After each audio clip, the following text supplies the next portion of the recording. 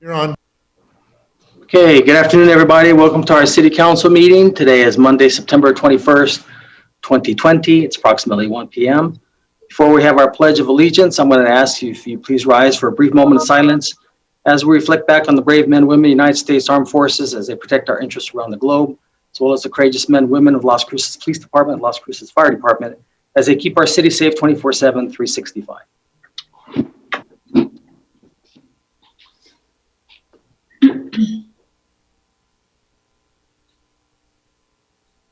Councilor Bencomo, if you join me in the Pledge of Allegiance, please.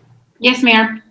I pledge allegiance to the flag of the United States of America and to the republic for which it stands, one nation, under God, indivisible, with liberty and justice for all. Thank you. Okay, now we're going to have Jennifer Martinez from our communications office going to introduce our pet of the week. That is right. Good afternoon, Mayor. I am Jennifer Martinez with the city's communications office, and today I'm going to introduce you to Mocha. Mocha is perfect for a family with peculiar taste. He gets along with other cats and people, but he also enjoys his me time. However, don't let his aloof nature fool you. Mocha is always open to treats and back scratches as long as you are willing to give them. You can meet Mocha at the Animal Service Center located at 3551 Baton Memorial West. You will, of course, be asked to go online to find Mocha's animal number and make an appointment. You can do so by calling 3820018 for the times that are located above, Monday through Friday, noon to 6 p.m., and Saturday and Sunday, noon to 5 p.m. As of right now, offsite adoption events are canceled until further notice. But if you are interested in adoptions, you can still do so. You will need to go to the Animal Service Center website, which is ascmb.org/adoptions. The fee is $25. You will look for your animal number and again, call to make an appointment. That number again, 3820018. Volunteers are needed with the Animal Service Center if you can help with dog walking, adoption events when they do reopen, and outreach programs, and of course, a lot more. You can contact the volunteer coordinator to find out how you can get involved. And again, that phone number, 3820018. Now, we do have a vaccine clinic that's coming up this Sunday, which is September 27th from 9 a.m. to 1 p.m. Because of COVID-19, events like this have been postponed. So if your dog needs a rabies shot or microchip, you can attend this drive-through clinic. It takes place this Sunday again from 9 a.m. to 1 p.m. at the Telshore 12 parking lot. You must stay in your car and keep your dog leashed, and please do wear a mask. And at this time, they are not able to take cats. So be aware of events like this coming up because they have been so few and far between. Again, 9 to 1, Telshore 12 parking lot this Sunday, September 27th. Thank you, Mayor. Okay, thank you very much. And now we're going to have Cindy Quinlan, who's going to describe or talk about our jobs of the week. Hello, everyone. Good afternoon, everyone, Mr. Mayor. So this week's jobs of the weeks. So we have a transcriptionist with our Las Cruces Police Department, and this position will be open until filled. We also have a lead HVAC installer. There are 2 positions that are available through Metal Tech Incorporated, and they are also open until filled.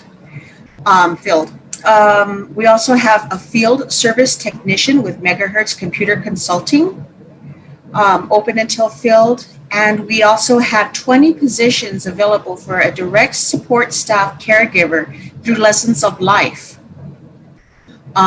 We also have administrative and fleet aid through Trashco. That position is open until filled. And we have 10 positions available for the buncher operator with CN Wire, and those positions will be open until filled as well. For a full list of the jobs and internships and volunteer opportunities with the New Mexico Workforce Connections, you can visit us at www.employnewmexico.com and at governmentjobs.com, careers in Las Cruces. So for our contact information, you can call us at 575-524-6250. The location is at 226 South Alameda Boulevard. And our webpage again is www.employnewmexico.com. Thank you so much, everyone, and have a wonderful afternoon. Mr. Mayor? Okay, thank you very much, Cindy. And now we're going to have some reading of some certificates of appreciation or proclamations. Councilor Bencomo, looks like you have 3 of them. Yes, Mayor. Thank you. Hi, everyone. Good afternoon. I have the pleasure of reading three proclamations this week. So the first one is the proclamation named National 4-H Week, submitted by Teresa T. Dean on behalf of the Doña Ana County 4-H. Presentation date is September 21st, 2020. And it reads, whereas 4-H is the largest youth organization in the world with 7 million youth members and 603,000 volunteers, leaders, and 450 youth enrolled in Doña Ana County 4-H and 231 volunteers. And whereas during the spring of 1912, a corn club was organized near Las Cruces and the State College, with 7 members completing their club work in agriculture. And whereas with the passage of the Smith-Lever Act in 1914 and the permanent establishment of Cooperative Extension Service in New Mexico, more concentrated club work followed. And under the stress of the war emergency in 1918, the state enrollment in 4-H clubs reached 4,181 members. 4-H projects helped families grow food and manage resources in the difficult times. And whereas the 4-H program is dedicated to providing opportunities for young people to develop leadership and management skills, positive self-esteem, effective communication skills, a solid sense of personal responsibility, and the ability to make sound decisions. The life skills learned in the 4-H enable youth to become productive, well-informed, self-reliant, responsible adults. And whereas each of the 4 H's on the clover represents ways youth can grow and develop. The first H stands for head, for critical thinking and problem solving. The second H stands for heart, for self-discipline, integrity, and communication. The third H stands for hands and serving others. And the fourth H is for health and for choosing healthy lifestyles. And whereas today, 4-H projects are offered in creative arts, health and nutrition, natural science, plants and animals, communication, and many more areas. 4-H reaches youth in urban, suburban, and rural communities throughout Doña Ana County and New Mexico. Now, therefore, we, the Mayor and City Council of Las Cruces, New Mexico, do hereby proclaim the week of October 4th, 2020 through October 10th, 2020 as National 4-H Week in Las Cruces, and urge the people of this community to learn more about 4-H and to become more involved in 4-H as members, club leaders, and volunteers. Wonderful. Thank you, 4-H. That's incredible, all that you do for young people in our community. Okay. This is when they would give us the little green cup and the little clover leaf. Oh, man. Maybe it's at our office. We missed that. So thank you. And it would be filled with candy, no less. Yeah. Oh, Exactly. man. Well, missed 4-Hers, we can pick them up at our office. So, okay. The next one is so important, and I'm absolutely honored to introduce this. The proclamation name is National Suicide Prevention Awareness Month, submitted by our very own Mayor Pro Tem Cassandra Gandara on behalf of the Mayor's Suicide Prevention Task Force on this day, September 21st, 2020. And we are presenting to Monique Lopez. Is Monique on the call? No, okay. That's okay. Okay. And it reads, whereas September is known around the United States as National Suicide Prevention Awareness Month and is intended to help promote awareness surrounding each of the suicide prevention resources available to us and our community. The simple goal is to learn how to help those around us and how to talk about suicide without increasing the risk of harm. And whereas suicidal thoughts can affect anyone regardless of age, gender, race, orientation, income level, religion, or background. And whereas according to the American Foundation for Suicide Prevention in 2018, 48,344 Americans died by suicide. Suicide is the 10th leading cause of death among adults in the United States. The highest suicide rate was among adults between 45 and 54 years of age. And whereas Las Cruces, New Mexico is no different than any other community in the country, it chooses to publicly state and place our full support behind local educators, mental health professionals, athletic coaches, PAC leaders, police officers, and parents as partners in supporting our community and simply being available to one another. And whereas every member of our community should understand that throughout life struggles, we all need the occasional reminder that we are all silently fighting our own battles. Now, therefore, we, the Mayor and City Council of Las Cruces, New Mexico, do hereby proclaim the month of September 2020 as National Suicide Prevention Awareness Month, and encourage all residents to take time to inquire as the welfare of their family, friends, and neighbors over the next few days, and to genuinely convey their appreciation for their existence by any gesture they deem appropriate. A simple phone call, message, handshake, or hug can go a long way towards helping someone realize that suicide is not the answer.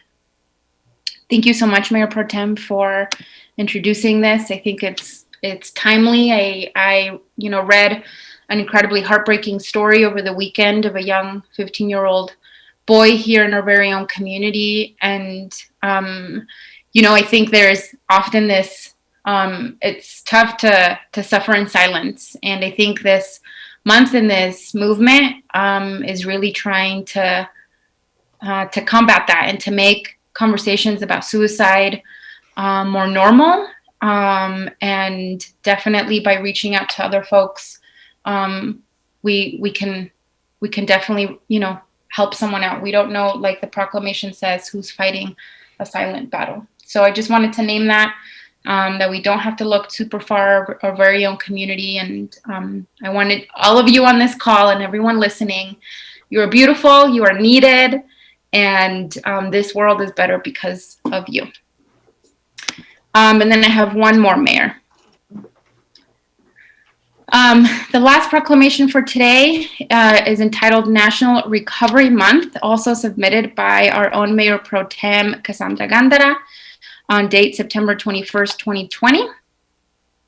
And it reads, whereas behavioral health is an essential part of health and one's overall wellness, and whereas prevention of mental and or substance use disorders works, treatment is effective, and people recover in our area and around the nation. And whereas preventing and overcoming mental and or substance use disorders is essential to achieving healthy lifestyles, both physically and emotionally. And whereas we must encourage relatives and friends of people with mental and or substance use disorders to implement preventative measures, recognize the signs of a problem, and guide those in need to appropriate treatment and recovery support services. And whereas among those 18 years and older, there were 529 clients in treatment per 100,000 population in March 29, 2019. The ratio was the highest for clients in treatment for drug abuse only at 280 per 100,000 population, followed by both alcohol and drug abuse at 174 per 100,000 population, and alcohol abuse only 75 per 100,000 population.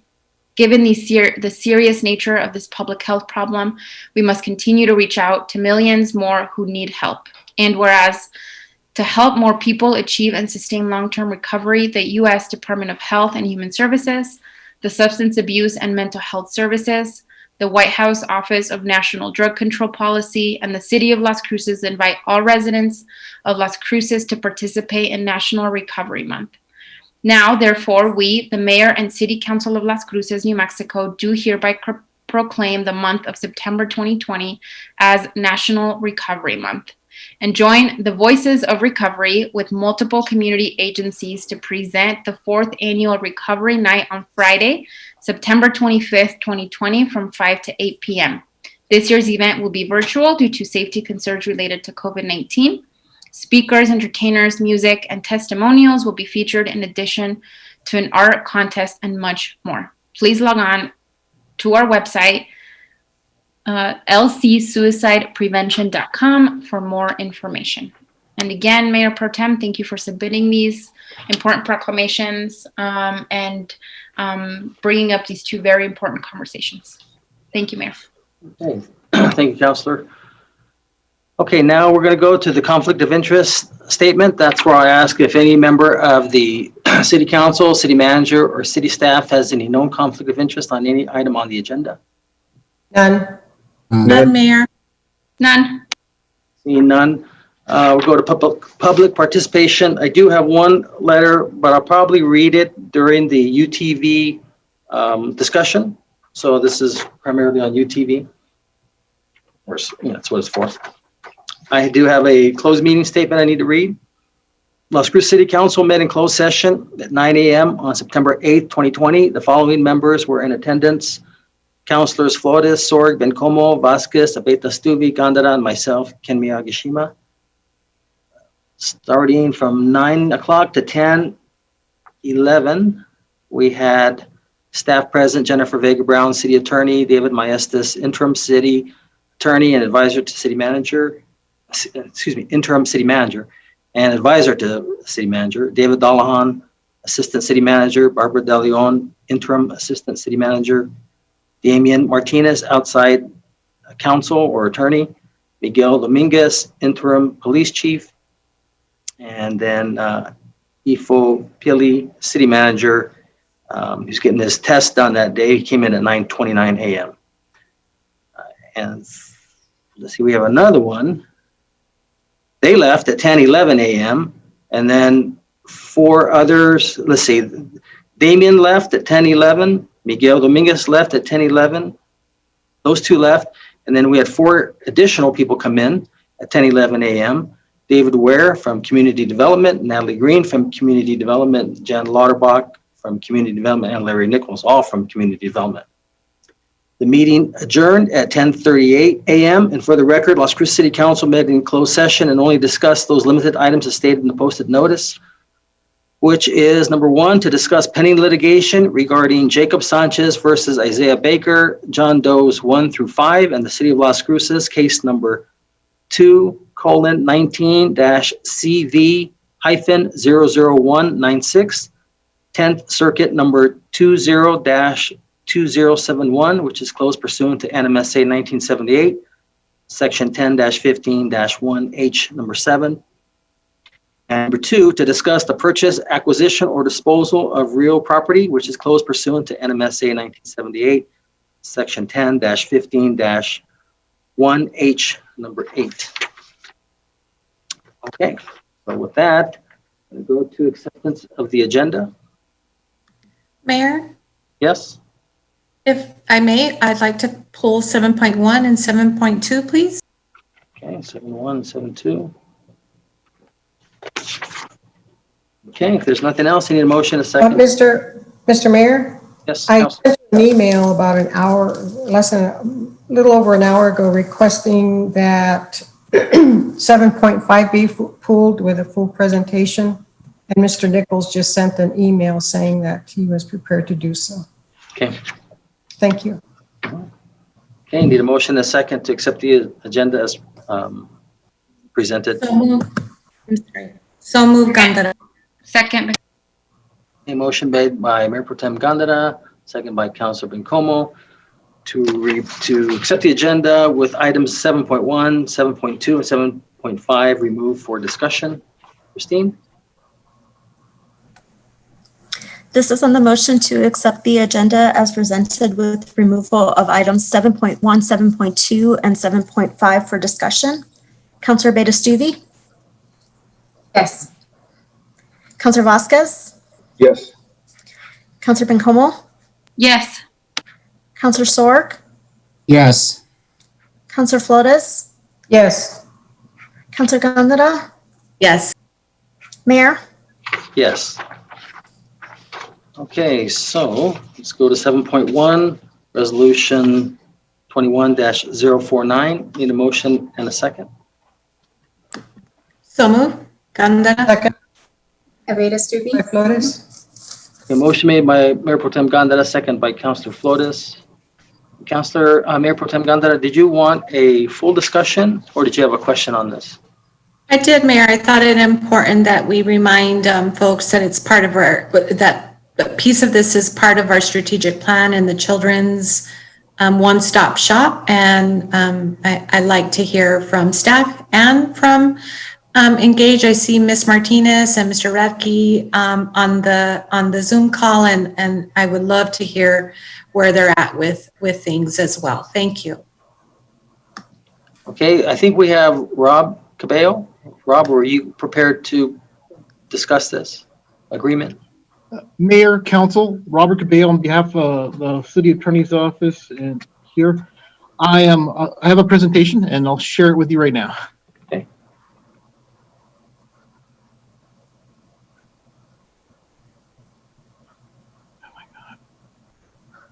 Oh.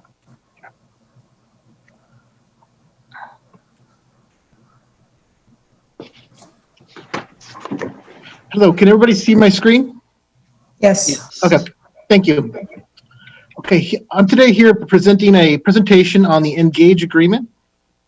Back in 2019, in the legislative session, Engage worked with the Mexico legislators to receive $750,000 in Senate Bill of outlay funds in Senate Bill 280 to plan, design, construct, and furnish and equip a children's museum in Las Cruces. Now, as required for the laws, the state of New Mexico with capital outlay, it requires the city to own all the assets that are constructed with the legislative capital outlay, and to serve as the fiscal agent for the projects. And that's essentially what this agreement does. Now, the next procedure we have is the city manager's already signed the Engage agreement back on September 10th. The purpose of the resolution is to have the city manager's signature ratified. The next step would be to have DFA, for this agreement to go to the DFA for approval so they can release the funds. This part should be fairly easy because we've already sent the agreement to the DFA and they got an opinion from the general counsel there accepting the agreement with some changes, and I've made those changes. As part of the agreement, Engage will advise the city during the development and construction of the Children's Museum. It's really anticipated that $750,000 is really insufficient to do everything. So we only anticipate that it'll be for planning, designing the Children's Museum. Under this agreement, Engage is authorized to seek other funds to finish the construction. There's only, as long as, and use the plans and designs, as long as they agree to a licensing agreement with the city, the guaranteeing that the plans and designs will be used to make a children's museum for the benefit of the public. And these are your options. I'll go ahead and open up to Engage's presentation. Okay, let's go ahead and listen to Engage's presentation, Rob, and then we'll open it up to questions from council. All right, thank you. Robert, is that you who will put the presentation up? Okay. And I just put ours up, Lori. Okay. And if I may, just because a lot of times people who interpret our meetings, they don't watch the video. So if you can just mention who you are when you talk, and you don't have to go through, the first time you can say who you are and your position, and then after that, just your name, please. Sure, thank you. Good afternoon, Mayor Pro Tem, and council members. We are really thrilled to be here today. I am accompanied by Michael Radke from Engage New Mexico, and also Cecia Otero, who is one of our partners at La Clínica de Familia Family Services. My name is Lori Martinez, and I'm the Executive Director of Engage New Mexico, and I want to thank you for allowing us to be here today. We are grateful to be here, and also incredibly grateful to the city for their willingness to partner on the Children's Museum.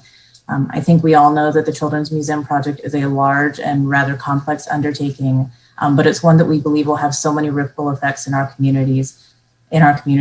And Engage New Mexico, I want you to know that we are committed to its success and have poured significant resources into this effort.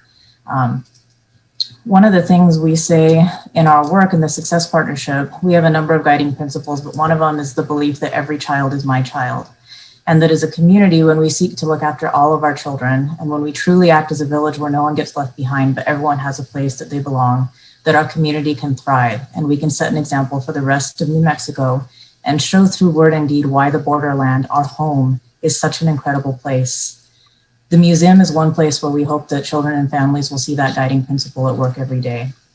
Michael, if you could go to the next slide, please. There are some things we want the public to know about Engage New Mexico, why we are. We exist because a number of influential people such as Jane Ash and Monica Torres came together in 2009 to create a nonprofit that would address multidimensional problems. We see these multidimensional challenges that impact so many areas of our lives when we're talking about poverty, child well-being, poor education outcomes, and more, but the end result being that people lose the ability to live up to their full potential. Our founding board envisioned a diverse and vibrant and resilient community where all would enjoy freedom, opportunity, and the power to direct their own lives. And they continue that work today in various capacities, though many of them have moved on from Engage at this point. They saw Engage New Mexico as a catalyst for this mission, a catalyst for the advancement of all people of Southern New Mexico through powerful community engagement, where our people would identify not only the problems, but implement powerful solutions that are rooted in community.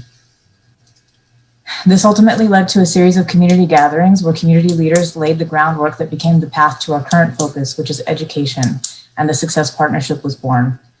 Through a prenatal to career education initiative whose mission is to truly transform education outcomes in Doña Ana County, the Success Partnership is intended to be about a powerful vehicle for lasting change. The Community School Initiative, born in the Success Partnership and now taken on by Las Cruces Public Schools, is one example of that. And the Children's Museum will be another. As you can see from the slide that's up right now, the Success Partnership has grown and evolved in terms of our work, but also its infrastructure. As the work has grown, our need to have infrastructure and truly ensure sustainability for the long haul has grown.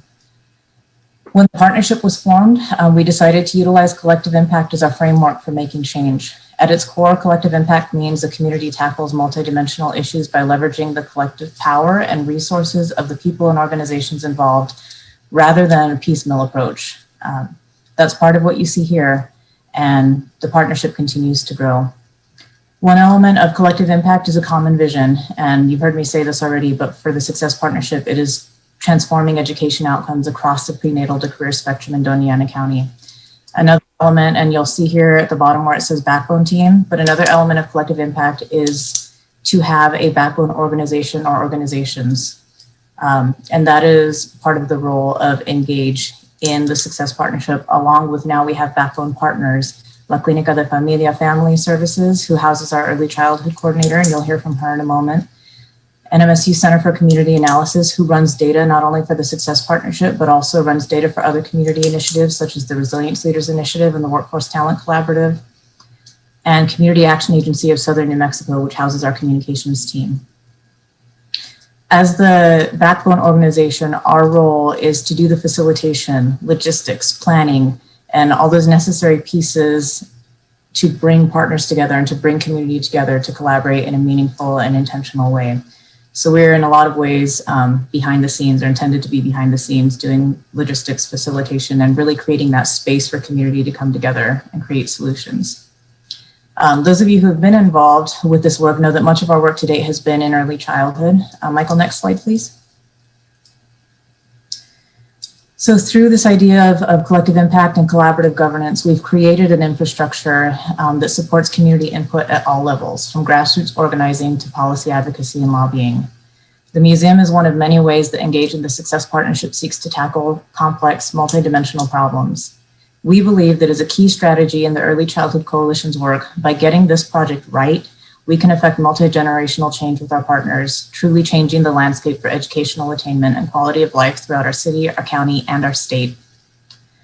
Next, I'd like to introduce to you Cecia Otero, who is here to talk about the museum project and how it aligns with other early childhood and city initiatives. And Cecia is the coordinator for the Doña Ana County Early Childhood Coalition and employed by La Clínica de Familia Family Services, one of our backbone partners. Good afternoon, Mayor, Mayor Pro Tem, and council members. I'm really glad to have this opportunity to speak to you about how the Children's Museum aligns with the city's goals. So as Laurie mentioned, I coordinate the Early Childhood Coalition here in Doña Ana County. My role as a coordinator is to bring together early childhood champions to develop strategies to improve education outcomes for children and families within our county. One of our key successes that we see is that education is a shared responsibility. We understand that in order to make long sustainable change, we have to work together on the same goal. For us as a coalition, this common goal is school readiness. The museum is a big project, but more than ever, the coalition is committed into making this a reality. And the short span that we've been in existence, the coalition has increased access to resources in the community through partnerships and collaboration, and has provided professional development opportunities for early childhood educators. Some of our partners include county government, nonprofit organizations, for-profit child care providers, business owners, retirees, parents, educators, etc. We understand that there's a conceptual overlap in supporting children and families, regardless of what approach you take. In addition to supporting early childhood education, we also seek to align our efforts with other initiatives that don't necessarily focus entirely on early childhood education, but overall on the family as a whole, such as the Resilience Leaders, the Work for Stalin Collaborative, and other statewide initiatives. Okay, can you go to the next slide? As an early childhood coalition, our goals directly align with the city's goals. We are especially proud to live and work in a city that has such a strong commitment and supporting children and families. This support is evident by the city's inclusion of the Children's Museum in the city's strategic plan. We're excited to begin working with the various departments of this project. We're also very excited to start working and welcome our new city manager. Okay, we can go to the next slide. We know that the city has been on board for a long time with this project and recognizes the impact that supporting the early childhood can have on our community. This is evident by the city's decision to adopt a resolution to support early childhood education. According to the Heckman equation, investing in early childhood education is a cost-effective strategy for promoting growth even during budget cuts. Early childhood education is an investment in the whole child, preventing the achievement gap, improving health outcomes, boosting earnings, and making dollars and cents. It is this type of forward thinking that will bring transformational change in education and quality of life for future generations. Thank you. Okay, thank you, Cecia. Good afternoon, Mayor, Mayor Pro Tem and council members. My name is Michael Radke, and I'm the lead coordinator for the museum project with Engage in the Success Partnership. And I'm just going to talk for a few minutes about the project, where it is, where we started, where it is, and where we're going. So a bit about me. I've been with Engage for 5 years and was there at the initial meeting for the Children's Museum. And it's, you know, the utilizing the tenets of collective impact and cross-sector engagement that makes me a believer in the power of community collaboration. Through the coalition, I've seen cross-sector engagement that has boosted educational outcomes throughout our county in ways that leverage these creative alternatives and community-based assets to really raise up our children and our families. But I wanted to talk a little bit about our theory of change. The whole idea behind what we're going after is impacting early childhood education from prenatal, you know, communicating with parents before parents are parents, and transferring best practices so that we can create a ripple effect within our parents and families that goes across the entire continuum of education, promoting and giving the opportunity for children to have the most equitable opportunity for success in school and life. It's our hope that this Children's Museum will be an institution that will foster community identity and really bring forward the values that our community holds, but also add an additional value to that and create a space where our community and our culture believes that education, one, is a shared responsibility, but also sees education as a value, that we are a people that love to learn, and we are a community that fosters lifelong learners. So as I said before, this project has been going on for nearly 5 years, or just over 5 years, and this goes with this sort of the data, excuse me, that require, or that shows the growth of development of a children's museum. Most children's museums, their planning and development phase, as reported by the Association of Children's Museums, spans anywhere between 3 years and 18 years before a children's museum opens their doors. We're at the 5-year mark, and we've pulled in partners and fostered relationships to really get this project off the ground. And I feel like this project is moving at a pretty rapid pace for being crossing the 5-year mark. During this time, we've developed a 3-phase approach to how we're going to bring this children's museum forward.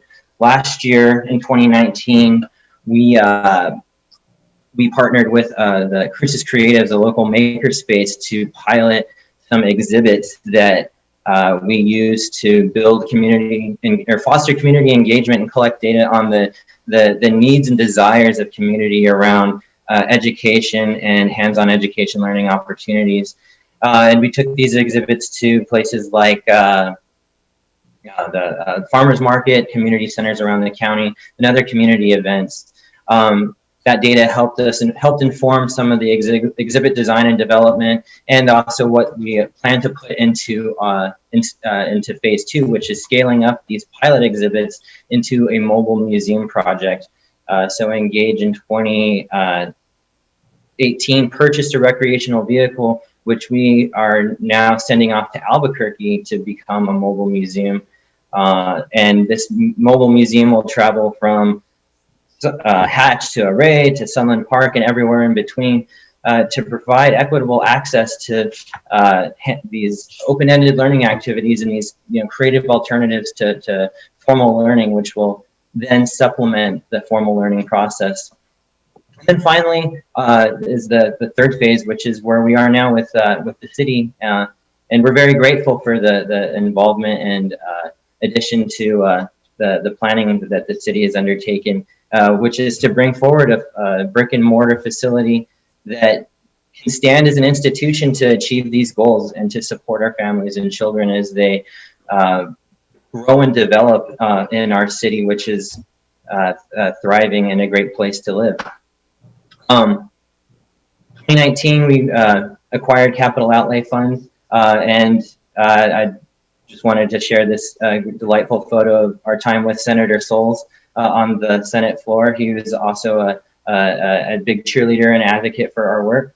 And this year, as things have slowed down with COVID-19, our committee has taken time to reflect and design white papers which outline the principles, the guiding principles of our museum.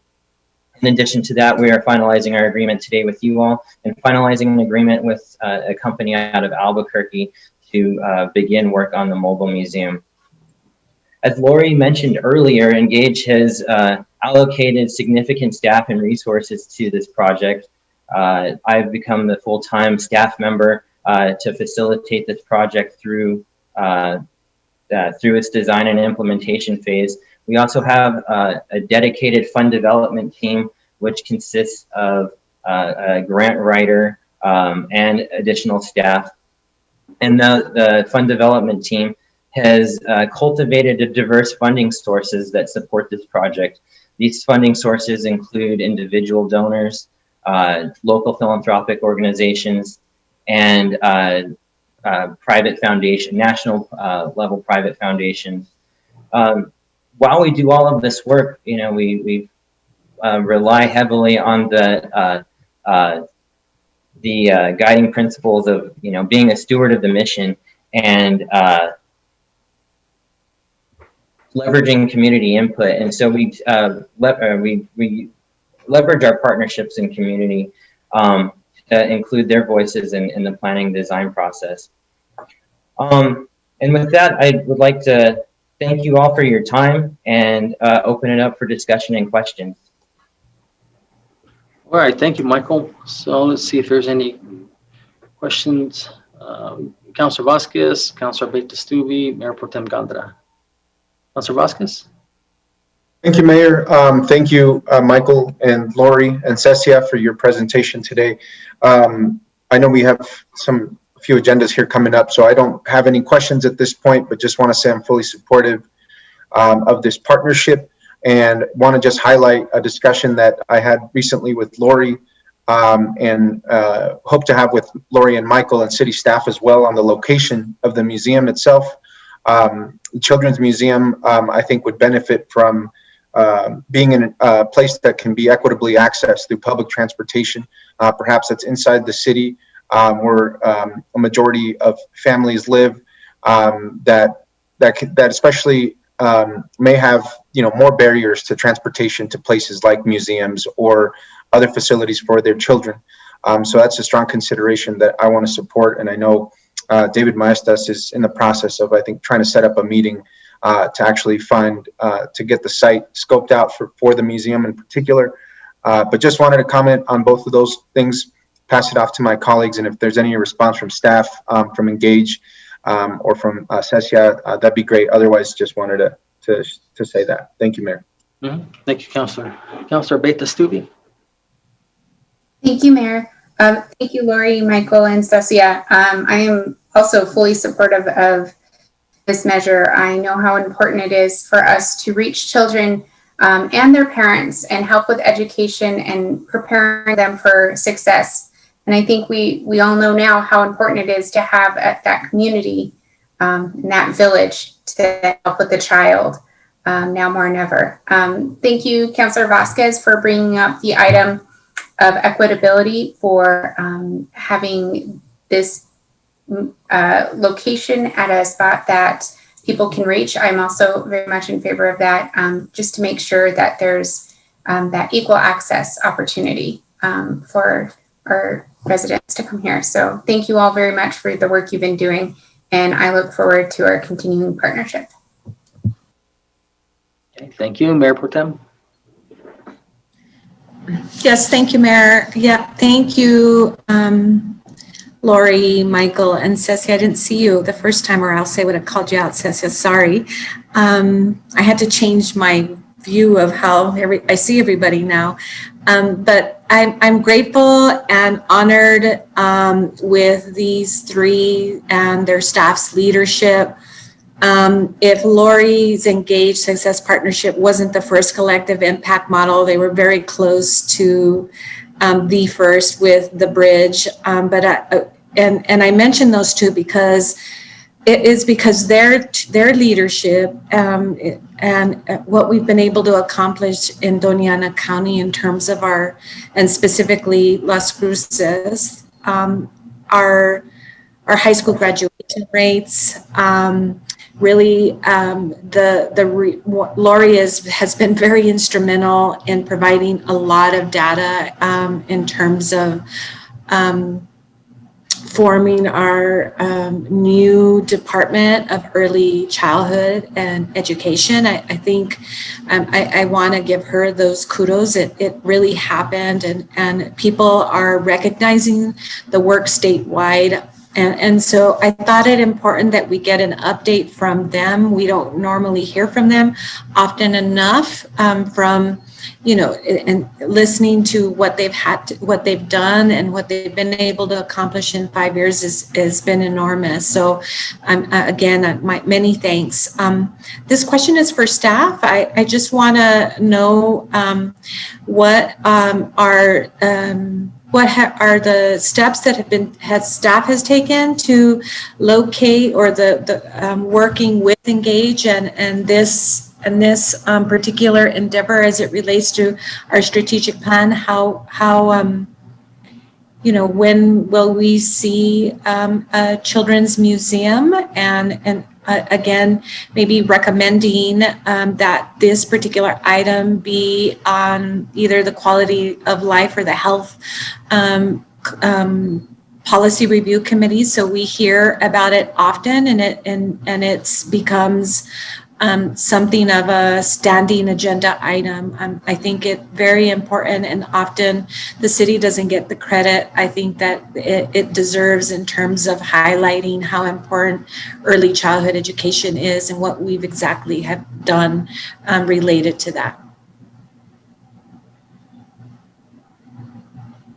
So can we get an update from staff about where we're at?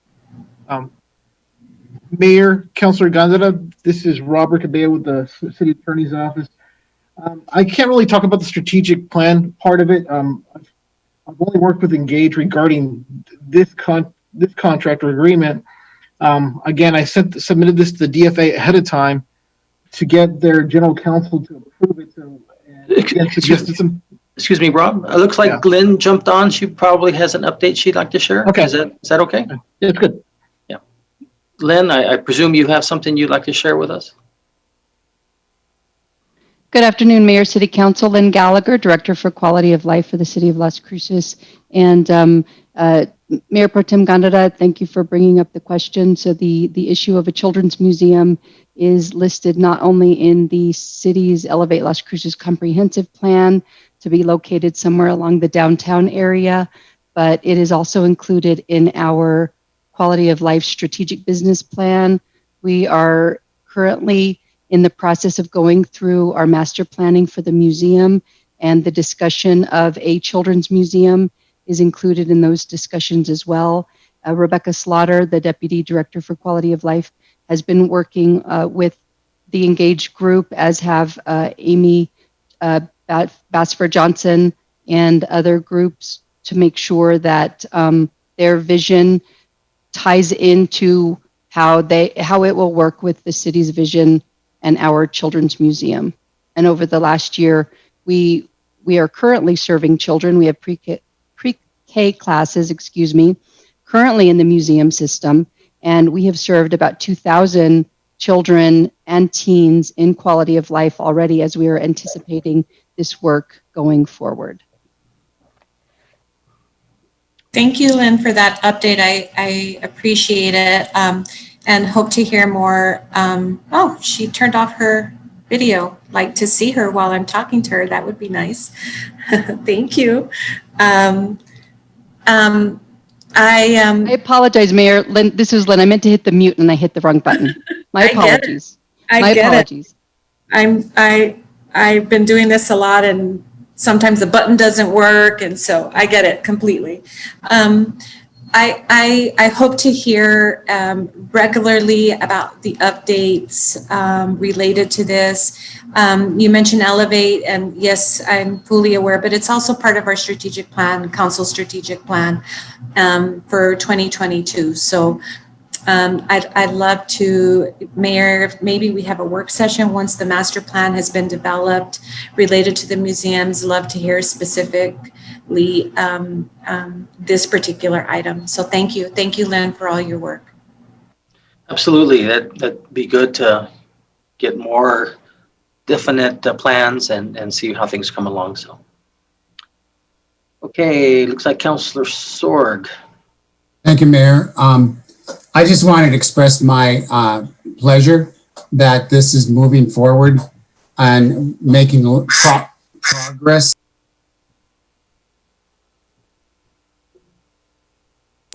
And so I recall about 5 years ago talking to Frank Lopez of Engage about this very project. And so I'm just wanting to express my happiness that it is moving forward, and we're going to have a children's museum not too long from now. That's all, Mayor. Thank you. You know, it's hard to believe, Councilor Sorg, 5 years have passed. That's incredible. It seemed like it was just a couple of years ago that we were talking about this. So, for sure. Yeah, Councilor Flores. Thank you, Mayor, and thank you, Lori, Michael, and Cecia for your presentation and a good presentation on the development. I do want to thank the people who had the two people. One, of course, is Jane Ash, and the other, whose name I can't recall, even though it was up on the screen about 5 minutes ago. But with a vision, with their vision, and I know that I think the vision that Frank had back then, Frank Lopez, was that the entire child, from prenatal to career, and so it makes me very happy that that especially the mobile museum, I think, is probably quite significant, because it'll take it to areas where people can't be totally, where it just isn't accessible or practical for them. So I just want to thank you, and I agree with Councilor or Mayor Pro Tem Gandara for us to be kept in the loop as to the development of the brick and mortar, and hopefully, what people say, from prenatal to career, and how important it is to have the brain develop and have everything right. And Frank's presentation one time at an event I was at was dynamite. But what I've always said is that we should live in a world where we really care about people from womb to tomb. It sounds kind of macabre to say tomb, but but I think that working as a community that cares about its children is a good way. It will take us on that path. So thank you again from the bottom of my heart, and thank you, Mr. Mayor. Thank you. Councilor Bencomo? Thanks, Mayor. I do have a question, but of course, I also want to say thanks to the engaged staff. Lori, as you were talking at the beginning, and you said, to treat every child as our own. I didn't say it as well as you did, but I think I teared up when you said that, and I thought that's a really beautiful philosophy to lead by. So thanks for bringing that to us. I'm curious to hear from any of you, all of you, about the engaged staff, about from this moment forward, what do you see as the biggest barrier to actually us getting there? I can, if it's okay with, and Robert, I don't know if Robert or Lynn might want to pipe in as well. One of the... Excuse me, Lori, can you just state your name, please? Sorry, yes, this is Lori with Engage New Mexico. There's a couple things going on. As Michael mentioned, we are now tackling both the mobile unit and the building at the same time. And that's good. That means there's a lot of momentum behind the project. The other is that we are dealing with the time frame with these capital outlay dollars. We don't know what the state's going to do with capital outlay dollars given what happened this last session. So we need to get these funds encumbered so that we can do the feasibility study and engage in the site selection process. So my most immediate concern is just the clock at this time. Michael, anything you'd add to that?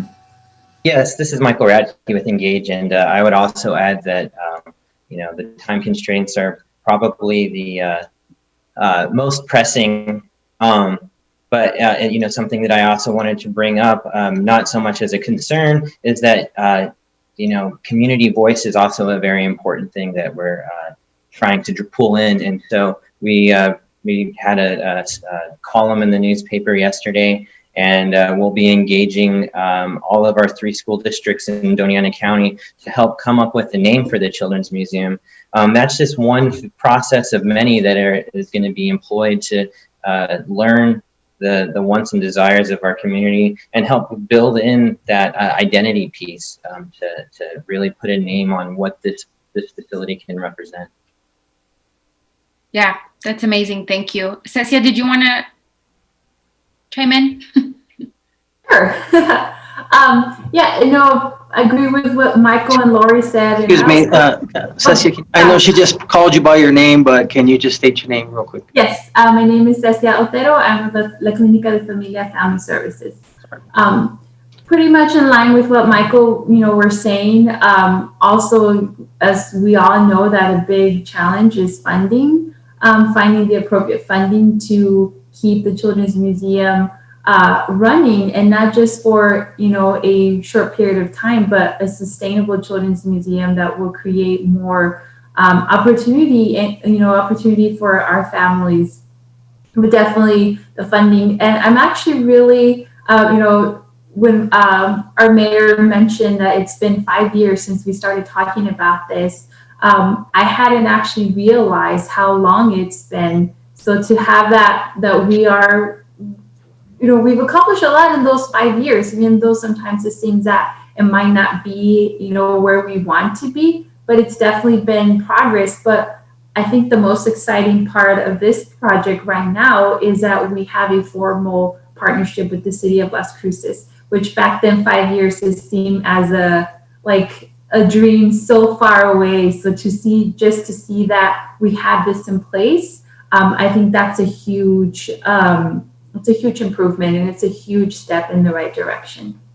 Yes, thank you, Cecia, and thank you. And I'm really glad we're having this conversation, bringing some urgency to this. I think, like you said, the clock is always our biggest barrier. And Michael, I thought your column was great, so thank you. And then maybe just my last question, just for my own, curiosity, how will this museum? What will the relationship of this museum be with the rest of the museums, the Las Cruces museums?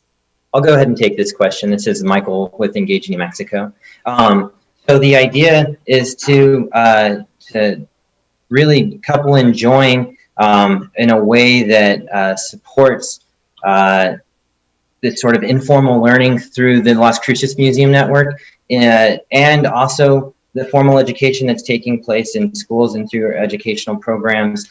What will happen, through what we perceive to be a best case scenario is that we come to the city to help subsidize this informal learning, and we've already formed that partnership through the capital outlay. Engage, the Early Childhood Coalition, and the Success Partnership are currently in the process of developing resources to align partners and systems that could be utilized within the museum through a family resource and information center. So our involvement as a partnership and in a coalition will be injected into the actual facility. And as we work with the city, we'll identify how that collaboration will look. But with the building being part of the city, we hope to partner with the city in a long-term capacity. Absolutely. Thanks, Michael. Those are all my questions, Mayor, and I do agree with Mayor Pro Tem. I hope that we get more updates more often, for sure. Thank you all. Hey, sure, very good, thank you. And Councilor Abeyta-Stube? Yes, thank you. I have a follow-up question based upon one of Mayor Pro Tem's. And this is going to be for staff, for Ms. Gallagher. You had said that we were engaging in conversations to make sure that there was equal alignment. And I just wanted a little bit of follow-up with that. Is there any sort of misalignment with plans or anything that is happening that I'm not aware of right now? Because it does seem like they're really conducive to our strategic plans and stuff. So I'm just checking in since I am newer to the situation on this.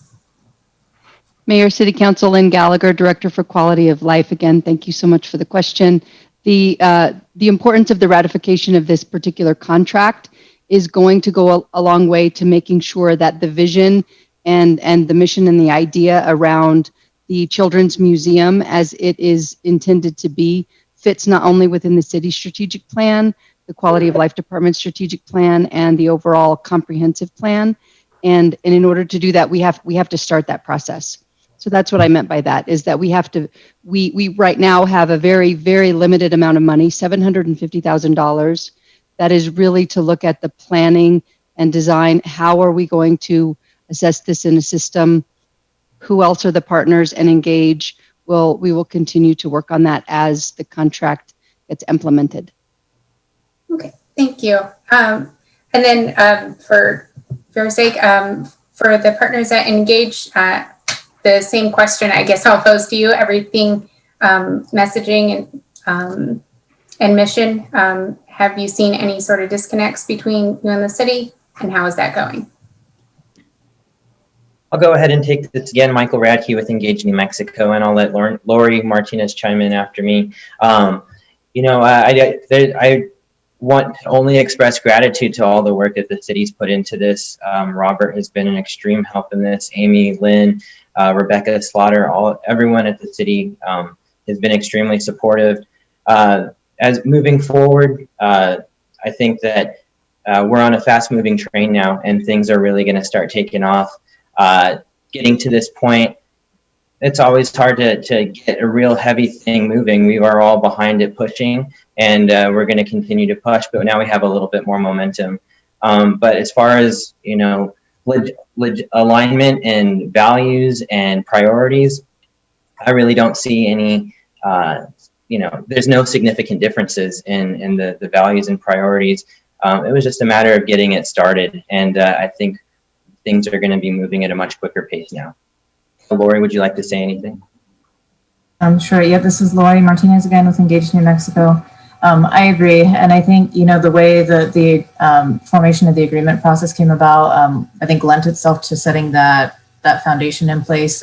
So embedded within our agreement is that we'll have representatives from Engage, the Children's Museum Committee, on the Selection Advisory Committee for the RFPs, and that's along with the city. And so we're really looking forward to just working side by side with the city throughout this process, and just ensuring that there is that alignment through every step. You know, the city's goals and the goals of the Children's Museum, which, like Michael said, they're pretty on par already, you know, and Michael referenced earlier that we've been using this time during COVID to really get some of those guiding principles and some of the philosophy behind the museum on paper. The sooner we can, you know, really express that to the public, I think the better. But, you know, things around, so much of what the Children's Museum is centered around is access and place in our community, community-wide input, and access can mean so many different things, including where we put it. So that conversation about where it's going to be located is huge. But it's been, you know, it's certainly been a learning process for all of us. I know I've never engaged in this process with the city before, but we've enjoyed building the relationships and looking forward to what's to come. Fantastic, thank you. And I know there's been a desire to hear from the, with full council about updates with this. And I also like to encourage, we now have our PRCs up and running. As chair of the Quality of Life PRC, I think this definitely fits into an area that we will want to learn more about and get those updates. So thank you all so much. And thank you, Mayor. Thank you. Let's see here. It looks like Mayor Pro Tem, do you have another question? No? Or how about you, Councilor Flores? Another question? Forget to put your hand down. I did, sorry. Mayor, I do have just a comment. Okay. So I know it seems like we're not quite at the design, you know, we're not there yet. But how young will the children be? What is the age range? What age groups are being targeted for the Children's Museum? Is it for parents who have newborns as well? Because you're looking at the holistic, the totality, I mean, the whole picture there. So that just occurred to me. Or I'll take that. This is Lori Martinez again with Engage New Mexico. So the Children's Museum is really intended for all ages of children and their families. You know, there's not a child without a family, but it is intended to have a particular emphasis on early childhood. This project grew out of the Early Childhood Coalition. And in a lot of ways, the museum is going to be kind of the personification of early childhood work in our county, because it will serve as a kind of early learning center, a place where families not only can come to have fun and engage and learn together, but also where they can come and find access to services for the whole family. So it's intended to have a holistic bent. You know, if you've been to a children's museum, then you know that most children's museums are meant for children of all ages, including adults. But this is intended to have an early childhood emphasis on it as well. Michael, anything you'd like to add to that? Yeah, this is Michael Radke with Engage New Mexico. And just to speak more directly to the age or the age range, we're looking to engage with expecting parents And then with that focus being early childhood education, we're looking to engage with expecting parents all the way up to 3rd grade. That's how we define early childhood education. Oh, okay, well, that makes sense. And it makes me happy that you've really put an emphasis on parents participating. My kids went to the Children's Museum in Los Angeles back in the dark ages. And I mean, there is a children's museum. I think it's been totally changed by now, but parents weren't really engaged. It was just a place to, like an indoor playground almost. I mean, it was wonderful and all that, had its value, but this one just has so much depth and so much richness, you know, so much of a dimension to it that I think it's wonderful. And the only thing I ask, though, I do have an ask here. When it comes to designing it, you're going to have a lot of washing the hand stations because my nieces and nephews came down really, really sick at the Children's Museum in Denver. And it was over the Thanksgiving weekend and everybody was so sick and we couldn't change flights. And so everybody went home like that Sunday, following Sunday, totally sick. So when I think of a children's museum, I think of, you know, and that's irrespective of COVID. I'm just talking about getting a bug. So anyway, thank you all very, very much. Very grateful. Thank you. Thank you, Counselor. Looks like we have a Sylvia Calderon. I don't know is she with you all, your organization? Or maybe she's a city employee. Let's just find out. Sylvia Calderon. Yes, I'm here. Yes, you have your hand up. Yes, I'm here. Hello? Hello.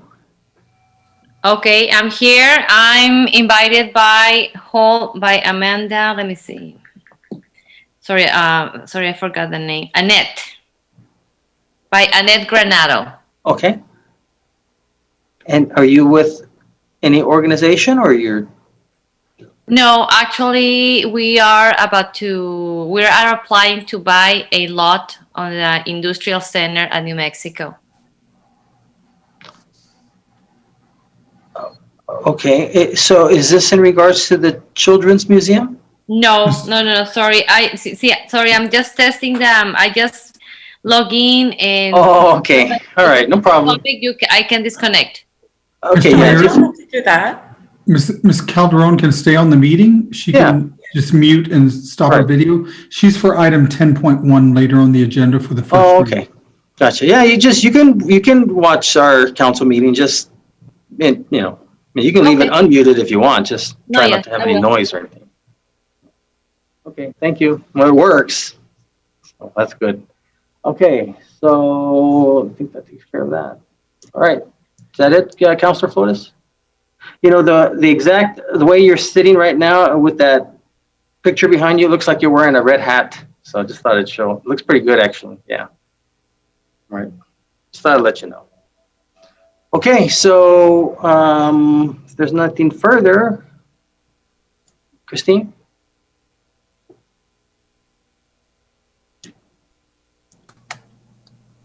This is on the motion to approve Resolution 21-049. Counselor Beta-Stuvi, Yes. Counselor Vasquez, Yes. Counselor Bencomo, Yes. Counselor Sorg, Yes. Counselor Flores, Yes. Counselor Gondara, Yes. Mayor. Yes. Okay, item 7.2, resolution number 21-050. Need a motion? Move to approve. Second. A motion made by Councilor Sorg, second by Councilor Vasquez. And looks like Robert Nunez will discuss. Oh, Councilor Mayor Pro Tem, you wanted a full presentation or did you have a question on this? Full presentation, Mayor. Okay, Robert Nunez?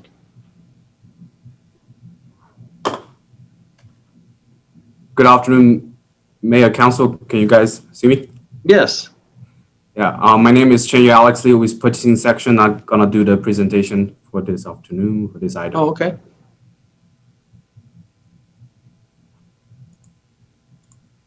I'm gonna share my screen for the presentation. Okay. One moment.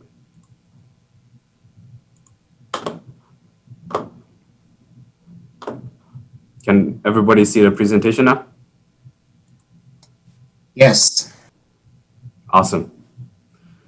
Again, this is Chenyu Alex Liu with Purchasing Section. Today, I'm going to present you the procurement for the Juvenile Assessment Reporting Center services for the city of Las Cruces. This is a request for proposal, IFP number 20-21-011. Let me move the icon. It's part of the presentation. Sorry, it was a request for proposal. It was issued July 21st, 2020, and due back to the city August 4th, 2020. 15 vendors responded and solicited, and 1 proposal received. The Selection Advisory Committee met on August 27th, 2020 to review the proposal, and they recommend Family Use, Inc., FYI, of Las Cruces, New Mexico, to be awarded for contract. Some background about this procurement. The city has been using FYI since 2010. They provide services and temporary non-secure alternative to detention of youth. They provide identify and intervene the patterns of negative behavior at risk and system-involved youth. And they provide recommendation and referral to community resources and support services. The city purchasing section, after review and research, determined to go out to IFP for verification of sole source status and do our due diligence, and come out as the FYI, the sole respondent for this solicitation. New Mexico Children Youth Family Division, CYFD grant the fiscal year 21, and it was accepted by the City Council through Resolution 21-027 on August 17, 2020, and providing the funding for us for the next 4 years. The initial term for this new contract will through June 30th, 2021, and it comes with 3 one-year renewable option. The initial term is for amount is $82,070 and followed through not to exceed amount of $111,000 annually. Here are your council options, and we will stand for questions. Thank you. Thank you. Mayor Pro Tem, did you have a question? I do, Mayor. I just wanted to see how it relates to what Parks and Rec is doing with their JCC program, what sort of data will be collected related to the JARC,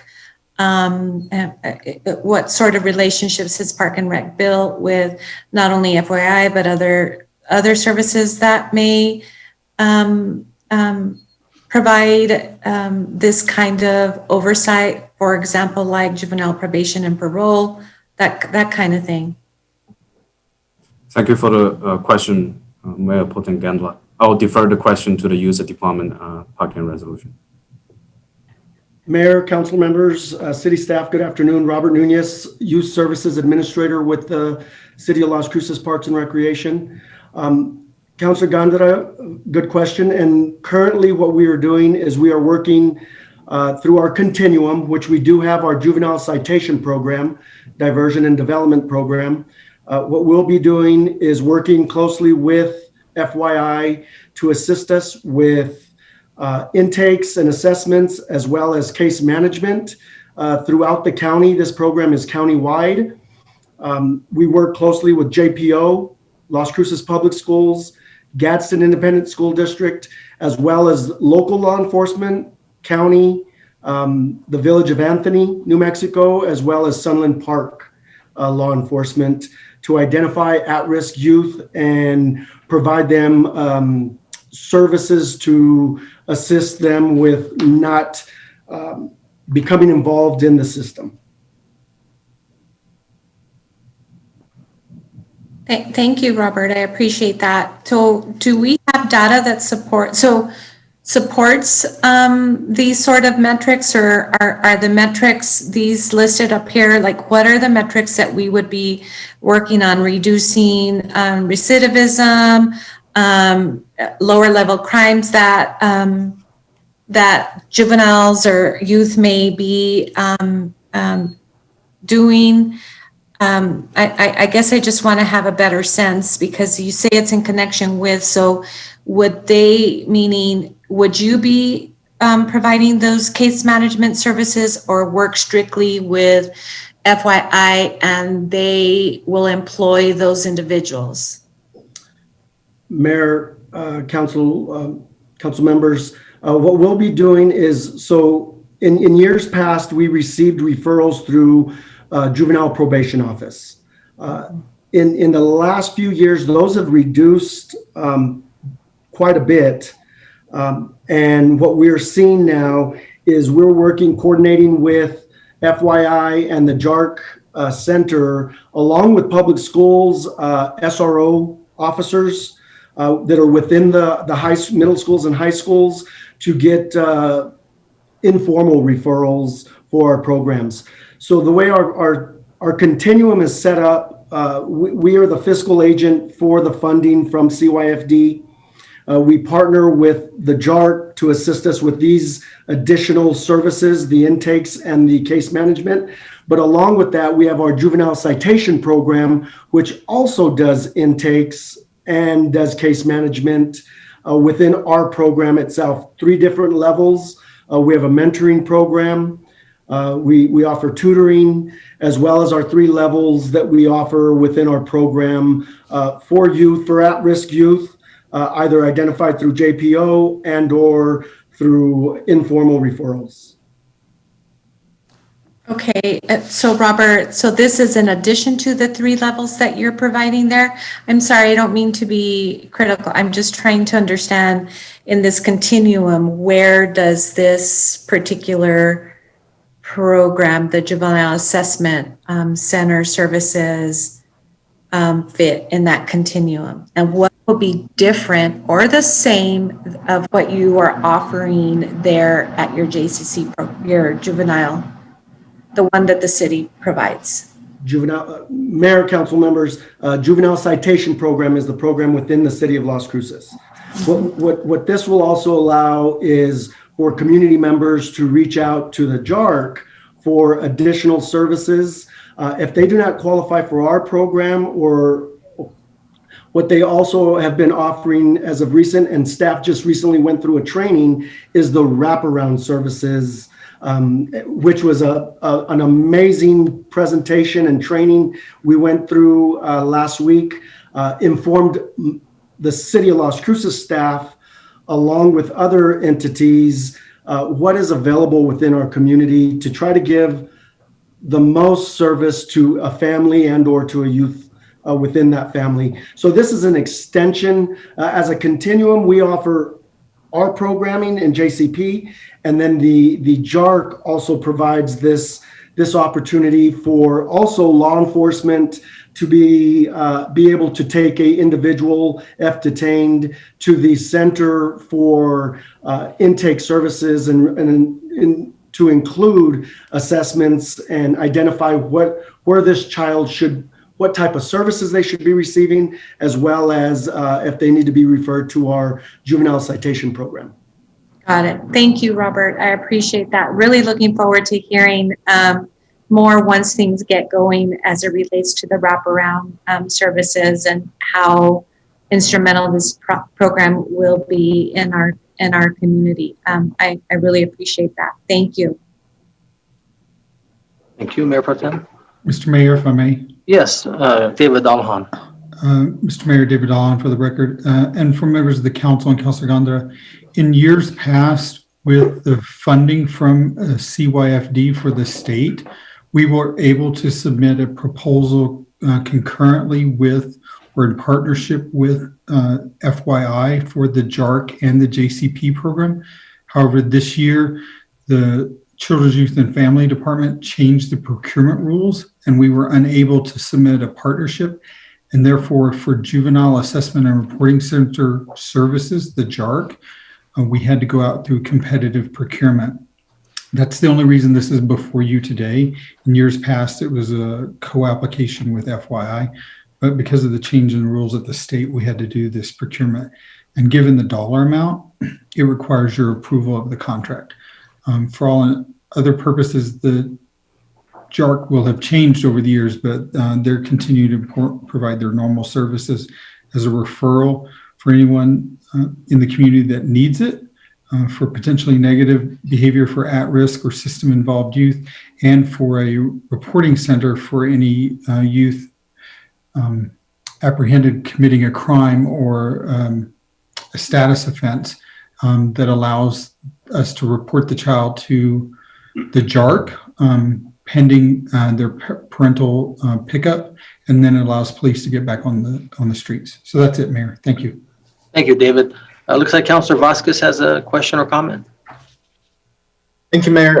Yeah, I just want to say, I've had an opportunity to experience some of these programs firsthand at FYI, working with JCC in the last couple of years, have helped lead youth on a couple of trips as part of their community corrections-based curriculum.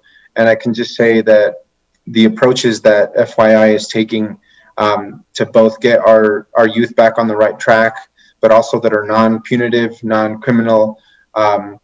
We need more of that. We need some. I think as of today, FYI is accepting almost every referral that comes to them for the JCC program. I was part of the committee that helped select youth in the past, and I know we took the majority of youth that were referred to the program. And the stories of some of the situations where youth come from are heartbreaking. And you can kind of see the clear patterns of why sometimes youth are in trouble and they get into the situations with the law that they do. But I've always thought too that there might be a need to expand this program in the future so that more youth get a chance to get referred to this type of treatment, and they don't end up in the juvenile correction system, which I'm not sure is working great. But anyhow, I just wanted to vouch for that, say thank you to Robert, and thank you to FYI for this continued partnership and this service that they offer that not a lot of people are willing to do. So thank you, Mayor. Thank you, Mayor Pro Tem, as well, for your comments and questions. Thank you, Councilor. Looks like Councilor Bencomo has a comment or question. Yeah, I have some comments and then a question. Actually, two questions, one for Mr. Nunez and one for staff. But first, I wanted to say thank you definitely to Mr. Nunez and FYI. I think what they do is incredible and necessary. Frankly, I also think that all youth are at-risk youth. You never know, right, when someone's gonna end up in a situation where they don't need to be. So the more that I think we can support programs like this, invest in programs like this, the better. I feel like I bring this up at every council, and honestly, I don't mind. I'm going to keep bringing it up. In the last few months, we saw pretty terrible news stories of young kids involved in really serious decisions that they made. And if there's anything I know about the criminal justice system is that it is not kind to Black and brown youth. And so the more that we can invest in restorative practices and restorative programs, the better. And I think FYI is doing just that. So I'm curious, I was reading on the agenda that it had additional 1-year terms in amount not to exceed $111,000. Is that for the, can someone explain that to me? And so for this amount is 82,000. The entire contract should not exceed 100,000, or per year it shouldn't? Thank you for the question. This is Attorney Alex Lewis, purchasing section. Currently, they are on a contract extension. So we are in September right now, and the new contract will kick in October. So the first year amount is a prorated amount for $82,070. And for the rest of 3 1-year renewable option, the total amount is not to exceed $111,000 annually for the full annually. Year. Okay. Thank you, Alex. I appreciate that clarification.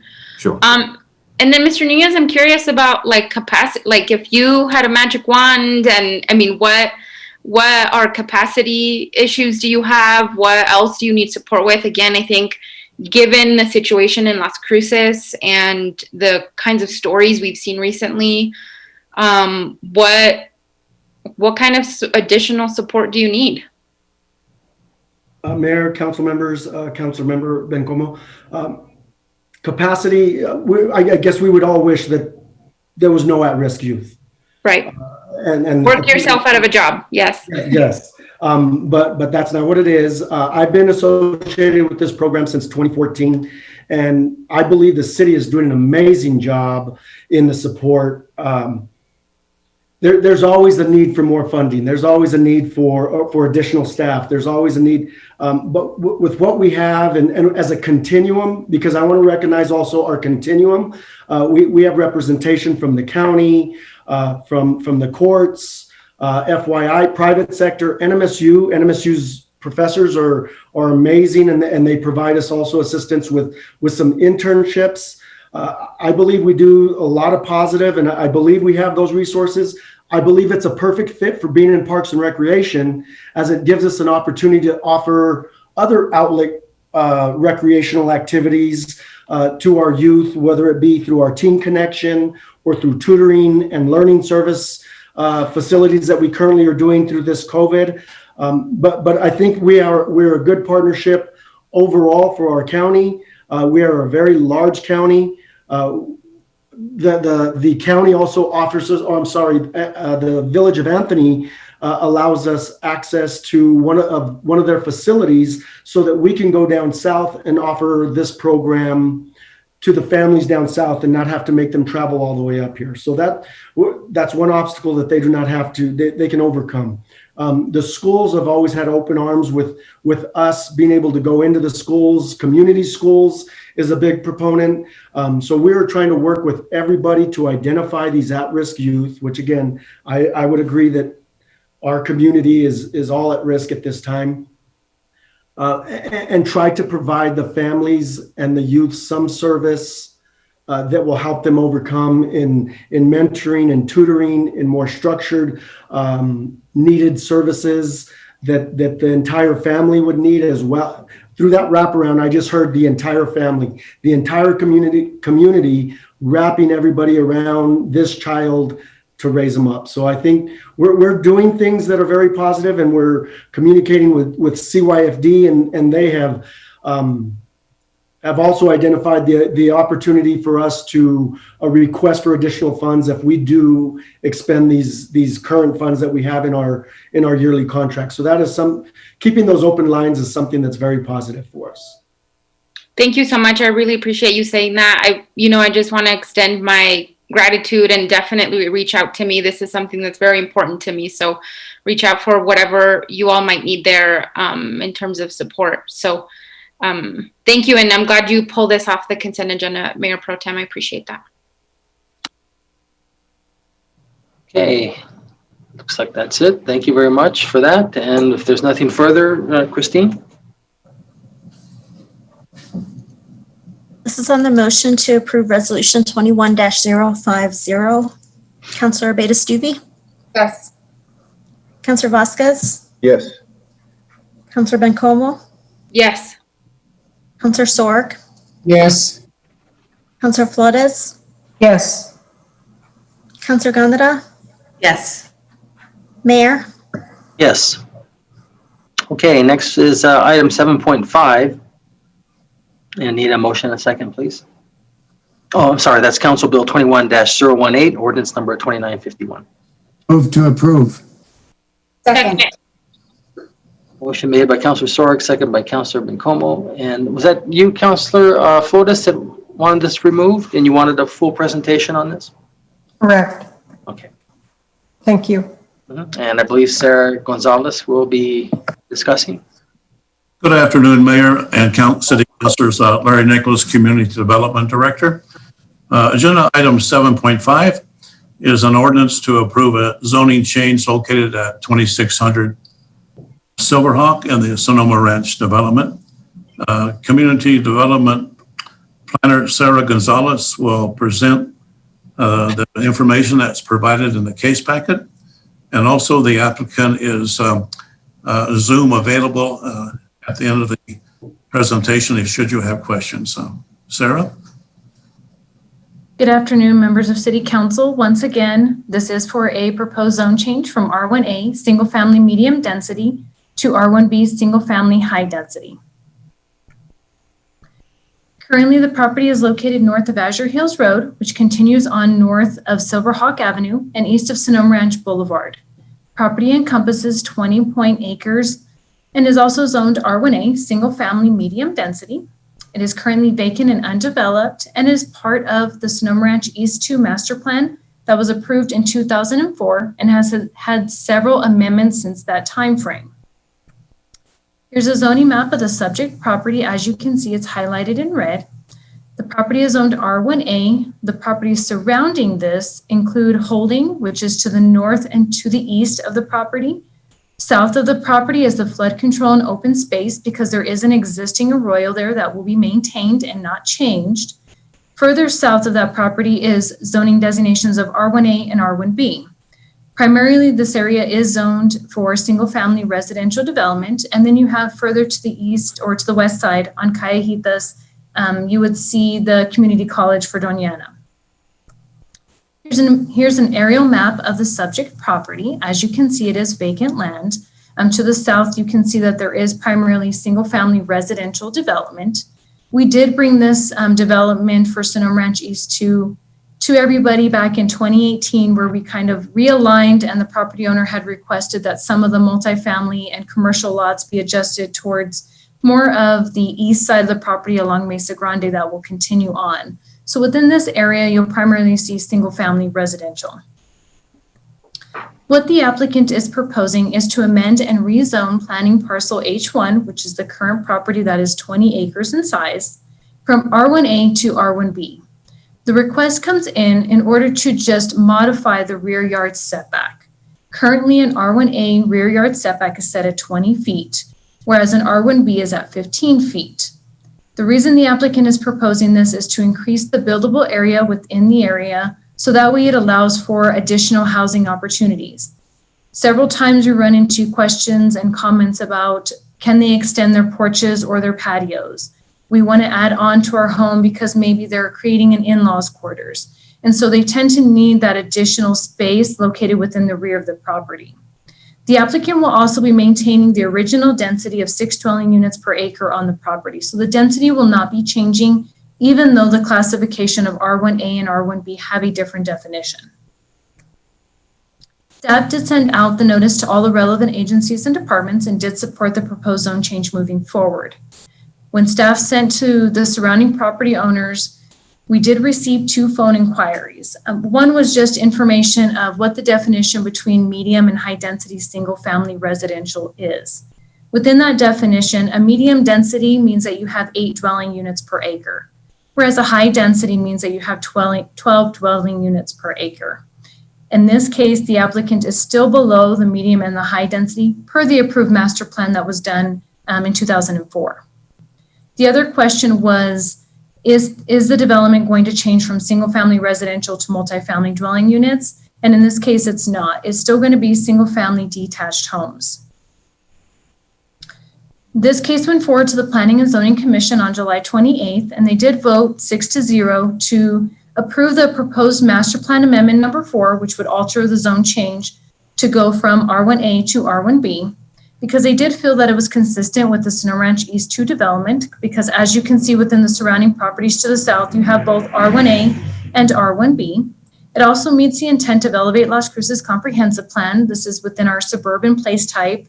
It is for single-family detached homes, and it also does provide optional housing opportunities. So in case you do need to make that addition to accommodate the family or your family's size.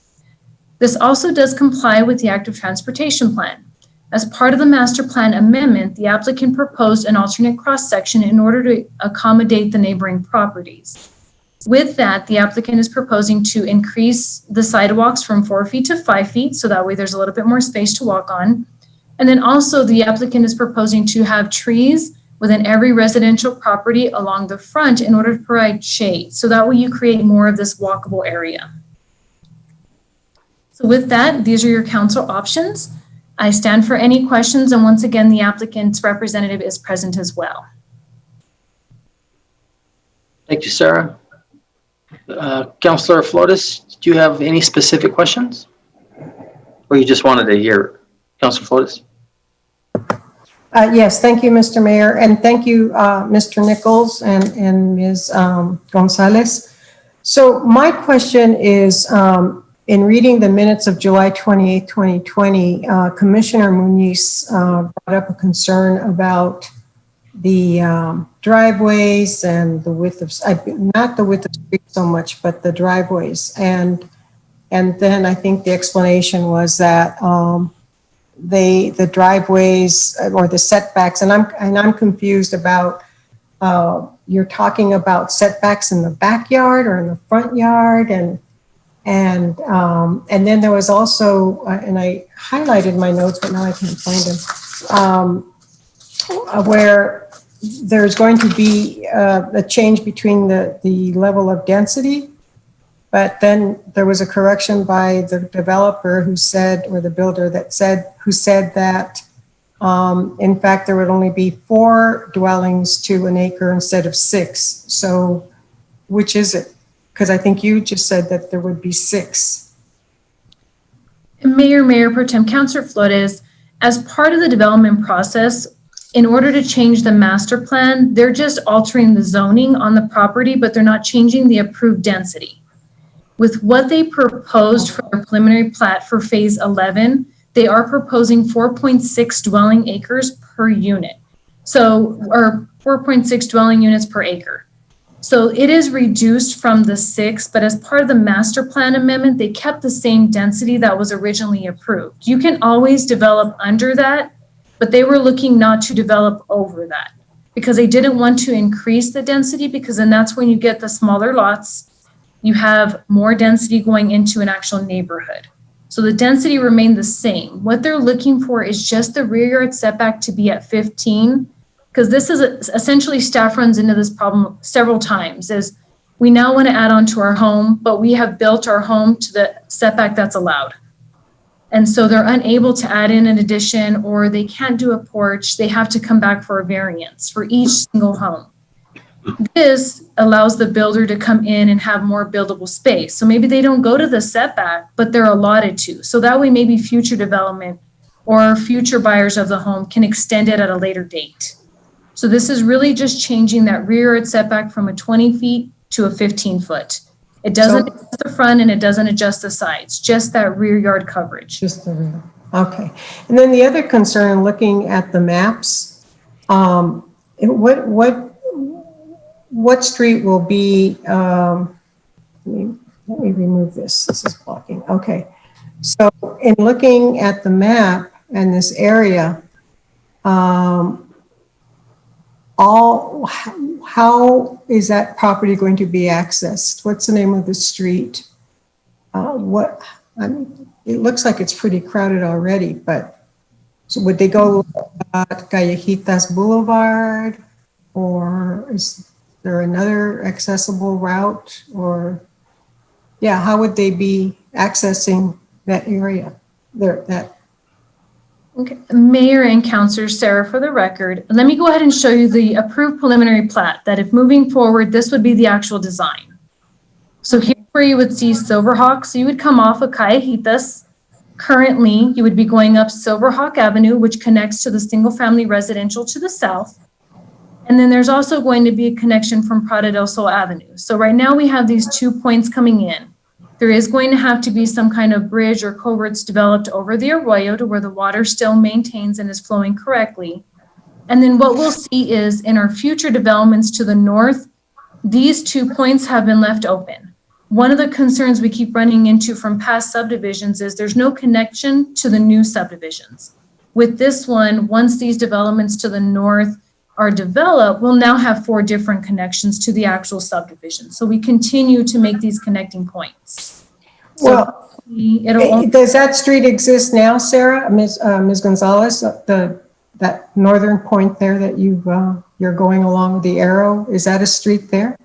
Councilor Flores, no, this is the proposed development that will be moving forward if the zone change is approved.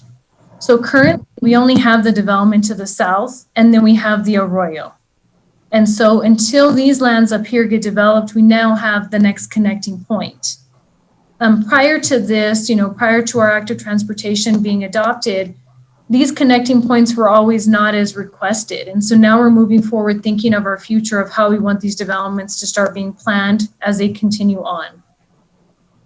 So when you're looking at all of this, you're looking at several homes that will be built and then quadruple that insofar as cars are concerned. And I'm just looking about accessibility, ingress, egress, and it seems like Callejitas is not a huge street. It's not like Sonoma Ranch Boulevard or anything like that, or Roadrunner, or maybe as wide as Mission. And so I'm just concerned about how people are going to be going in and out, how people are going to be accessing that. And they're going to be, sharing Silverhawk. Is that Silverhawk or whatever? With all the other homes that are already there.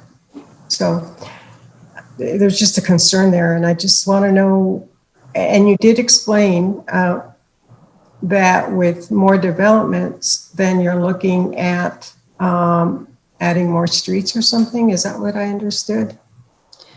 Mayor and Councilor Flores, that is correct. As part of this development, there's additional connecting points if you go further south through basically Sonoma Ranch East 2. So there are 3 different connecting points that lead you to Sonoma Ranch. So at any point in time, Callejitas, when it's fully built out, is actually supposed to be 100 feet wide. It's actually one of our minor arterials. Oh. And so currently, right here adjacent to where the development has taken place, it's actually 100 feet wide. It is 4 lanes. And so it's going to give the opportunity to eventually be able to have the same capacity that we would see along Sonoma Ranch once fully built out. And so you can either use Callejitas, you have Sedona Hills Parkway. All of these roadways located to the south will also provide alternatives for the neighborhood to get through and in and out of the subdivision. What is the name of the street on the southern part of that proposed development area? Or The street, yeah, is there a street? Is there a name? oops, that street, Councilor Flores, is going to be Snow Goose Road, Okay, because you'll have a row of single family residential lots because there's the arroyo there. So we would not put the road next to the arroyo. And so with that, it'd be coming in at Silverhawk, and then you would have an actual point of access. This point of access toward the north will then connect to the northern property once developed. so that road eventually will be built on the northern side? Yes, that is correct. Through And how eventual is that? it'll come in and be connecting through there in Silverhawk Avenue. When? Once we get an actual developer or proposal to come forward. Currently, the property is zoned holding, which requires it to be a master planned area moving forward. So it is not currently with a zone. So with developments, we leave the opportunity open, and staff has asked that developers come in and increase the amount of connectivity once the developments to the north or to the east are being developed. When we start looking at these developments, eventually Mesa Grande will become developed whenever, 9 and 10 from Sonoma Ranch East are built. And so there's these connecting points. We just have to get all of the connecting points to end up together. Okay, so what is the name of the person who, that is making this request? Who is the party? It looks like Souter Miller on behalf of Sonoma Ranch Partners. Oh, so Sonoma Ranch Partners, yeah. Okay, well, I don't know this whole thing, and it's all prospective because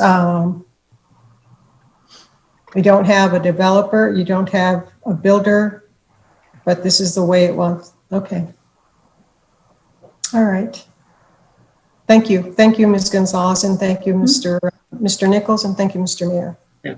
Thank you, Counselor. And I know this is your district, and a lot of times you see this real common. It all depends on how the economy's doing. Sometimes they have to do some changing around. The good thing is 15 feet still is, in my opinion, adequate for a fire department to get in the back if there's a fire, bring the firefighters there and their equipment. There's some places which takes a special exception where it's like 5 feet or 7 feet. That's cutting it. 15 feet, Yeah. I'm okay with. with that. Yeah, it isn't so much a problem with the 15. I just was. Oh, you got cut off. I didn't understand, Mr. Mayor, exactly where the setback would be. And my other concern, as with other developments in the city, is, the ingress and egress.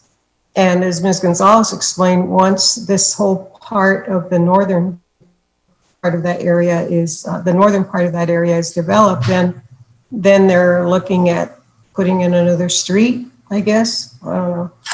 Seems to me you'd want the street there before you did anything. It just looks kind of, I don't know. I look at these things and I just, think fire, and then of course, fire accident, if there's a fire truck and a big emergency or something. Anyway, all right. Thank you, Mr. Mayor. Oh, yeah. No, and the fire department has to clear that when they start doing their other construction. So they're pretty well aware of it, and they require them to have 2 different ways to get in and out. So they're pretty thorough. And that's for the builders, right? Well, even for probably whoever, when they set yes, the development, yes. Thank you, Mr. Mayor. Again, thank you, Alice. Okay, anybody else? All right, Christine? This is on the motion to approve ordinance 2951. Counselor Beta-Stubbe? Yes. Counselor Vasquez? Yes. Counselor Bencomo? Yes.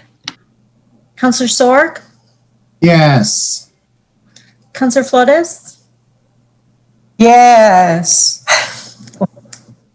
Counselor Gandara? Yes. Mayor? Yes.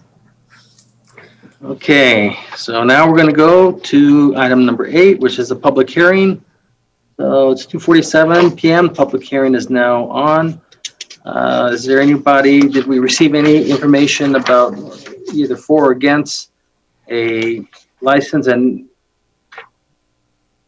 approving a restaurant beer and wine liquor license and a waiver as the premises located within 300 feet of the nearest church to Rosiba LLC, DBA Taquero Las Catrinas at 5580 Baton Memorial. I don't know, did we receive anything? I didn't receive anything. Christina, did you? No, sir, I did not. Okay. It's 2:48, so the public hearing is now closed. So entertain a motion to adopt resolution number 21-053. So moved by Flores. Second by Beta-Stubbe. Motion made by Councilor Flores, second by Councilor Beta-Stubbe. There's no questions. Christine? This is on the motion to approve resolution 21-053. Counselor Beta-Stubbe? Yes. Counselor Vasquez? Yes. Counselor Bencomo?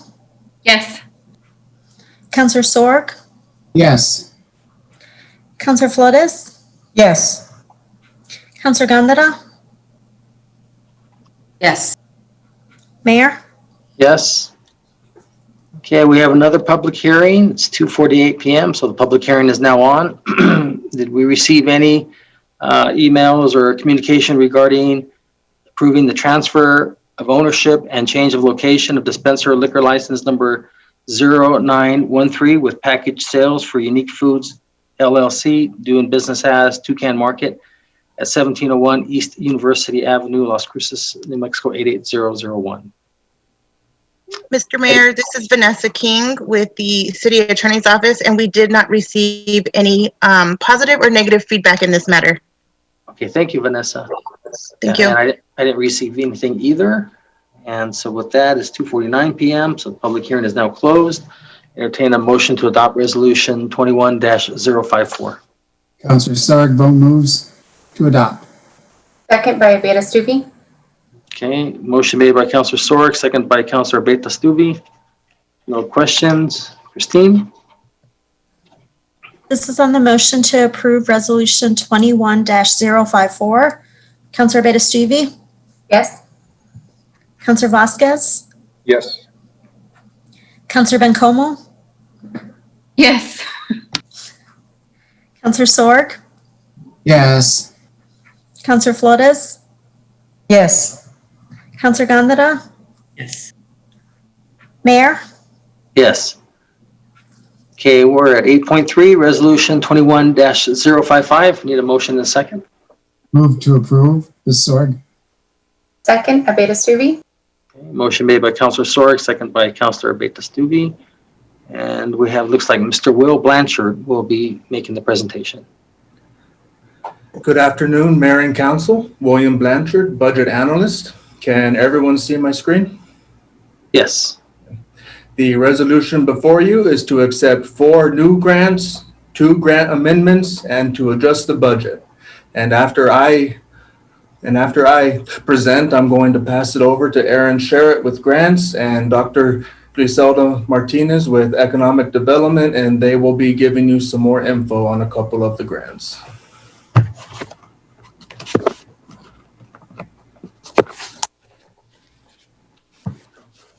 First, Parks and Rec is receiving the New Mexico Clean and Beautiful Fiscal Year 2021 grant in the amount of $42,053.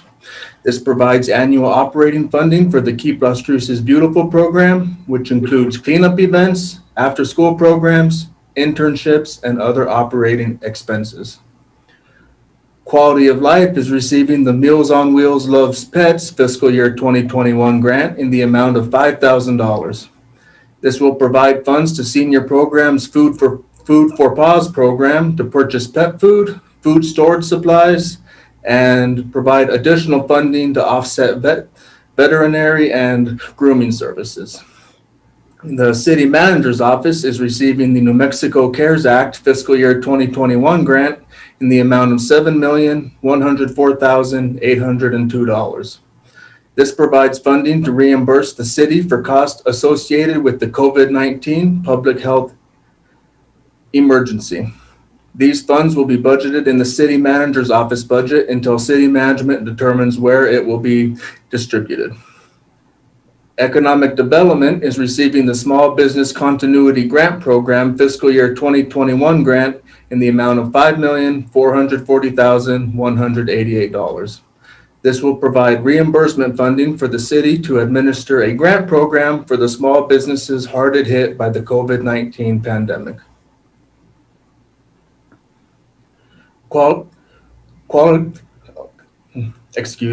Quality of Life is receiving a second round of Meals on Wheels COVID Fiscal Year 2021 funding in the amount of $73,500.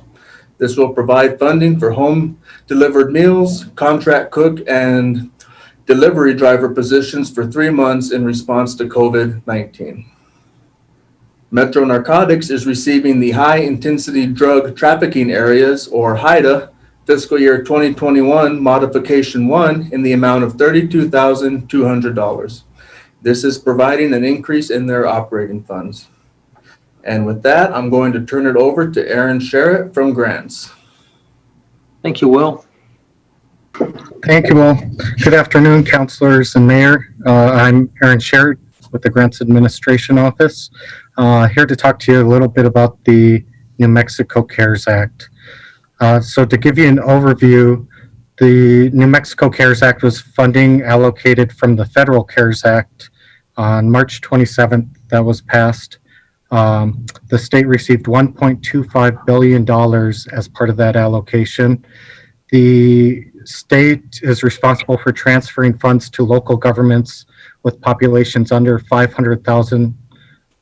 Those municipalities, including the city of Albuquerque and Bernalillo County, with populations of greater than 500,000, did receive a direct allocation that came out of that $1.25 billion.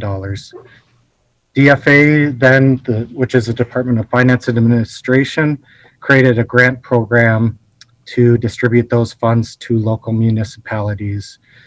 And as part of that, they established the New Mexico CARES Act grant program and the Small Business Continuity Grant Program. They issued a notice of funding availability on Monday, July 27th, with an application deadline on Friday, August 7th. And we were notified about our awards on Tuesday, September 1st. Next. So the grant programs are reimbursable. The City of Las Cruces, for our New Mexico CARES Act proposal, we scored a 60 out of 70 possible points. That ranked our application 10th out of 83 municipal and county applications submitted. We applied for $13.2 million based on our incurred and anticipated need, and were awarded $7.1 million. The City of Las Cruces, we also applied for the Small Business Continuity Grant Program. We scored 50 out of 50 points, ranking first, tied for first out of 66 proposals submitted. And Dr. Griselda Martinez will speak more about that grant program following my presentation. The state ended up awarding grants to all applicants on a weighted basis, generally between about 50 and 60% of their requests. Next. So the eligible expenses for the New Mexico CARES Act, it cannot be used for revenue replacement, but it can be used to cover any necessary expense incurred due to the public health emergency that was not accounted for in the budget most recently approved as of March 27th, 2020, the date of the CARES Act, and expenses that were incurred during the period beginning March 1st and ending December 30th. Next. So in terms of the City of Las Cruces expenses, we received about 53% of our New Mexico CARES Act requests, so $7.1 million of that $13.2 million request. We met with city management, city leadership in early September to begin prioritizing what we would ask for in terms of reimbursement, given we received 53% of our request.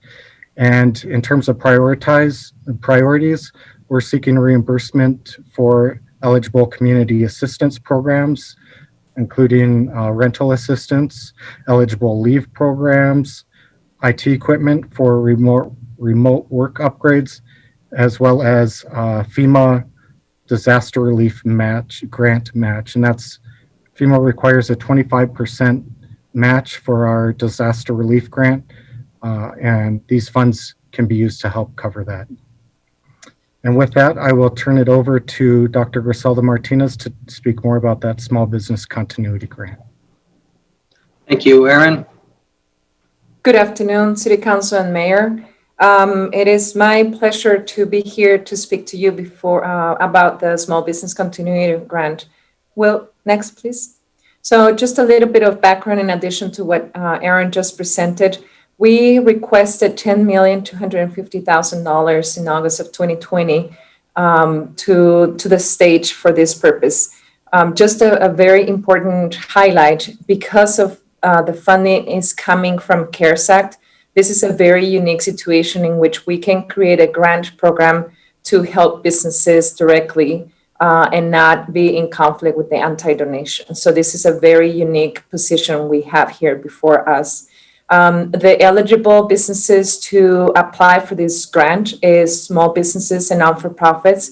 And we coordinated with the county and we agreed to do two separate applications. One that is going to be administered by us for city limit businesses and not-for-profits. And the county is going to manage their own with the assistance of the Greater Chamber to administer everything else outside city limits.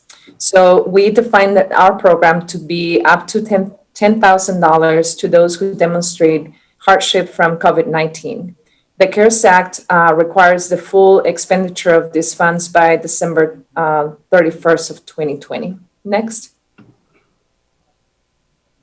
So as we work through the details of how to make sense of this program to benefit those in most need, we split it into two different categories. One for small businesses that are listed right there, C Corps, LLC, partnership, sole proprietorship. And then in the non-for-profit world, because there are so many of them, about 21 recognized by IRS, we and based on the differences and the previous direction from City Council, we believe that the most appropriate way to narrow this would be for 501c3 non-for-profit organizations. An outline, a guideline by CARES Act and DFA is that it cannot be a company. It has to be a company less than 50 employees as their payroll February 29, 2020. It has to be less than 2 million in gross revenue in 2019. And it has to be a business registered by March of 2019, March 1st of 2019. They have to demonstrate financial hardship due to COVID-19, and eligible expenses cannot be those covered by insurance or any other federal, state, or local program. Next. So the marketing strategy we have defined is to do an English and Spanish approach. We're planning to publicize this in newspapers, have radio spots, social media, and making sure that we are boosting this message. It blasts to our 300 plus businesses in our list, and also reach out to our community partners for them to help us spread the word through the networks. This may include the Greater Chamber, the Green and Hispanic Chambers, Community Foundation, and among other business-related partners in our community. Next. So the application process, we're also going to have in English and Spanish online applications, and we're going to have assistance by phone. The assistance by phone will also be bilingual. And this is to make sure that those who may not have access to a computer for the completion of the application, they can do the intake by us helping over the phone.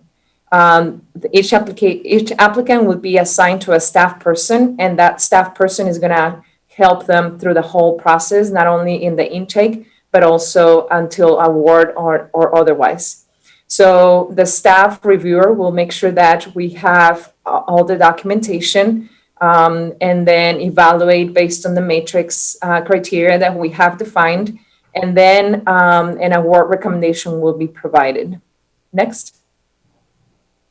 So this is a scoring matrix. I want to make sure that I highlight that this is for you to consider. We have recommended those items that we have considered most important to determine the hardship, but it is up to you all to provide input at this point. Those items that have been required for us to follow by either CARES Act or DFA have been already outlined. These are areas that have been left for our discretion.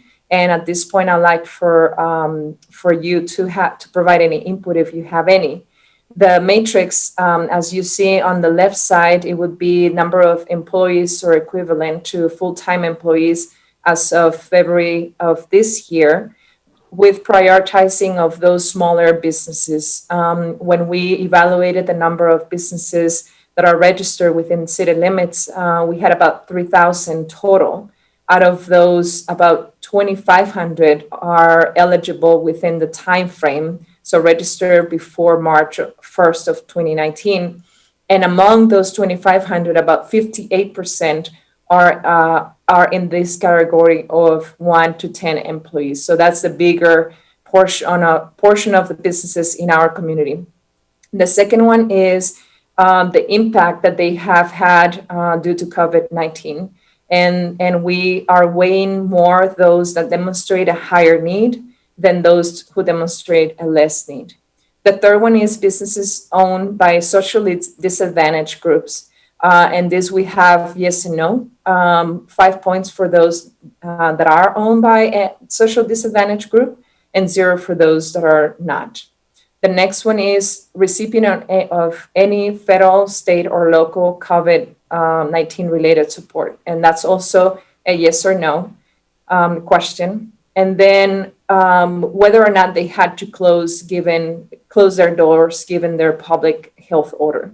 And depending on the level of closure, if they were able to remain some level of activity versus being completely shut down, they receive different points for that as well, going from 20 points to 5 points if they didn't have to close at all.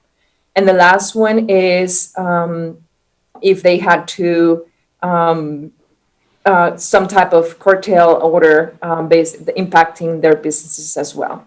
Once we have the overall score of the application, what we'll have to do is evaluate how many eligible applicants we have at the end, and then consider how much funds we have for each one of them.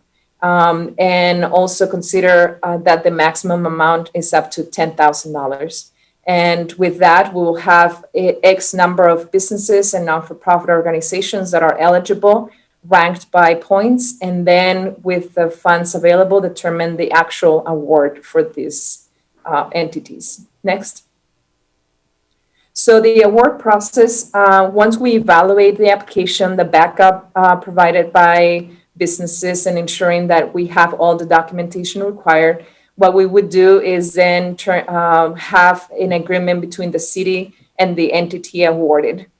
This contract has already been evaluated by city attorney's office and as well as the application. However, we can still make minor changes if needed. Then the internal process will be to issue a request for check, and we have already been working with finance to ensure that we are in agreement of that process. And then the applicants will pick up their checks to acknowledge that they have received this fund. Next. This is an item that I want to ask also for your guidance. When we went through the training by DFA put together last week, we had the requirement outlined that we needed to request from businesses the actual proof of the expenses. And this adds an additional layer of requirements to businesses, since that will have to be like an actual electric bill that hasn't been paid, or an actual expense for them to expend for outdoor facilities, etc. And also this adds an additional layer of evaluation from the reviewer's perspective, but also for record keeping to make sure that we have all this information available for DFA in the instance of an audit. Next. At this point, one really important item for us to receive guidance from council is when to issue the actual check for those evaluated as eligible by staff. The first option would be for us to wait until we receive the reimbursement approval by DFA. The concerns here is that it adds an additional delay in the actual disbursements of the funds going to businesses. The second concern here is the uncertainty to meet the December 31st, 2020 deadline, which is outlined by federal guidelines. The second option is for the city to award the checks whenever we finish our internal process and we have the signed agreement, and in parallel submit the reimbursement request to DFA. However, this poses the risk on the city.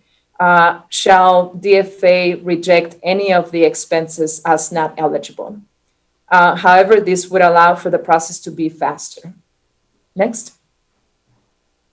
So the post-award process includes a follow-up with businesses and not-for-profits for 90 and 180 days after their award. And we will make sure that at every step of the way, we connect businesses with available resources and programs that we have currently in place to make sure that this grant is only an opportunity for us to strengthen our working relationship with the business community, and that communication gets going right now, connecting them to additional ways on how they can continue to find revenues, alternative channels of revenues and programs to support their operations. Finally, the reporting to DFA is going to be done in coordination with finance and grants, and making sure that we meet compliance. And this is, I believe that's the last slide.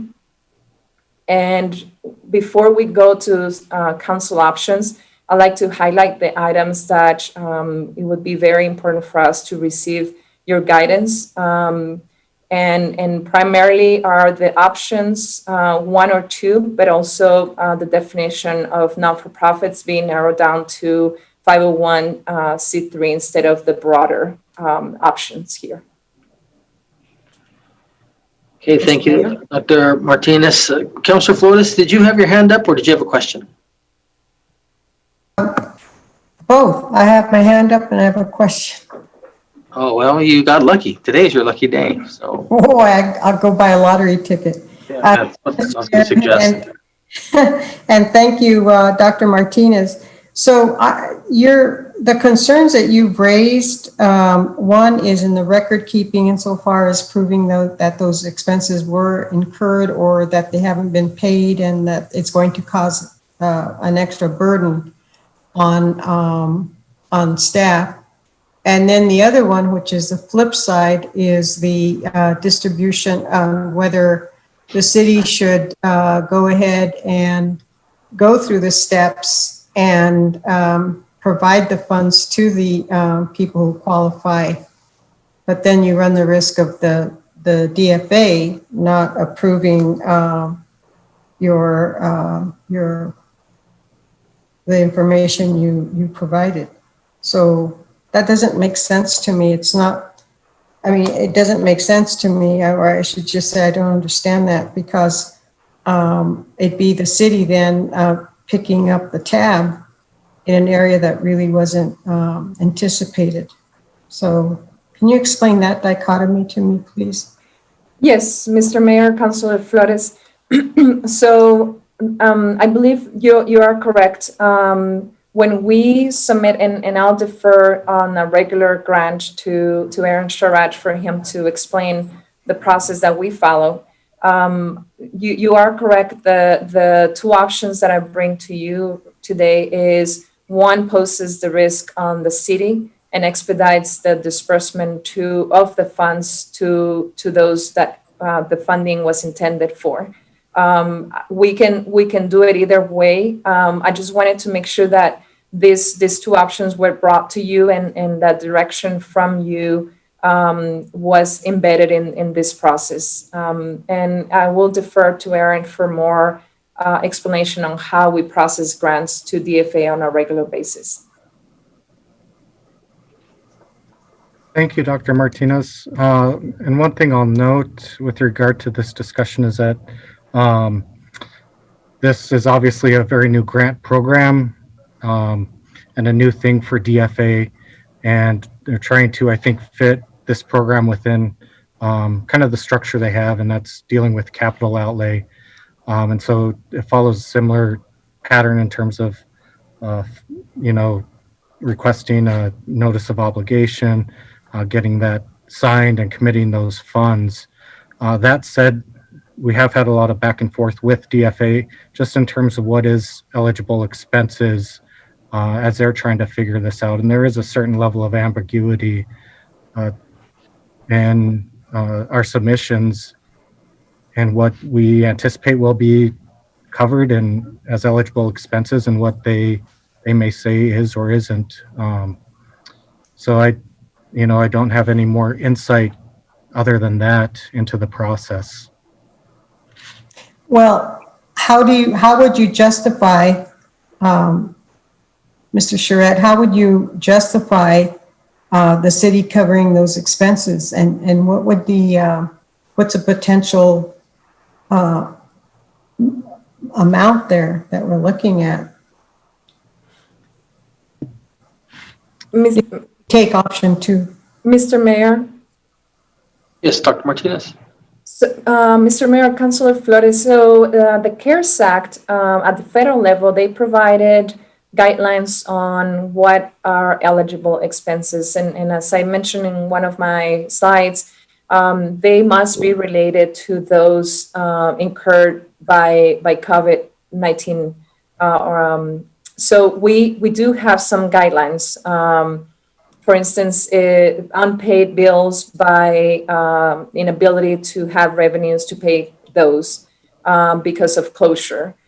We have expansion of outdoor operations, for instance, for restaurants, because that was the only way that they could operate. So we do have some guidelines. The firm guidelines have not been provided in their totality for the Small Business Continuity Grant. The total amount of grants for this program is 5.4.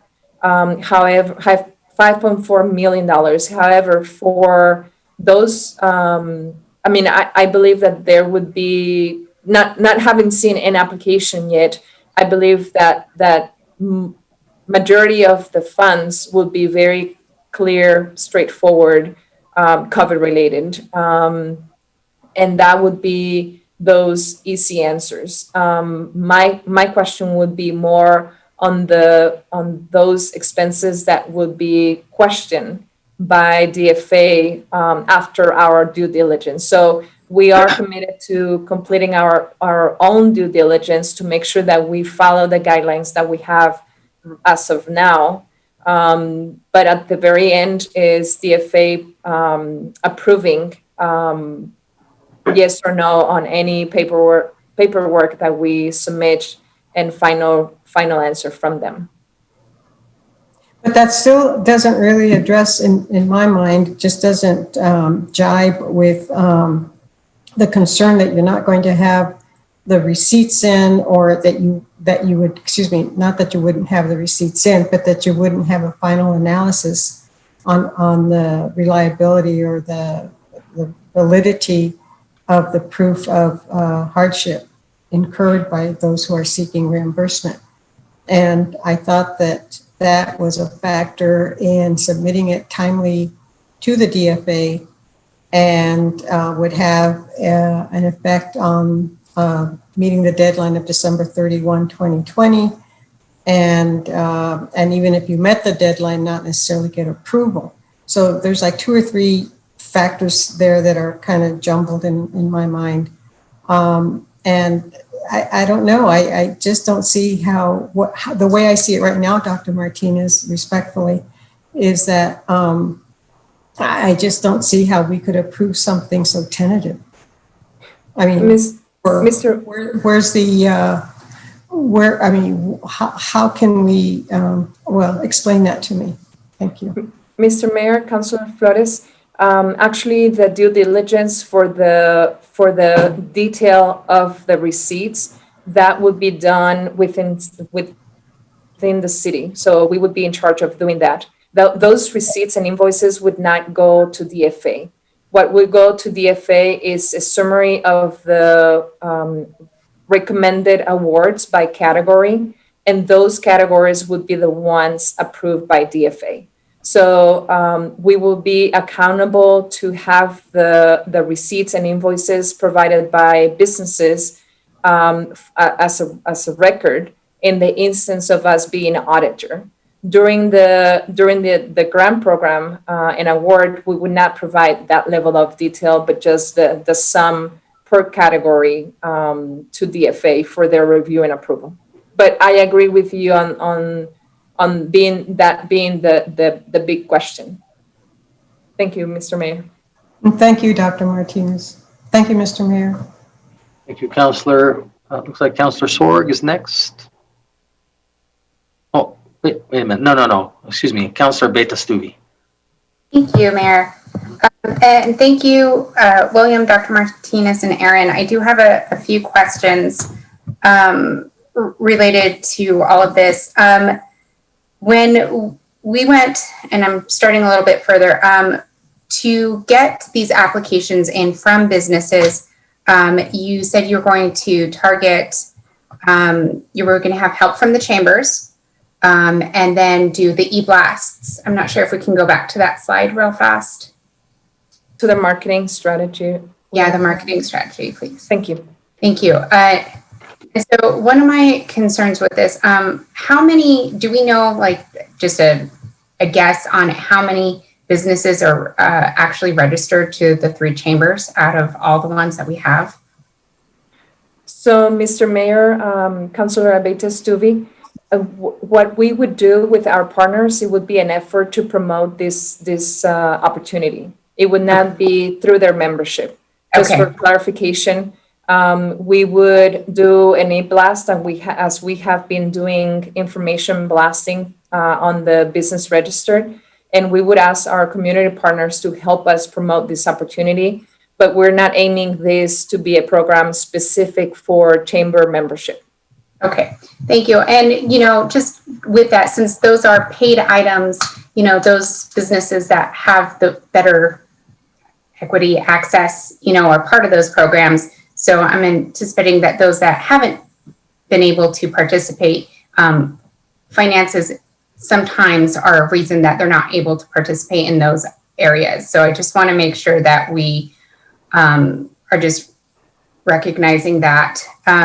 The second portion with that, if we have business license registration, can we do any direct outreach like mailings or calls just strictly to the businesses and say, may I please speak to your owner? And, can we do anything like that to try to get that connection in? So, Mr. Mayor, Councilor Abeyta Stuvey, we do have business registrations with their email addresses. The item that you see on your screen, e-blast to 3,000 plus list, those are the business registration. However, we don't have phone numbers for every single business. And so our way to do a more holistic outreach would be to do radio spots, social media, newspaper ads, both everything English and Spanish, and a public notice about this program, just to make sure this is open to any small business registered within city limits. And the matrix that I showed later would be the one that would provide some weighted points to some versus others. Great. And with the email blast, the businesses didn't have to subscribe to that. They're going to be automatically included. Mr. Mayor, Councilor Abeyta Stuvey, yes, ma'am. They don't have to register. We have pulled the email addresses from their business registrations. And for now, close to 8 months, we have been providing information utilizing this mailing list. We have sent out information on training programs, the current available BizSprint that we are doing with in partnership with Arrowhead Center, as well as the newest program, social media business support. And so this would be a program that we definitely will send more than one email to the business community. And actually, for those that are listening in, I have asked if you have a question, if you can just send us an email, econdev@las-cruces.org. We have started a mailing list of those who have reached out to us to make sure that we're not only connecting them to this grant program, but that right now, we currently have business support programs and partnerships in place that they can access. So if you have any business that is aiming to apply for this grant, if they can contact us and we can start helping them now instead of them having to wait for this grant program. Thank you. That's great. And if there's an easy way, like in a PIO or something that we can put out to our constituents, I think that would be wonderful to have so that we can, in theory, I'd love to be able to call all my businesses in my district, or at least try to get them some sort of information just to make sure they know of this opportunity. So any type of communication that you can give us to be able to send out, directing them to the right places, I would really appreciate to have. Mayor, Councilor Abeyta Stuvey, we wanted to have this conversation before we finalize the application guidelines. As soon as we finish with your input, we will make the changes accordingly, and we'll start the marketing campaign, including a PIO press release and information that you can disseminate among your networks as well. If it's possible, we could also send the current programs that are currently available for you to communicate through your networks as well, and make sure that the information is getting to those that need it most. That'd be wonderful. Thank you, Dr. Martinez. Moving on to slide 16 with some of the options that you have regarding what you need from the city. I am also a little concerned with option 2, based upon if there are any expenses that aren't covered by DFA, and if we as the city have to cover, would that then put us into non-compliance with the anti-donation clause then, since it would not be from CARES Act money, but then from city money? Mr. Mayor, Councilor Beita-Stubbe, I had not thought of that option. I will have to defer to our attorney for her legal opinion on that. We would make sure that we are following CARES Act guidelines, but I don't know how that would play with the additional state guidelines in that instance. So if Jennifer could help us with that question, that would be appreciated. Mayor and Council, thank you for your question. That's an excellent question, and yes, I believe that it would. If it doesn't fall under the appropriation guidelines and we have to go into city funds, then there is a risk of violating anti-donation. Thank you, Jennifer. Yes, I think that for me, then I know it's a little bit of a delay with the disbursement for option 1, but it does seem like the better option for the city and ultimately the residents, because if we become in violation for any of those anti-donation items. And I do appreciate the list that you had for qualifications and considerations for receiving the funding. I do appreciate looking at items such as capacity of opening, businesses owned by socially disadvantaged groups, and definitely that with the full-time equivalent employees with those under the 1 to 10 and then the 41 to 50. So I really am glad to see those on the scorecard. I do have a couple questions related to this process since we're here too as well. And those are going to go on slide 7.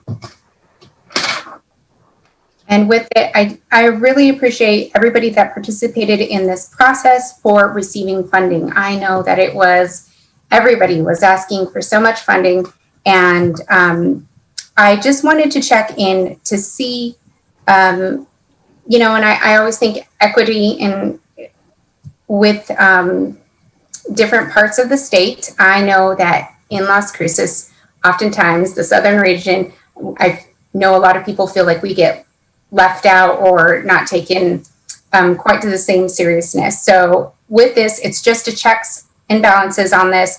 But given our scores, did we receive a similar percentage of our requested amount as other counties that ranked with those similar scores? Councilor Beita-Stubbe, Mayor, Aaron Sherritt for the record. That's a very good question. And it's a question of equity.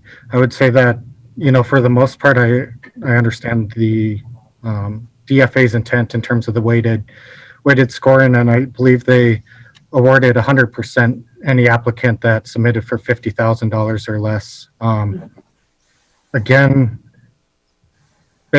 because of that, just awarding based on that weighted scale, a municipality or county, let's say that just requested, 30 million or more, was given at least that 50% depending on their score. So in some regards, it was an attempt to be very equitable, and in others, those awards were made simply based on the amount requested.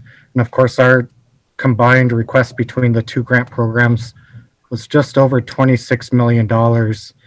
And according to calculations based on how much was awarded to the state under the CARES Act program and guidance provided by the Department of Treasury, in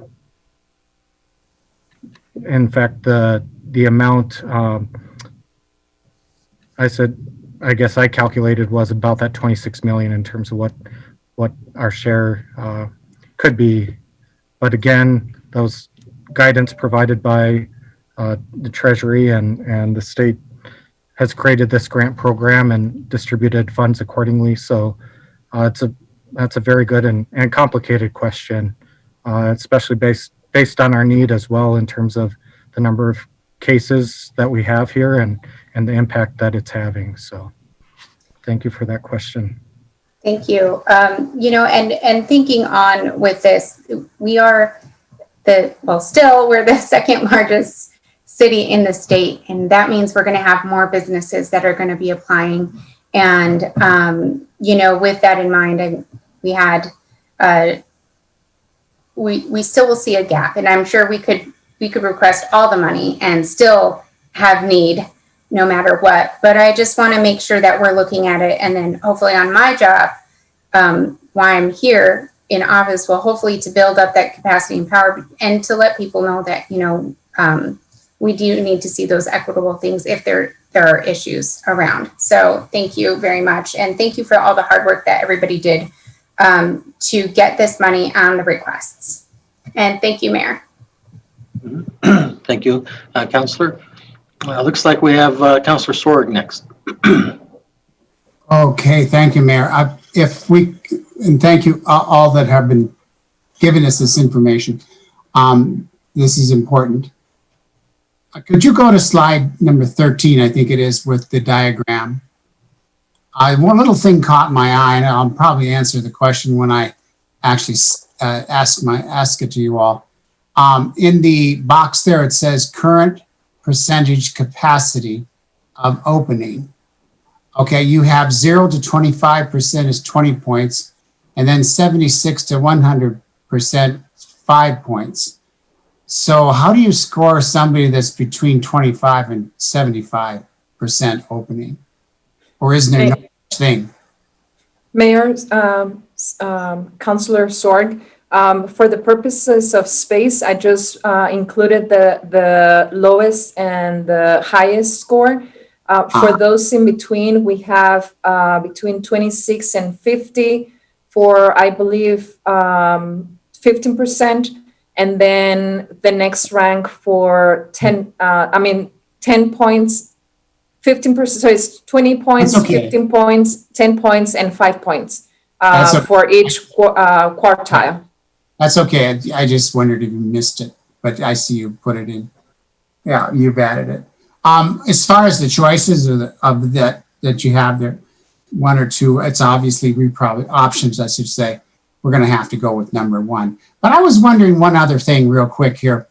You say you get enough get a bunch of applications, and you give everybody the maximum amount up to $10,000, and you don't use all of the money in the kitty there, the 5 million plus. What happens then? Or on the other hand, if you get way too many applicants and it goes, what they want is way over the 5 million plus, what do you do then? Mr. Mayor, Councilor Sorg, thank you for those questions. In the scenario that we get, that we have max amounts for the eligible applicants, and we have leftover, we would do a second round of awards. So we would follow the full process. However, I believe based on the number of eligible entities and the amount that we have, I believe that the second option you pose of having too many compared to the funding available, it's more viable. So in that instance, we will go through the evaluation criteria. And then once we have all of them that qualify, we will have to determine for those that have the similar points, an equal amount that it's equitable across the board based on points and amounts available. Okay, very good. Thank you so much. That's all for me, Mr. Mayor. Thank you for that. Let's see, Councilor Bencomo. Thank you, Mayor. And yes, absolutely. Thanks everyone for all of this information and for having submitted the application with such short turnaround. I feel like just hearing even the timeline that has been posed, honestly, it frustrates me. I feel like the state and the federal government have not made these easy for municipal governments that are frankly the face and the first contact of a lot of our communities. And so that's very frustrating. Is there, do you think, an opportunity for pushing back the deadline? Why the December 31st, do you know?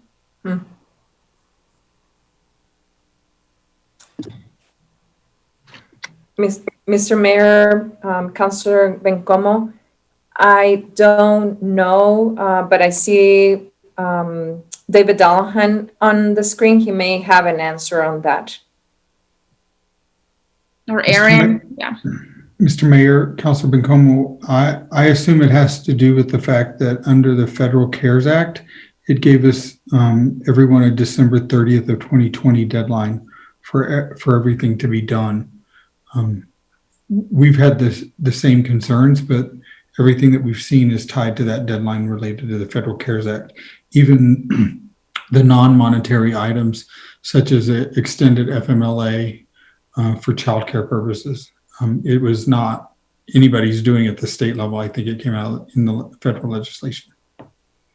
Great. Even better. Thanks for that, David. Okay, I have so many questions. I feel like this was a really good presentation. Can you go to the way you'll determine hardship, please? That slide. Yeah, I also think this is really well laid out. I just have a couple questions. And can you, Dr. Martinez, can you let us know how the city identifies socially disadvantaged group? Yes, ma'am. It actually goes to a recommendation that DFA put out in a matrix. We pulled some items from there and then adjusted, for instance, the first on full-time equivalent employees. We actually flipped it to what the state recommended. So on the business owned by the socially disadvantaged group, it's minority, veteran, female owned, and I'm missing one, but it's 4 different categories. LGBTQ, maybe? I don't believe that's one of the categories. Okay. I was just curious. Thank you for that. I'm also curious in terms of, I'm glad you said the registration date was to 2019. I think I definitely heard from multiple businesses that that were just starting their business, that were excited to open, that are paying rent, they're paying equipment, they're perhaps haven't even hired folks, like they were ready, and then the shutdown came. So they perhaps on this revenue, it'll be 0 because they hadn't made any revenue, but they still had all these expenses. So I want to make sure that in any of these categories, I'm walking potentially that business through this, and I wouldn't see why they wouldn't qualify. I just want to make sure that a business who is registered with the city, but just perhaps hadn't fully started because of the shutdown, is not going to be disqualified. Mr. Mayor, Councilor Bencomo, actually, internally, we had a series of discussion of the cutoff date because we wanted to be sensitive on that and be as inclusive as possible. We reached out to DFA for clarification, and we actually received guidance for March 31st of 2019. And so we are aware that a number of businesses that may be in hardship may not be eligible. And unfortunately, after internal discussion and clarification from DFA, that was the cutoff date. Okay, but if you started a business after March 29th? Those 2019? would not be eligible, Councilor Bencomo. So eligibility includes businesses registered up to March 31st of 2019. Okay, that's super disappointing. I wonder, Mr. Mayor, for me, it would be really important to go back to figure out how we support a pretty significant handful of businesses in this situation. Dr. Martinez, I'm wondering if you've had those discussions. I feel like that's really disheartening, and I think that a lot of folks poured, sweat, blood, and tears into a business and then have had no opportunity for relief. So, I'm curious if there have been any discussions, if we can have some discussions and figure out how to get some of those funds to the folks, left out of this particular process. Oh, no, absolutely. Mayor, Councilor Bencomo, I want to clarify, I said March 31st, and it's actually March 1st of 2019. So that's just for clarification purposes. Okay. Glad you brought that. I'm glad I asked about that. I was totally under the wrong impression originally. And then, so depending on the score is depending on how much the grant will be. Is that correct? Mayor, Councilor Bencomo, yes, but also with respect to the funds available. As Councilor Sorg asked, what if it was a much larger number requesting the max amount compared to those applicants? And we'll just have to see how many applications we receive, and go through that. But based on if we divided 2,500 businesses that would be eligible, plus about 50 non-for-profit organizations, by the $5 million, none of them would be getting the $10,000. So we are aware that this grant is not going to be a big dollar amount. And that's why my request for you to help us connect businesses to other resources to help them strengthen their operations and not just wait for this grant as a way to support them. Yeah, thank you. I know you're all in a tough spot too, Dr. Martinez. So thank you for that. And then in terms of for nonprofit organizations, I'm curious in terms of, will this funding then has to be spent on like operations, right? Like not necessarily a nonprofit that applies that has met these, but then they take their $10,000 to then redistribute to their clients.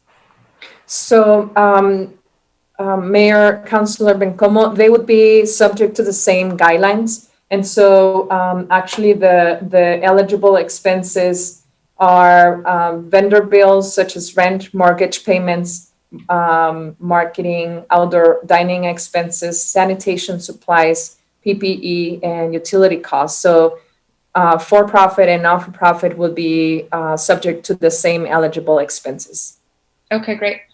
And then, so I'm done with this. And then can you go back to the two choices that we have? Honestly, at first, I actually preferred option 2. I thought let's just get this going, right? And if the city needs to figure it out for our folks, then we do. So help me understand a couple things before I feel like I make my final decision on this. How long, Dr. Martinez, do you think it'll take your department to do the whole process from when an application comes in to telling a business, yes, you qualified, now we send this to the DFA? Mayor, Councilor Bencomo, so we are planning for a 2-week application period, and we want to make sure that that's long enough for businesses to prepare, but quick enough so we don't hold them waiting longer. Once during those 2 weeks, we would start reviewing the applications received and start processing those eligible expenses as we evaluate the package. Within the third or fourth week of that, we would be able to have the full report that we could either send to DFA prior to issuing the checks or start the work with finance for the issuance of the checks. And so my very optimistic projection is that we would have that process within 4 weeks from the application process. It's gonna take all of our resources, staff, overtime, but we want to make sure that what comes that is from us, we process it as soon as possible, because we know that every week is another week that businesses have to figure out a way to find the funding that they have to pay later. So the element that is uncertain is how long DFA review would take. That's that once it's submitted, we don't have any guidelines on what the period would be. Right. That's tough. And then remind me, who cuts the actual check, the city or DFA? Mayor, Councilor Bencomo, the actual check for the business will come from the city. Okay. And so the city will request reimbursement to DFA, but the check actually going to the business will come from the city. Okay. And then, so the funds spent by December 31st means that the check has been cashed by the business. That's what they mean when they say funds spent by the 31st. Mayor, Councilor Bencomo, my understanding, I will defer this to Aaron and or Leanne or somebody else in finance. My understanding is once we issue the check, that it's out of the funds from the city and therefore considered spent. Okay. So yeah, I mean, I think that's given the huge risk. I mean, I think option one to me probably feels safer in one hand, and hearing your optimism about how quickly it can be turned around. Perhaps this is it's possible, right, to get it done before the 31st. Is that how you feel, Dr. Martinez, or no? Do you have a preference? Mayor and Councilor Bencomo, if it were my fund, I would go with option two, because I know the hardship that businesses are going through. In a fiscally responsible way, option one is safer. Within the process that we have internally, I feel confident we can process quickly. My concern would be the turnaround once the information is submitted to DFA and the processing time back to us with a response. Now I wish I hadn't asked, because now I'm more confused, Dr. Martinez. But I honestly, when I first saw this, my first gut reaction was number two as well. So maybe I should just trust that. Okay, so I think that's all my questions for you, Dr. Martinez. I have a couple questions for Aaron. I think so, Aaron. I'm actually still unclear about how we can spend this $7 million in terms of, can we use this again to work with our CBOs, community organizations, to get direct relief to community members? Or is it just reimbursement for what we've spent already? Councilor Bencomo, Mayor, Aaron Sherritt, for the record. That's a very good question, Councilor Bencomo. It's a mix of both. So it's, the overarching guidelines in terms of eligible expenses are these expenses that meet these three criteria. They're necessary due to the public health emergency. We're not budgeted for as of March 27th, 2020, and are incurred between March 1st and December 30th. So a mix of expenses that have been incurred plus anticipated expenses. Will, if you go to the next slide. So there are particular assistance programs that are noted. Within those, there's additional parameters in terms of what's allowable. And I know Natalie Green is working closely with the with legal to also determine what can be included in terms of reimbursement, given the parameters of anti-donation as well. So I know, for example, like the rental assistance program, one of the parameters I believe that includes though is that it can help cover past rent or mortgage assistance, due to the threat of eviction or foreclosure. And so programs like that, I know childcare assistance is another one that's included. Food distribution, like to seniors, due to COVID, we've been able to incur or to cover a lot of those expenses through other grants, through like the Meals on Wheels COVID grant. So we won't be seeking, unless there's additional expenses, we won't be seeking reimbursement for those things through this. But it does cover a number of community-oriented programs to help support people, in dire need through the pandemic. Thanks, Aaron, for that clarification. I mean, I would definitely like to see this new set of funds be used for additional relief, not necessarily to cover past relief. I think we're lucky enough in the city and that we've been able to use funds from Telshore Fund to support the most vulnerable folks, the most folks impacted by the pandemic. So I would definitely like to see more people be helped with this new set of funds, if at all possible. I think what you brought up in terms of childcare, we know that this is a huge issue for people in our city who've had to go back to work, who their kids are at home. And so, I think that this is, and I even brought this up in terms of city staff who have children. I would love to see these funds used for those kinds of things for sure, that perhaps are still a huge gap of service in the city of Las Cruces. A couple internal questions, actually. Are these, we just had a conversation 2 weeks ago about the extraordinary pay and the possibility of there being a second round. Is this a potential for a second round, or are we still going to hold off to see what the federal government does next? Councilor Bencomo, Mayor, Aaron Sherritt for the record. Given that this Federal CARES Act money ends December 30th, I don't anticipate that there's probably going to be a second round, especially given how long it took this first round to unfold.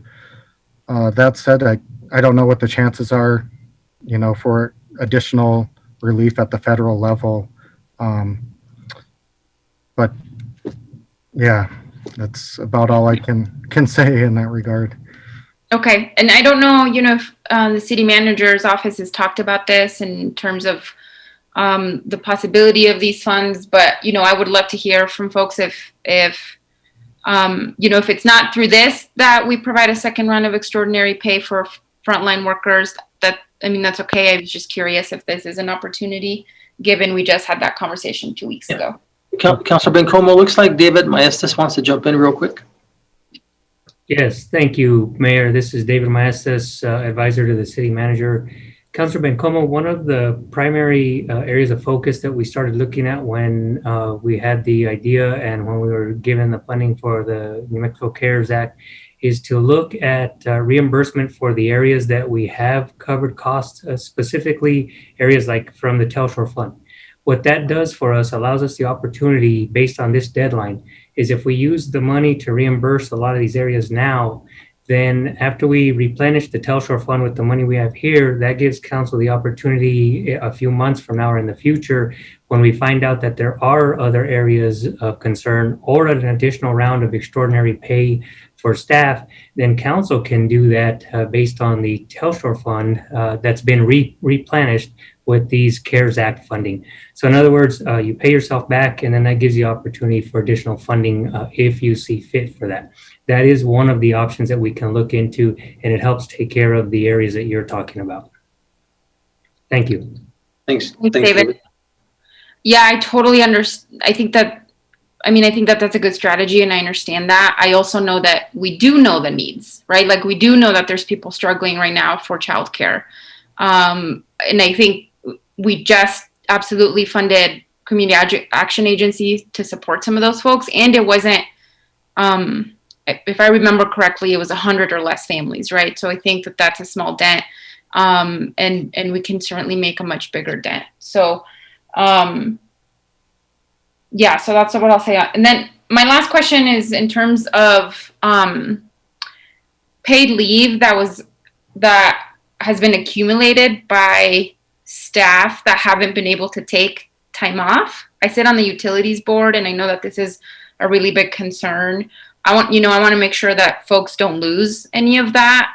Or these funds going perhaps to, could these be funds used to cover some of that?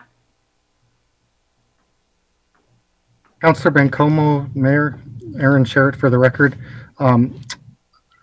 Building off of what David just mentioned, I know that one of the things that was discussed in terms of the prioritizing reimbursement was FMLA and extraordinary leave. I don't know, and I'll defer to city management in terms of what the plan is with that annual leave or that extraordinary leave that you're talking about. Mayor, if I could, again, this is David Maestas, advisor to city manager, Councilor Bencomo. We do have the intention of, if employee has not been able to use the extraordinary leave, being able to have them carry it over into next year so that they still have it available if and when we get to a point where they can take that time off. We have asked our directors in each of the departments to start taking a look at schedules and helping people so that they do have the availability to take advantage and seek that benefit for the extraordinary leave. Thank you. Awesome. Thanks, David. Oh, I see Barbara popped on my screen. Yes, thank you. If I may, Mayor and Councilor Bencomo, just to add to what Mr. Maestas said, we've also discussed being able to fund temporary workers when we need to allow folks to utilize their leave, but so that we don't want to have an impact to operations. So we're also working on a plan in that realm. And as Mr. Maestas said, we are working to convert any unused extraordinary leave to a type of leave and then extend the period of time during which that leave can be taken so that there is a adequate opportunity to utilize it. Great. Thank you, Barbara. I really appreciate that. And that's it for me, Mayor. I'll hand it over to my colleague. Thank you, Councilor. Looks like Mayor Pro Tem, then Councilor Vasquez, and then I think Beta Stuvie, she has her. Mayor Pro Tem. Yeah, thank you, Mayor. Thank you, Aaron and Dr. Martinez, all of staff who've really worked on this. It's much appreciated. There's a lot of information here. I thought the slide presentation was awesome. One of the things that I didn't see, and after Dr. Martinez is speaking, is I see the matrix in terms of how we would score points, and I'm assuming that that's, and then the federal sort of designation, right, criteria, if you will. But you made mention the state and how you've incorporated some of them. I didn't see the state. I'm assuming that it's similar to the feds, but I don't want to assume. Is that accurate? Mr. Mayor, Mayor Pro Tem, this is Griselda Martinez for the record. So the state has provided guidelines. The additional guideline that it's an additional layer to the CARES Act from the federal government is the reporting from the businesses and the record keeping from us. So that would be up to now the only difference in terms of the actual eligibility criteria. One of the questions that we pose to DFA is if the let's say a utility bill has been paid through savings, how is a business owner going to prove that that's the case?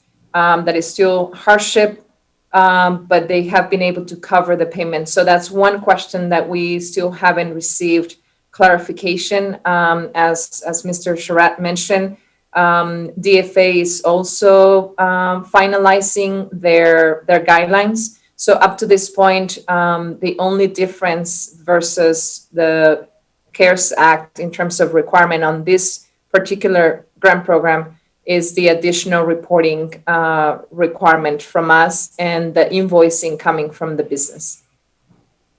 Okay, good. So I'll leave that there, but on slide 13, Dr. Martinez, I'm just a little confused about on the second row, vertical row, it says recipients of federal, state, or local COVID-19 related support. Yes, 0 points. Number 15 point, and then below points. What does that mean? I guess the number and then colon 15. Mayor, Ms. Madam Pro Tem, so this, the intended purpose of this yes or no question is if any business and or non-for-profit have received already some type of support, we would prioritize those that haven't. And so if they answer no to having received other type of support, they will receive additional points. So in our matrix, they will have higher points versus somebody that has received some type of assistance already. Yeah, no, I understand why you're asking it and whatever. It's your formatting that I got a little confused. My recommendation is to put the no down at the bottom and then say 15 points. Maybe that's going to be within an internal strategy. I don't know if you're sharing this with others, but it confused me a little bit. And so I'm just more the way that it looks. I didn't understand it. It brought pause and question to me. So I just wanted to say that. And are you saying that the way your matrix, the score is a total of 100 points? Mayor Pro Tem, the total is 75 points. 75 points, okay. And your group, who will be your selection committee, if you will, is it just staff? Mayor Pro Tem, this is going to be, we're going to have training for staff, and we will be doing the review of all the applications, and then the recommendation will come to me. I will do a final review of the packet, and then that information is going to be covered in the DFA reimbursement forms, and then we'll follow the rest of the process. So would you also have what we have specific to any conflict that may arise because not that you know somebody, but a conflict of interest statement that would be used and verified, right? We're a small community. I would also recommend that there would be somebody outside of that steering committee, the selection committee, if you will, that has no affiliation with econ development, but could be, I don't know, administration and or finance, or even someone outside the community that has a deep understanding about economic development. I think would be important, and or someone, I don't know that you have that, but that is what I would recommend to you. And then, so Dr. Martinez, for those of us on the call or Zoom, and then those that are listening, I'm a business person and I'm having trouble. What is the process? How are you going to, not only with your awareness campaign, if you will, your media campaign, but what is the process? Do I fill out a one-pager? in English and Spanish, or is it an application like a form fill where you're asking these questions and then asking for supporting documents? Mr. Mayor, Mayor Pro Tem, the process will include an application. Will, if you can go back there, 12. So the application will be an application online, and if the person doesn't have access to a computer, they can call us and we will do the intake over the phone. After that, we will require the backup documentation, and one staff person will be assigned to that one business owner throughout the whole process. So we'll be providing feedback in terms of any missing documentation, any additional questions that may need to be clarified on the application, and then also the award notices as well. Okay, so is it a 1-pager, 2-pager, 3-pager? Is it require paragraph, written document, a written statement? What does that consist of? I still don't have a clear understanding of what you're looking at. Mr. Mayor, Mayor Pro Tem, we have a draft application, as I mentioned before. We need to ask all the questions that I have posed on them being eligible. So we will require their business registration, their proof of financial hardship, proof of how many employees they had up to February, current number of employees. So it's going to be, I believe, is 6 pages with if you print them from the online form with all this different information required. One of the things that I want to highlight is the due diligence responsibility is falling in the city. And so that is why all these questions to meet CARES Act requirements and also DFA requirements. Once we finalize the application, we will have all those details out and part of our marketing strategy to make sure that people understand the very details and they're ready to apply. Yeah. Thank you. I appreciate that. I have a better understanding, and probably part of it is because I'm very visual. Dr. Martinez, you had indicated, and this would be a really good time as a strategy, that maybe you don't have phone numbers for these folks or the over 3,000 businesses, registered businesses. Maybe a good time to add that, right? Sal, lots of people do things via text. And so important to possibly have that. And then my next question is like, so are you only relying on economic development staff, and how many are there, and how many cases, if you will they be carrying throughout this time frame? And would you consider, and I think I think we should consider bringing other folks from the city in this so that we can move this process even more quickly, because you're right, week after week when people are waiting and time is of essence. Mr. Mayor, Madam Pro Tem, the application process will ask for a phone number. And so we will actually do a follow-up with businesses once we have received the application. When I mentioned about the phone numbers not being available, I was referring to the business registration and the information we have currently for those businesses. We have talked about bringing more people to help us in this process. We're still defining that process and making sure that the logistics component is covered with as many people as possible.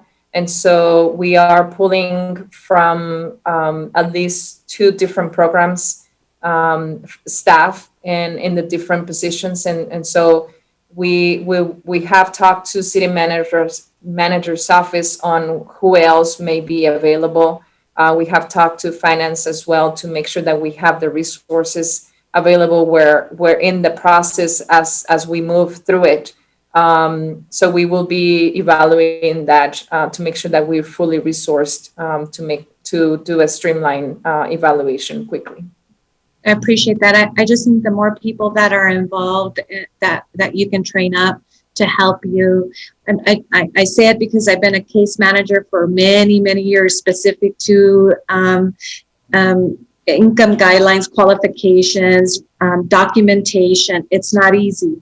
And if you had to do even upwards of 10 or 15 and the kind of a sort of hand-holding that you're talking about doing, it's very difficult. So I'm giving you a heads up from someone who knows, who's done stuff in this way for many, many years.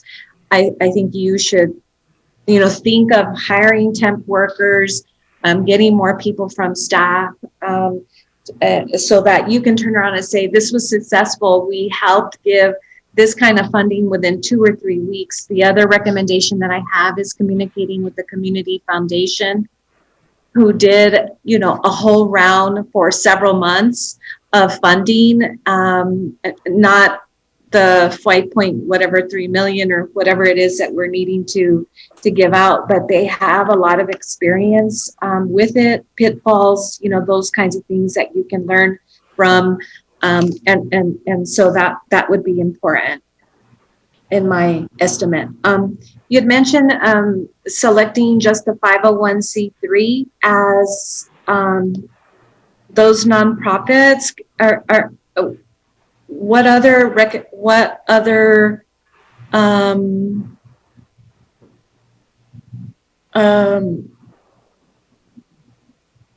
I guess, what others could you have picked that you were not considering or considered and felt like, no, we're going to just do the 501c3 nonprofits? Mayor Pro Tem, as I mentioned briefly, the IRS has 21 different categories of non-for-profit organizations. So when we did research, Will, could you go to the very last slide after options? So some examples of that. One more.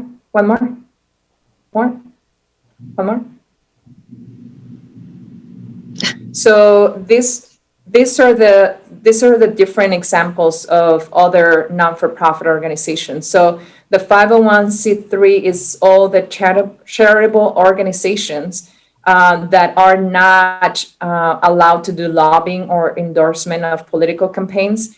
Those are the only ones with those two distinctions. Everything else, they represent the different interest groups. And so because of the purpose of these funds, we consider 501c3 being the best suited to be considered as eligible within the non-for-profit definition.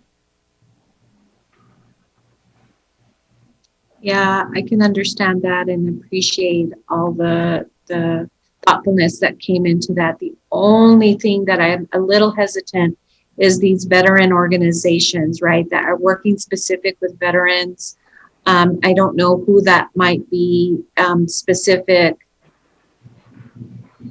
in our community, but I'm assuming you did all the research and felt like you're casting the largest net that you can, right? And incorporating as many nonprofits. And so, again, that would be my only hesitation with the bottom one, the veteran organizations, where, if we didn't help them, and I'm assuming some of our veterans would go homeless, hungry, especially our disabled vets, those kinds of things. So just some additional feedback. Mayor Pro Tem, on this one, actually, non-for-profit organizations can have more than one designation, if you will, and any other category can also be registered as 501c3 if they're charitable. So if a veteran organization is doing charitable work, they can be registered in more than one category. So they could be also included in the 501c3 plus the 501c23, for instance. Mayor Pro Tem, the Chief Enriquez, I know, is a liaison to the Veterans Advisory Board. Perhaps he can make sure that they're aware of this potential funding, and that might help. It might help, or it may eliminate them, given whatever this, right? I know they're a veteran group, but I guess I just didn't want to leave such an important group out that I feel, may not get, some assistance in another way. So, but I'm really trusting economic development and what the thoughtful research that they've done, and being able to cast the largest net to help as many people as we can. Absolutely. Yeah.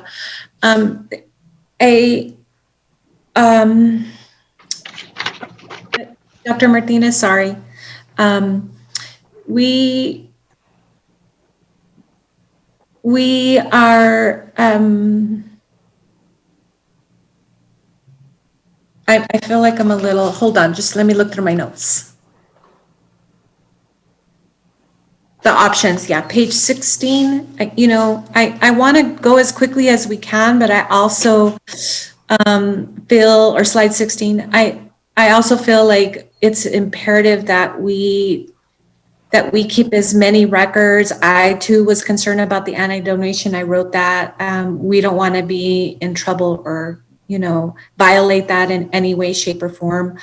And so I really wanted option 1, but I'm also thinking that maybe it sounds like you have some, feelers out with DFA and some conversations and whatnot. But I'm also wondering if we can use, lobbyists like Larry Haran and or our constituent liaison Victor there at the governor's office to really just speak in terms of our concerns and sort of the additional pitfalls or barriers, maybe not because they want to, but because that's just what DFA is doing. It just seems a little ambiguous, right? Like, okay, they might reject the reimbursement, but who knows really as per their evaluation. Well, can you give examples? I don't know if you've had, that kind of dialogue. It just feels a little ambiguous and a little concerning. And so just using our supports there and our resources to push, right, to be able to, just get some better, direction from them and have them outline a little more clearly for us would be really helpful. The other thing is along the lines of Councilor Bencomo, and I appreciate these the information about extraordinary leave and not being able to use that. I am concerned about our workforce, especially our first responders working overtime without being able to take some of this time off. I like the idea of the the temporary workers. That's a great suggestion. But we all know administratively that people who are working 50, 60 upwards to 70, 80 hours per week, it doesn't go very far. Burnout, that kind of thing. So it leads me to the conversations that we've been having, or that we had at least one time, about the mental health days. I know that this is going to come to our health policy review committee, but if I know if I have gathered anything, is COVID has really strained our people as it relates to mental health, and I couldn't even imagine some of the situations that our first responders and others are finding themselves in, especially early on in the pandemic, where we were, unaware of what the repercussion or consequences would be, and just putting a lot of our employees on the line, right, to ensure that we are maintaining our services. So I'm hoping that that we could look at some of this funding to fund our mental health days, those opportunities for folks to take a mental health break, right, day, because of COVID. And this might be a great opportunity to speak to that with the funding that we have received. And I guess with that, that's all I have for now. Thank you, Mayor. Okay, thank you. Councilor Vasquez. Thank you, Mayor. Thank you to my colleagues for asking some really great questions. I'll try not to extend this too long. I just have a few additional questions. This one perhaps for Dr. Martinez. So in terms of the autonomy that the city has on setting up this, this program here locally, is it just the scoring matrix and the award amounts that we really have control over to distribute these funds? Or do we also have some leniency or some leeway in creating what qualifies as a qualified expense due to hardship? Mr. Mayor, Councilor Vasquez, it is the option one you mentioned. The eligible expenses, we could be more specific, but we could not broadening the categories. So the categories that we have some flexibility are those captured in the matrix. And then whether another option that some communities are going for is just receiving first come, first serve and dispersing as such, or just having a flat amount across the board versus evaluating level of hardship. So those are the elements with some flexibility. Unfortunately, the eligible expenses is not one of them. Okay. So on the eligible expenses, Dr. Martinez, you mentioned, things like outdoor patio equipment, cleaning products, maybe the purchase of special software to do work remotely, purchase of any special equipment. Is the hiring of additional staff, like for cleaning or like janitorial services or anything like that, is that included in there too? Mr. Mayor, Councilor Vasquez, I'll read again the eligible expenses that were defined within CARES Act.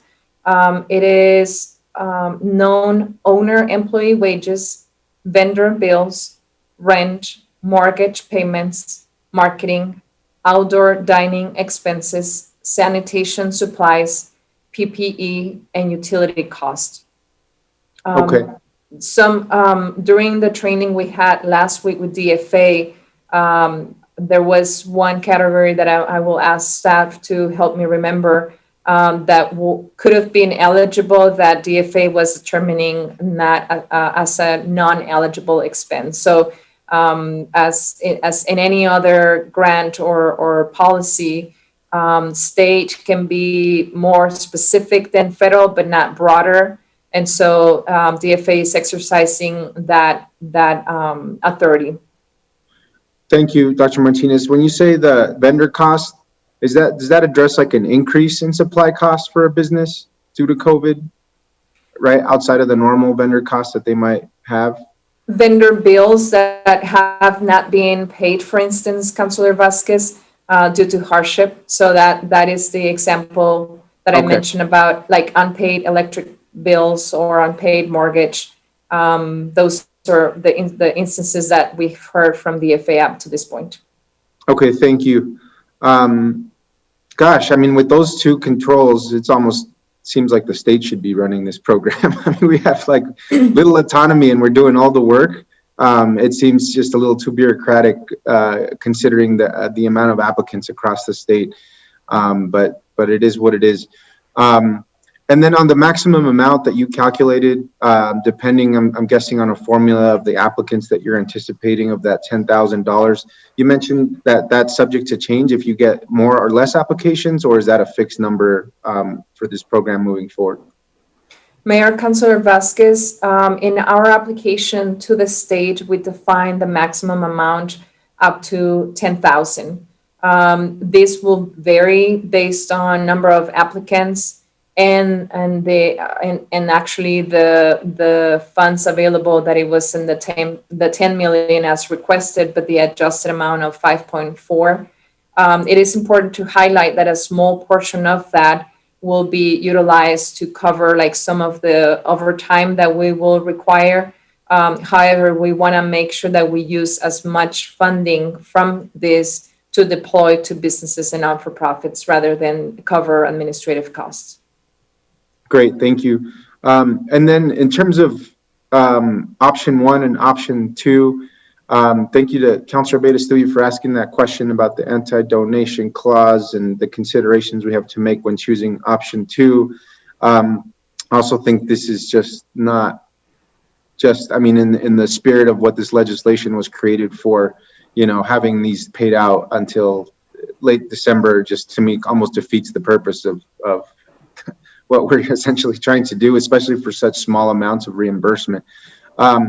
Is there legally, you know, is there any way that we could go with option 2 with a caveat in the application process that says that if a business is not truthful about their expenses in a way that would make the city liable for not being covered, that they would have to return that money to the city so that we could get these payments out faster?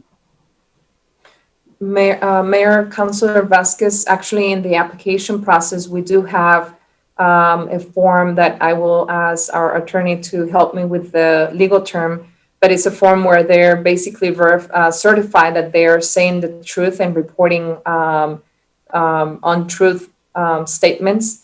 And that was how we were approaching this to making sure that we were following CARES Act from the federal government.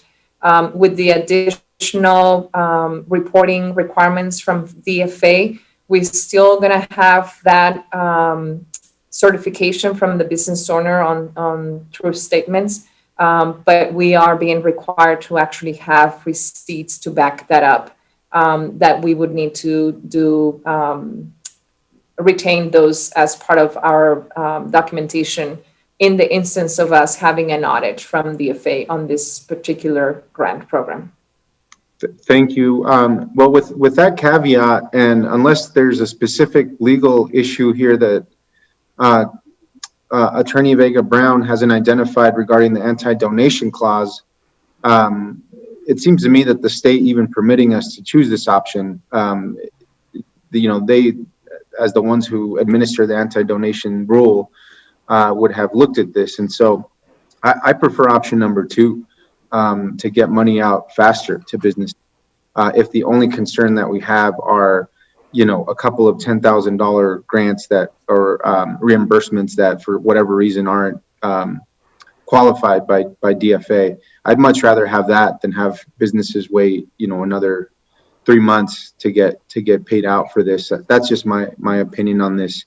Don't know if other councilors would consider that. And then 2 more quick questions. Where is there any other place, Dr. Martinez, in which you would anticipate that businesses would have any issues, significant issues submitting this application or completing this application other than documentation, as you mentioned, of expenses? Mayor, Councilor Vasquez, I believe the documentation would be the heavy lifting, and this is not based on the comments that we received from other participating in other programs, businesses going through like the PPP loan and those items. But like I mentioned before, I think it's really important that businesses do not wait for these funds to be dispersed to them. Even if it was $10,000 for each, we have current programs that can support them right now. And that will be not only good for the crisis that we're going through right now, but that would be knowledge and expansion of their markets that would last for recovery. And so that's an additional item that I will ask businesses to consider, to reach out for alternatives on how they can expand to new markets, online presence for them to expand onto those opportunities as well. Gotcha. Thank you, Dr. Martinez. That's a great point, and thanks for thinking of that. Lastly, the other question is for the other fund as part of this CARES Act money, in particular to Councilor Bencomo's question about returning this money to the Telshore Fund for reimbursement for past expenses versus creating new programs or new sources of funding to alleviate some of our community needs.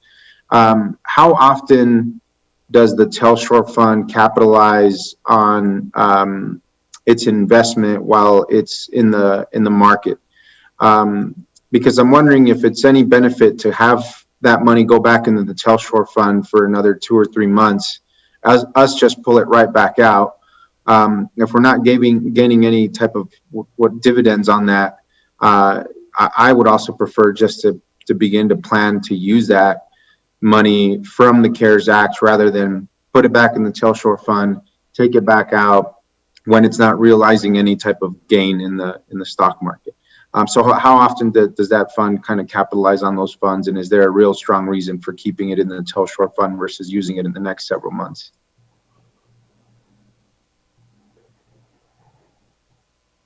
And that question is for anyone that has knowledge of how the Telshore Fund, or how often we receive dividends from that. Councilor Vasquez, I think that fund is, we use the state's investment, kind of piggyback with them. And I think where the returns are done quarterly, but, okay. But I also know that even what they refer to as petty cash in the city, no funds go literally overnight without earning some money at all, even though it's minuscule today. So what I'm trying to say is that's usually usually that's the city's position, that they, you don't just keep hundreds of thousands of dollars sitting there and without earning something.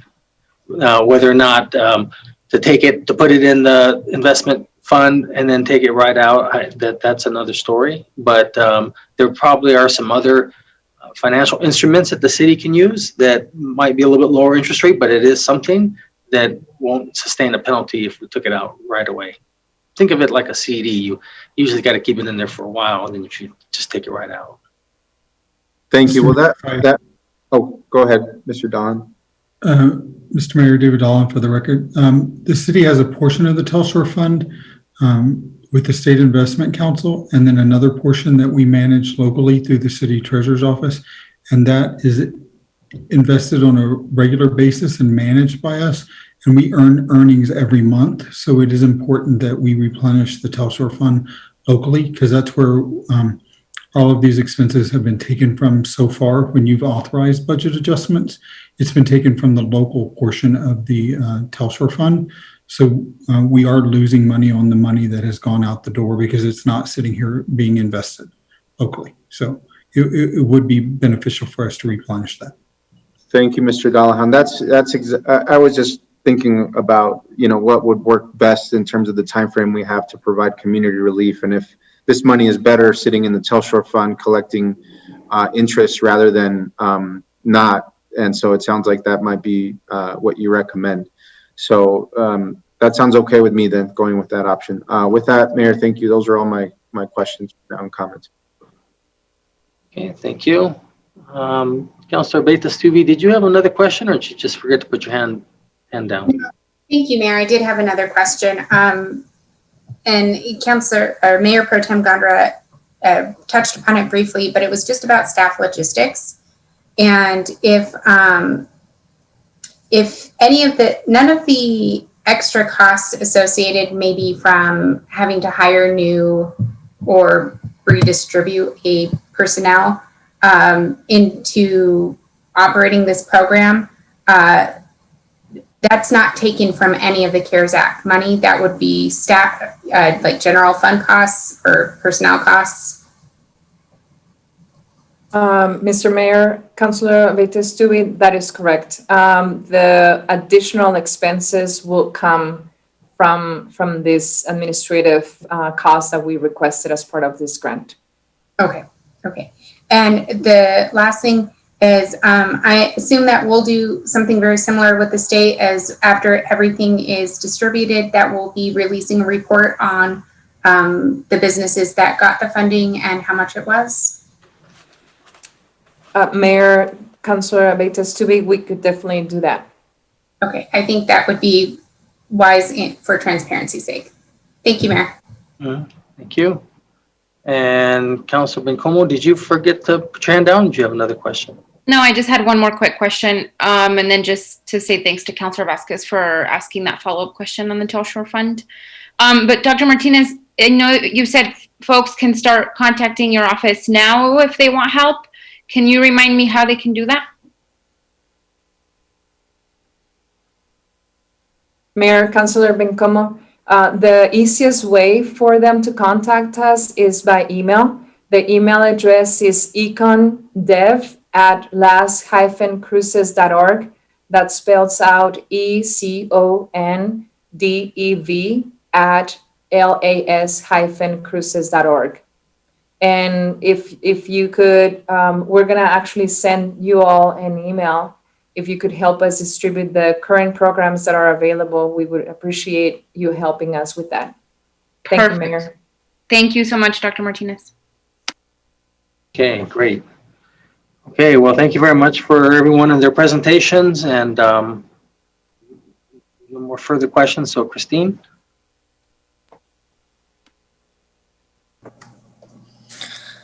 This is on the motion to approve Resolution 21-055. Counselor Veitestubi? Yes. Counselor Vasquez? Yes. Counselor Bencomo? Yes. Counselor Sorg? Yes. Counselor Flores? Yes. Counselor Gandara? Yes. Mayor? Yes. Okay, we're at 8.4, Resolution 21-056. Need a motion second. So moved, Veitestubi. Second, Councilor Vasquez. Motion made by Councilor Veitestubi, second by Councilor Vasquez. And it looks like Kathy Matthews will discuss.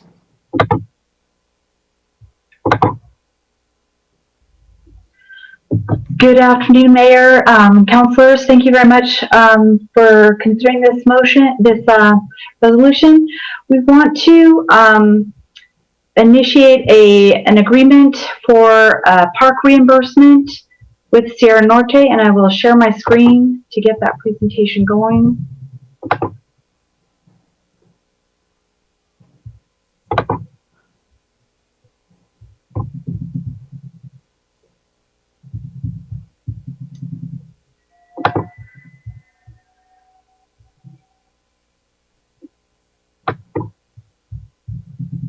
Okay, so the resolution before you today is regarding a neighborhood park at Metro Verde subdivision.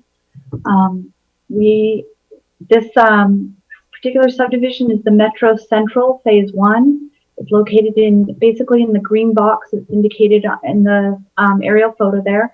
It's adjacent to Sonoma Ranch Boulevard and in general south of the Metro Verde Splash Park in that neighborhood.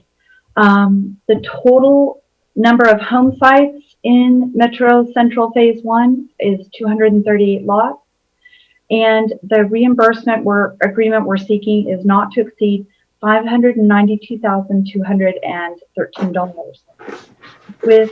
I wanted to let you know that with 238 lots in the subdivision, the park impact fees that will be realized from those lots amounts to $618,800. So the reimbursement is slightly less than the total park impact fees that are to be collected. The general location of the park sites within the Metro Central Phase 1 subdivision is as indicated in this green box.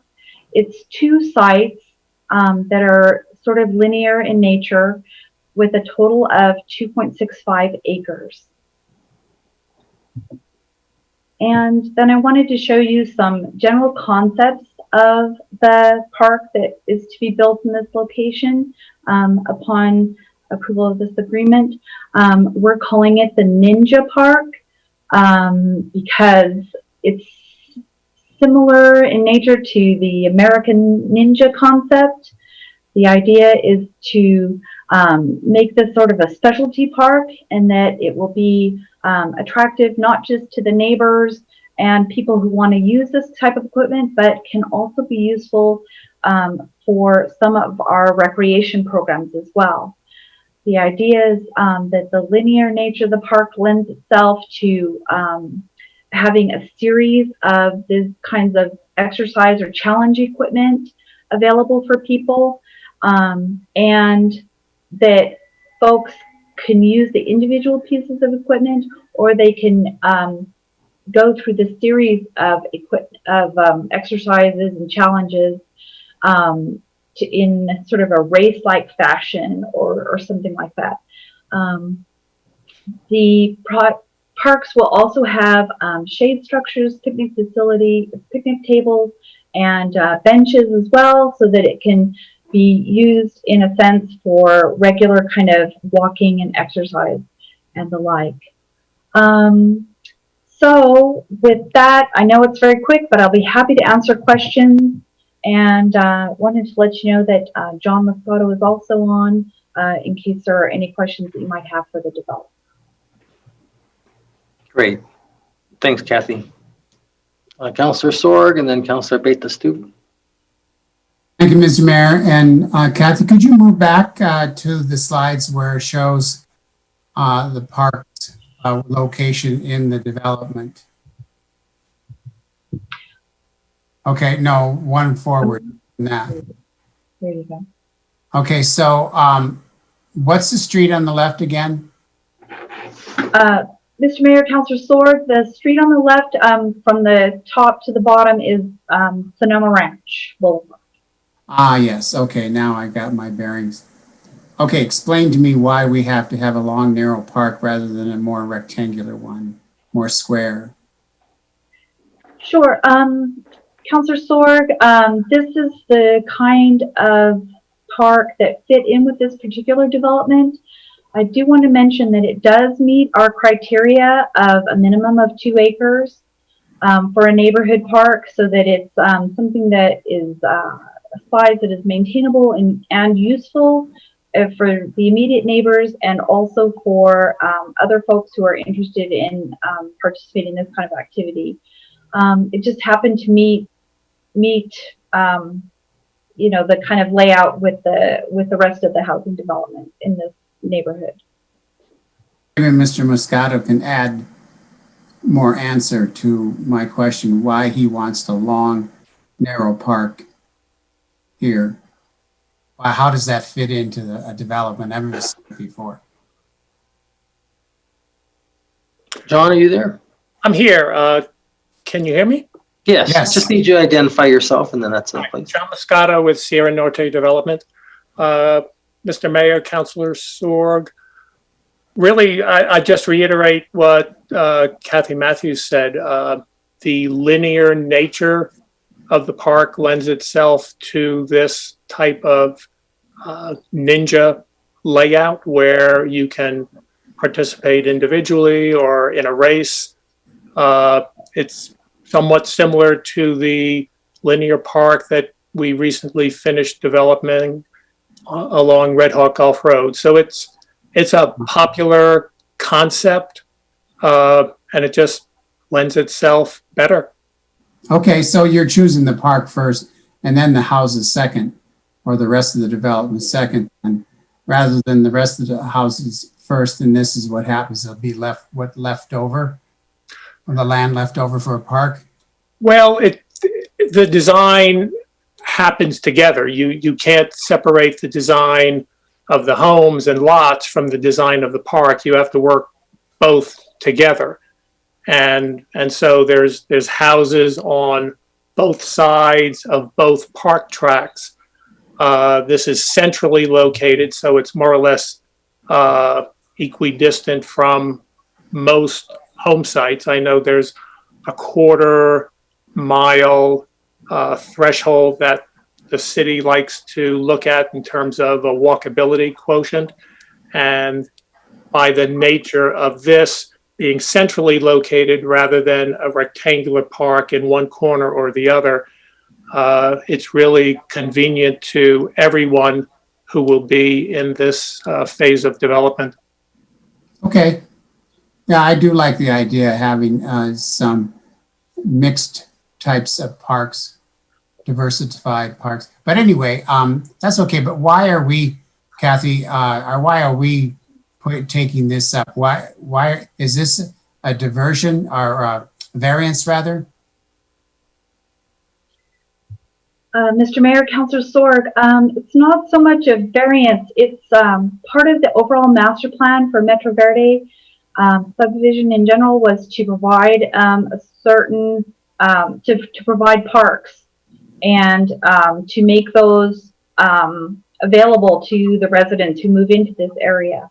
So we're working very closely with the folks at Sierra Norte and Mr. Moscato to make sure that those parks are, like he mentioned, located typically within a quarter-mile walking distance from most residences, that they fit with other programs that Parks and Rec is running, namely our recreation programs, and that they suit the needs of the city as based on our master plan. And I think you misunderstood me, Kathy. I mean, maybe I did. Do we have to have this resolution for him to build this park? If he didn't pass the resolution, would the park not be able to be built? Mr. Mayor, Councilor Sorg, this resolution is an agreement to reimburse the developer from the park impact fees. So basically, it's approving expenditure of park impact fees to build this park. Yeah, but Kathy, we've done that with many of his parks without a resolution, I don't think, have we? Or have we always done a resolution? Mr. Mayor. Yes, David Dalahan. This is David Dalahan. Mr. Mayor, Councilor Sorg, with not in any recent history, but all of the agreements for any reimbursements for Mr. Moscato and Sierra Norte do need to come to you because it's related to an expenditure of city funds for through a partnership effort.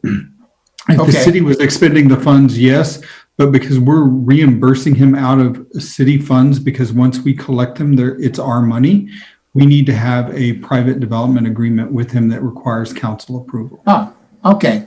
Thank you, David. Thank you, Catherine. And thank you, Mr. Moscato. I'm fine, thank you, Mr. Mayor. Councilor Beta Stubi. Thank you, Mayor. Thank you, Kathy, and thank you, Mr. Moscato. I know of a lot of, I'm going to say, upper elementary schoolers and middle schoolers that are going to be really excited about this American Ninja inspired course. And so I hope that it is going to be able to handle that type of wear and tear, shall we say.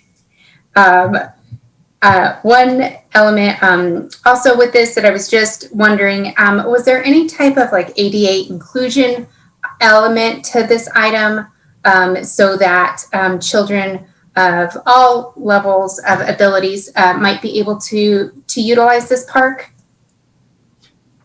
Mr. Mayor, Councilor Beta Stuve, yes, the overall park and the trail are ADA compliant, so definitely the trail is accessible.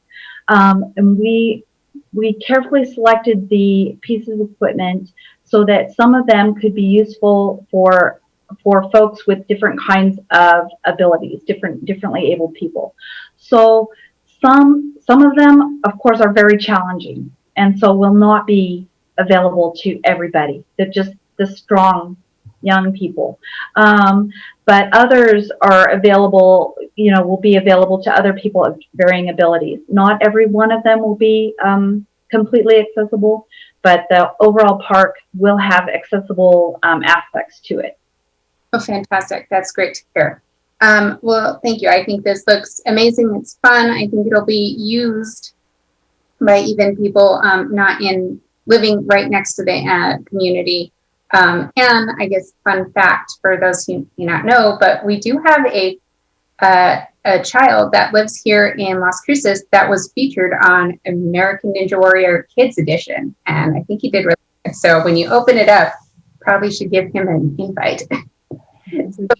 Much, and thank you, Mayor. Yeah, good idea. Okay, great. Well, thank you very much for that. Thank you very much, John. And with that, Christine. This is on the motion to approve Resolution 21-056. Councilor Beta-Stuvey? Yes. Councilor Vasquez? Yes. Councilor Bencomo? Yes. Councilor Sorg? Yes. Councilor Flores? Yes. Councilor Ganara? Yes. Mayor? Yes. Okay, we're at 8.5, Resolution 21-057. Move to approve. Need a second? Second by Flores. Second by Flores. And it looks like Viola Perea will be discussing. Hey, good afternoon, Mr. Mayor, councilors. Viola Perea with the city's Internal Audit Office. And today I'm going to be presenting our FY21 Annual Internal Audit Plan. So I will share my screen with you now.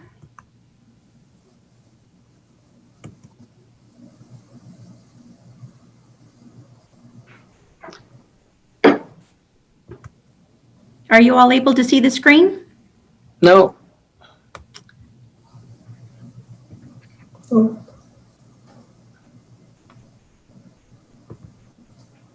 Hey, Councilor Flores, are you slipping or did you move the picture up? Because remember how I'm before. shrinking. I'm shrinking. Yeah. I'm the shrinking violet here. There. How about now? Are you all able to see the screen? Yes, we can see it now. Yes. Okay.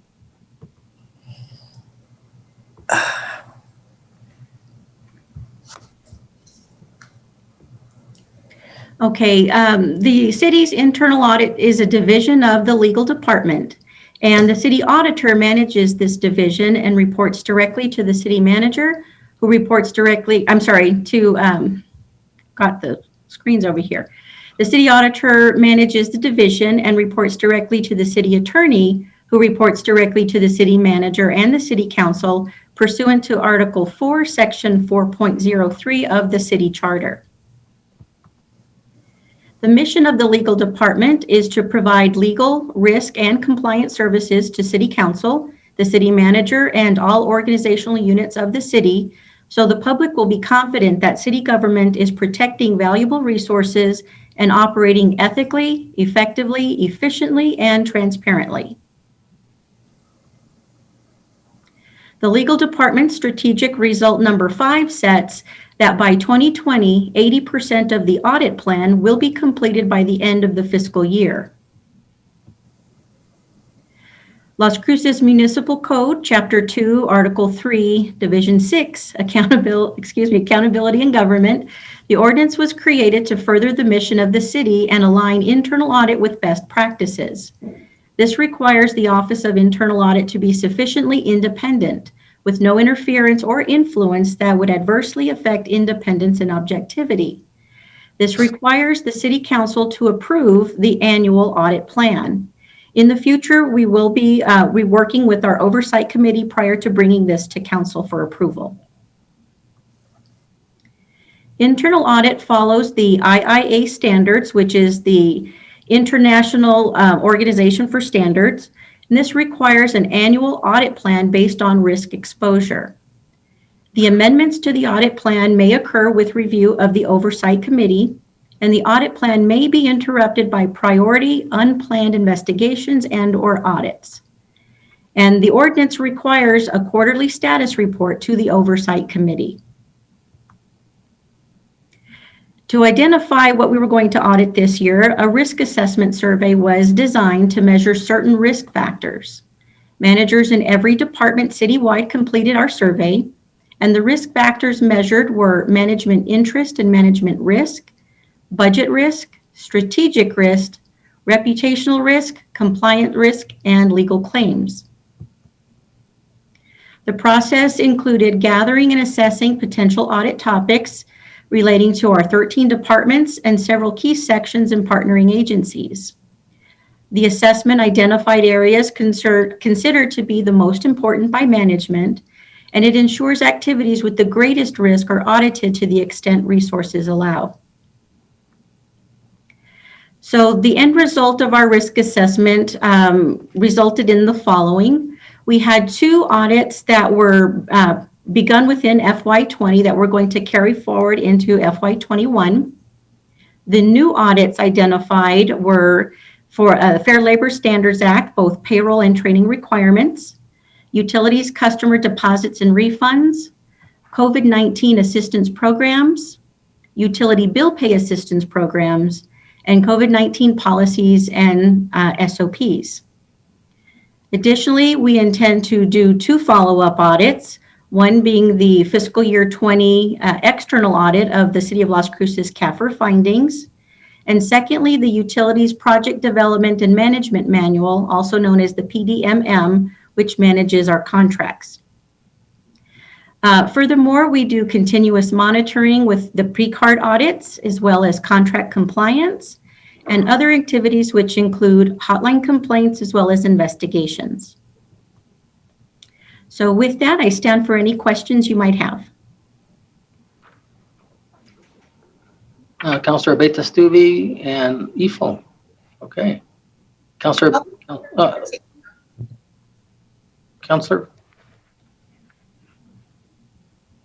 Abeyta-Stube. I'd like to defer to Mr. Peely to hear. Oh, okay, sure. Ifo, you're up. Thank you, Mr. Mayor and Council. You'll find that I'm going to try not to speak in these public meetings unless spoken to. But I apologize for interjecting here. I just want to say, as a brand new city manager, I felt an obligation to give my stamp here. I know this was prepared before I got here, but I did have an opportunity to review this plan with Mr. Maestas, and I'm very confident in the scope and confident in the qualifications of our staff. It's a lot of work. They have ahead of them, but I'm very confident in their abilities and what they're able to produce. But yeah, I just felt like in case anyone's wondering, I've been asked by the media, I've been asked by, people have emailed me about my position with financial stability, and I just feel like an obligation to say that I also have this stamp of approval again, although it was approved and prepared before I got here. I also concur with the scope and everything that's been presented. Very good. Ifo, we appreciate that. And staff does a great job, and this is a really important part. It's keeps track of the money, and so good. Councilor Abeyta-Stube. Thanks, Ifo. Thank you, Mayor, and thank you, Mr. Peely, for those comments. I did have a question on, do we currently have vacancies in this department? And if so, how, what's the scope are we expected for those vacancies to stay open for?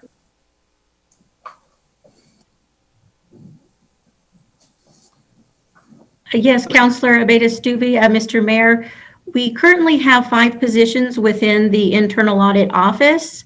3 of them are currently vacant, and 1 will be vacant as of this Friday. It's myself and 1 other internal auditor. She gave notice last week. Friday is her last day.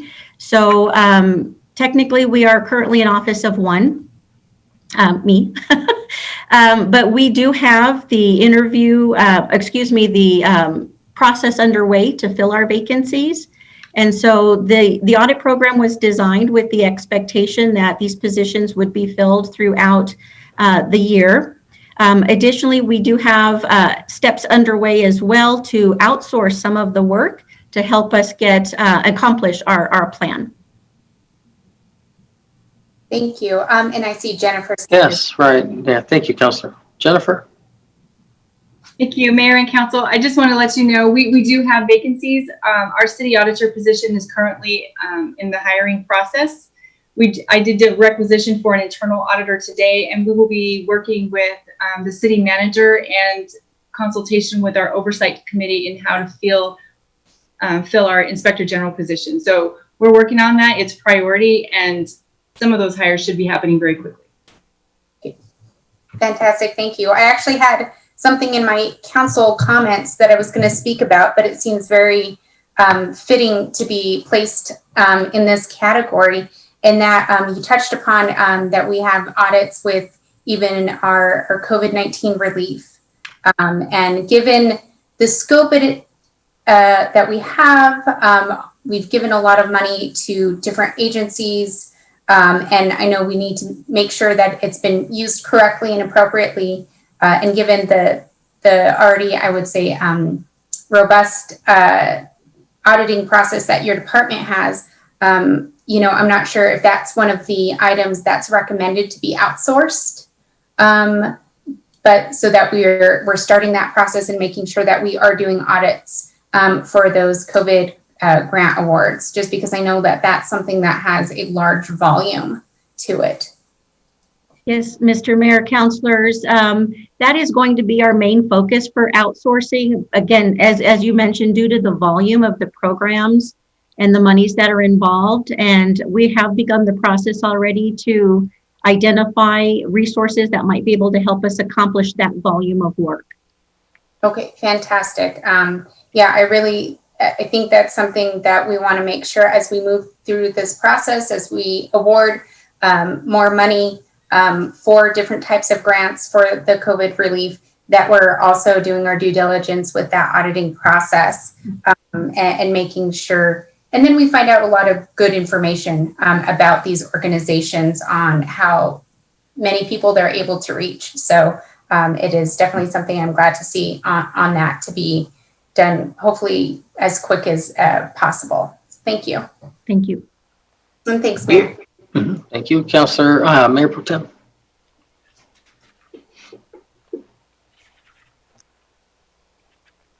Yeah, thank you for the presentation, Viola. Very thorough. I think this is really important. I'm saddened that you are a person of one, but confident that in working with Jennifer Vega Brown and contracting out, that we can start moving through this process expeditiously.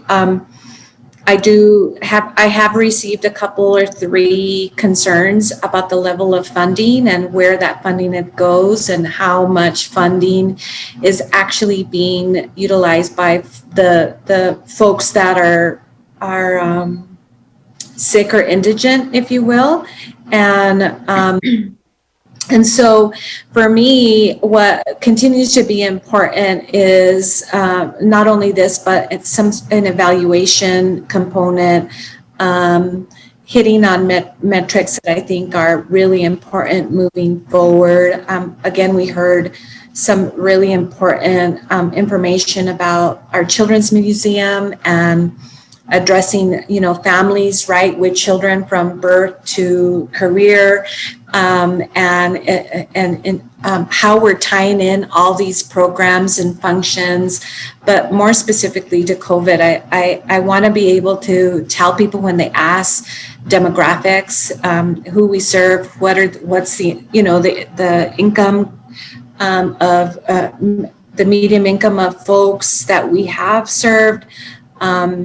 Things that I think are really important. And I know that, not quite sure that, Viola, this falls within your purview, but it to me is really important. I did receive the Excel spreadsheet with the numbers of nonprofits and the data, right, supporting the amount of money that we have served. But again, I find it that before we distribute that information, I'd love to see some metrics that we can actually follow, through this process. I think we'll be better for it.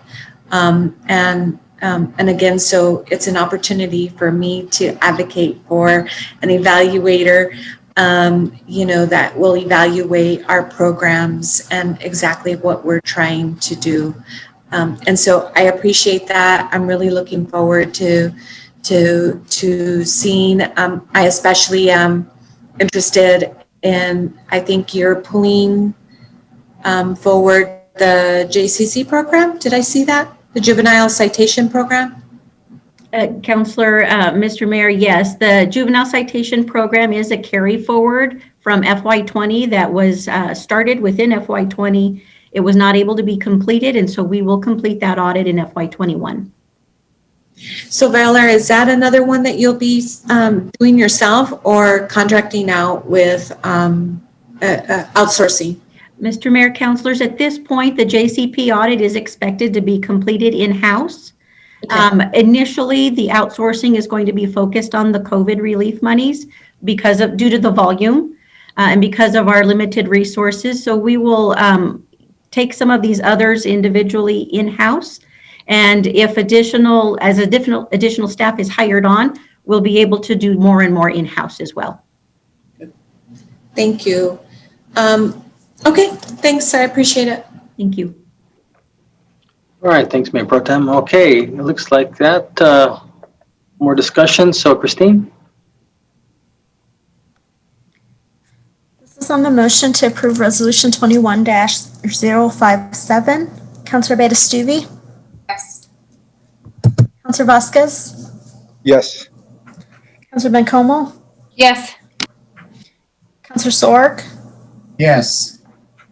Councilor Flores? Yes. Councilor Gandara? Yes. Mayor? Yes. Okay, next is 8.6, Council Bill number 21-019, ordinance number 2952. Motion second, please. So moved. Bencomo. Second, Councilor Vasquez. Okay, motion made by Councilor Bencomo, second by Councilor Vasquez and Rob Cabello. Looks like you're going to discuss. Mayor, Council, yes, Robert Cabello on behalf of legal.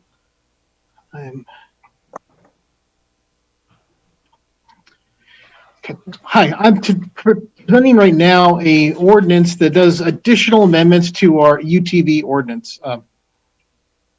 Just to do a recap, back on March 2nd, council amended the 7-9 ordinance, which allowed UTV vehicles to be driven on city streets. On June 1st, Mr. Dullahan presented an ordinance which was approved by council that amended the definitions of UTVs and also enumerated prohibited areas where UTVs cannot be driven in the cities, and also firmed up the requirements for permits, sticker permits for the city UTVs. So I'm hearing, after we're talking to LCPD, I'm making a few more proposals, some more changes. They're very minor changes on section D4C, getting rid of the speed limitation right there. And the reason why it's simple as this. On page 228 of your packet, on letter H, there's already a speed limit that already says the speed limit for UTV vehicles will be 45 miles per hour or the posted speed limit, whichever is less. As the definition stands right now, since it's in the definition section, it basically says it eliminates definition of UTVs, vehicles that can go 45 miles per hour. And speaking with the police, I found that a number of these UTVs are actually capable of driving more than 45 miles per hour. So as it stands right now, the definition actually cuts out a number of UTVs. This would eliminate that problem. The second change would be on the same section, D4E, the engine displacement definition. It says less than 1,000 cubic centimeters. It's a minor change to equal to or less than 1,000 cubic centimeters. This is just the size of the engine, the displacement of the engine. And those are all the changes. I'll open up the questions. Okay, thanks, Rob. Before I do, let me just read this letter from a member of the public from Donovan Bailey. It says, Dear Las Cruces City Council, after reading the Las Cruces Sun News this morning and hearing, this was dated on the, oh, what was this morning? It was this morning. And hearing that you'll be discussing UTV definitions this morning in the council meeting, I am taking this opportunity to write to note my strong feelings on the topic. I have been deeply disappointed by the council's decision to legalize UTVs on city streets, and it is clear that the decision has made a major impact on the safety and quality of life in and around Las Cruces. This is now my #1 topic that will affect my voting and activism decisions in the future. I live on the edge of the city/county, but in the city, and since the legalization of UTVs on city streets, there has been a massive explosion in their presence and use. I see the vast majority without a license, many driven at high speeds through our city neighborhood without a license plate at all. Driving at high speeds along Stern Drive 55 plus, drunk drivers trying to go up my driveway, accidents in the arroyo behind my house. I have verbally ended up in significant arguments with ATV users, she probably means UTV users, one in my own driveway with a 2 drunk high UTV user at 6 a.m. on Mother's Day morning with their stereo blazing. The only thing stopping an altercation on my own property was my large dog keeping the 2 intruders at bay. Another almost being run over by a UTV driver in the arroyo behind my house while walking. Many other unpleasant interactions in the city and surrounding county as the UTV drivers seem to have no rules whatsoever that govern their use and behavior. I have yet to see a single UTV pulled over by police, city or sheriff in the city, even without a license, driving 60 plus down Stern Drive, doing racing laps around my neighborhood, etc. The explosion of UTVs from the city also affect our county massively. I urge you to speak to BLM staff and the impacts that they are seeing on our beautiful national monument. The impacts are significant and 100% correlated with the legalization on city streets. I have spoken to many city and county residents who are seeing what I am seeing and who are deeply dismayed by the developments. This is a big issue on the rise. I know UTVs are population and affects how you might vote. But sometimes you, our leaders, need to make decisions that positively influence the quality of life, health, and safety that many may not entirely popular. Do you want to be in a city in which large numbers of people drive around in largely unregulated UTVs? That seems to be where we are headed. Will this make Las Cruces, the city and surrounding area, the one that you strive to develop and support? Will the degradation of our natural environment be on your hands after all this wonderful work that has been done to attract tourists to this beautiful place? Thank you for listening, Donovan Bailey. Okay. Any other comments or questions? Councilor Bate, you change your mind, Councilor? No, that's fine. I was going to say, do we have any data on how many citations have needed to be issued since the start of our change? I don't know if Chief Dominguez, are you available, Chief? And if so, do you have anything you'd like to share? Mayor, Councilor, we do have those stats, but I would have to go back and get with staff to get the correct stats so I can provide you some accurate information. Okay, that's fine. That might be just something for us in the future to know about. Okay, thank you for that. Councilor Flores?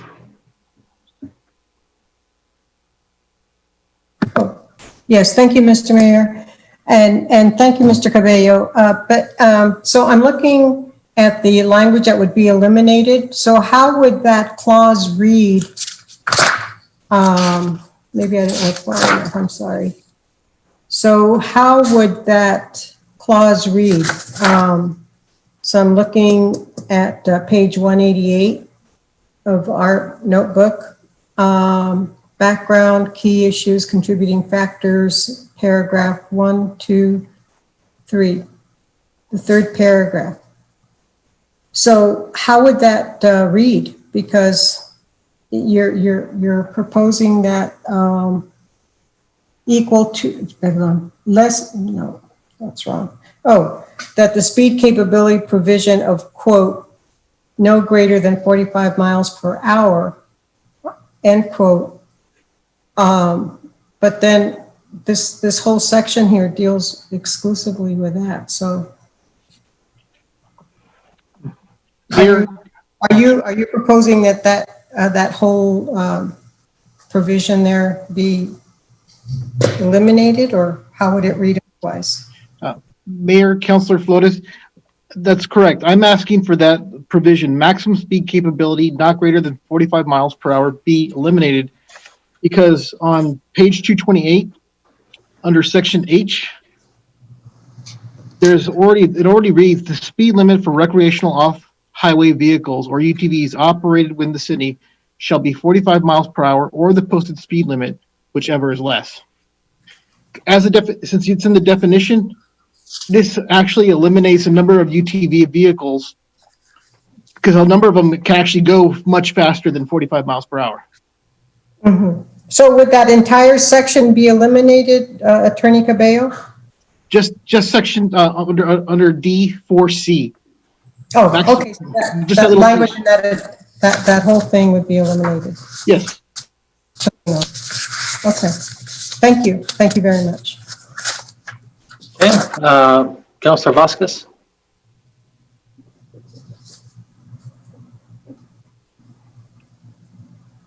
You're muted, Councilor.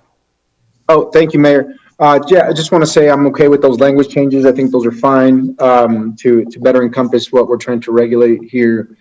And wanted to comment on the public comment there. You know, I think in a couple of months we should review where we're at with this ordinance. And I think having the appropriate data from our Las Cruces Police Department, but perhaps even inviting our partners at the Bureau of Land Management to share the data that they have on illegal off-road use in the monument in particular, would give us a good picture of, if we're causing a significant harm to our community as a result of having these the UTVs on the street, then we should look at that. The reason I say that is, I am all for responsible use of these vehicles, but so this, thus far I only hear negative stories from folks and all across the district, in addition to experience some of those myself personally. So I just wanted to say that as it pertains to this topic. I think, maybe in at the 6-month period or year period or whatever it is on this ordinance, that we should take a look at this again. So thank you, Mayor. Mm-hmm. Thank you. All right. Looks like that's about it. So, Mayor, yes, Rob. Mayor, Council, I just remembered, I do have to make one amendment. When I originally drafted this, I used the wrong Exhibit A. The correct Exhibit A is now inside the packet from 226 to 229. That's just the only thing that has to make a change. So what you're saying is the one that if we were to pull up on our or is it's correct now online? It's correct. Can I get a motion a second to correct that exhibit, an amendment, please? So moved by Flores. Second, Abeta Stuvey. A motion made by Councilor Flores, second by Abeta Stuvey to correct the exhibit as presented, which has now been corrected. Christine, on the amendment? This is on the motion to amend ordinance 2952 to correct Exhibit A that has been presented. Councilor Abeta Stuvey? Yes. Councilor Vasquez? Yes. Councilor Bencomo? Yes. Councilor Sorg? Yes. Councilor Flores? Yes. Councilor Gondara? Yes. Mayor, Yes. Okay, now we're back on the main motion, so no further comments? Okay, Christine? this is on the motion to approve ordinance 2952 as amended. Counselor Beta Stuvi, Yes. Counselor Vasquez, Yes. Counselor Bencomo, Yes. Counselor Sorg, Yes. Counselor Flores, Yes. Counselor Gandara, Yes. Mayor, Yes. All right, through that. Okay, now we have one board appointment. Patricia Gallegos to the Library Board, appointed by Counselor Tessa Abeta Stuvi. Almost forgot your first name there, Counselor. Just used to call you Abeta Stuvi. Okay, so that's that one appointment there. Now we're going to go to notice of proposed ordinances. There'll be no public discussion. A counselor may Mayor. ask that. I'm sorry. I believe there's 2 other appointments. Oh, that's right. Just checking to see if you're paying attention there. All right, Beth, now this one I'm going to need a motion and a second. So to the Quality of Life PRC, going to need a motion and a second to appoint Dr. Marlena Fraun. I can't pronounce that. Fraun, F-R-A-U-N-E. A motion and a second, please. So moved. I'll second it. Counselor. Motion made by Counselor Beta Stuvi. Who made the motion? Counselor Sword. Oh, you made the motion? I made the second. Yeah, you made the second. Who made the motion? I made the motion, Mayor. Abeta Oh. It wasn't your daughter, it was you. No. She's setting this one out. Okay, good. All right, so motion made by Counselor Beta Stuvi, second by Counselor Sword. Christine? This is on the motion to appoint Dr. Marlena Fraun to the Quality of Life PRC. Counselor Beta Stuvi, Yes. Counselor Vasquez, Yes. Counselor Bencomo, Yes. Counselor Sorg, Yes. Counselor Flores, Yes. Counselor Gandara, Yes. Mayor, Yes, yes. Okay, next one is appointing Diego Medina to the Quality of Life PRC. Motion a second, please. So moved. Second. Okay, motion made by Counselor Sorg, second by Counselor Beta Stuvi. Christine? this is on the motion to appoint Diego Medina to the Quality of Life PRC. Counselor Beta Stuvi, Yes. Counselor Vasquez, Yes. Counselor Bencomo, Yes. Counselor Sorg, Yes. Counselor Flores, Yes. Counselor Gandara, Yes. Mayor, Yes. Mayor, may I ask a question? Yes. We used to get a cue sheet, but is that still being emailed out? I get it. I have one. I don't know if you get one. I don't remember getting one. Oh, I okay. We'll just make sure you guys all get it. I just took it for granted you did. No, but we used to get them. Yeah, Just a- oh yeah, sure. Yeah, that's, okay. All right. Let's see, now we're going to go to notice of proposed ordinances. And Counselor may ask staff for clarification on proposed ordinance. Item 10.1, which is Council Bill number 21-020, ordinance number 2953.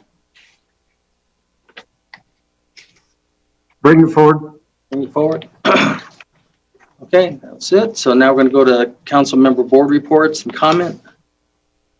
Just a reminder for those that are watching on TV. So tomorrow we're going to have a couple of public hearings, one at 8:30 in the morning to 10 o'clock. That's going to be for employers to chime in on the minimum wage, possible changes or what they think about that. And then from 10:15 to 11:45, going to be the employees have a chance to talk about that. Second, I guess it was last week at our work session when we were discussing this, I interrupted Mayor Pro Tem Gandara, and I'm sorry for doing that. I apologize. I didn't let you finish, and just wanted to tell you I'm sorry about that. Let's see. Next is the Daniel Hernandez report. I don't know if you've had a chance to look at it.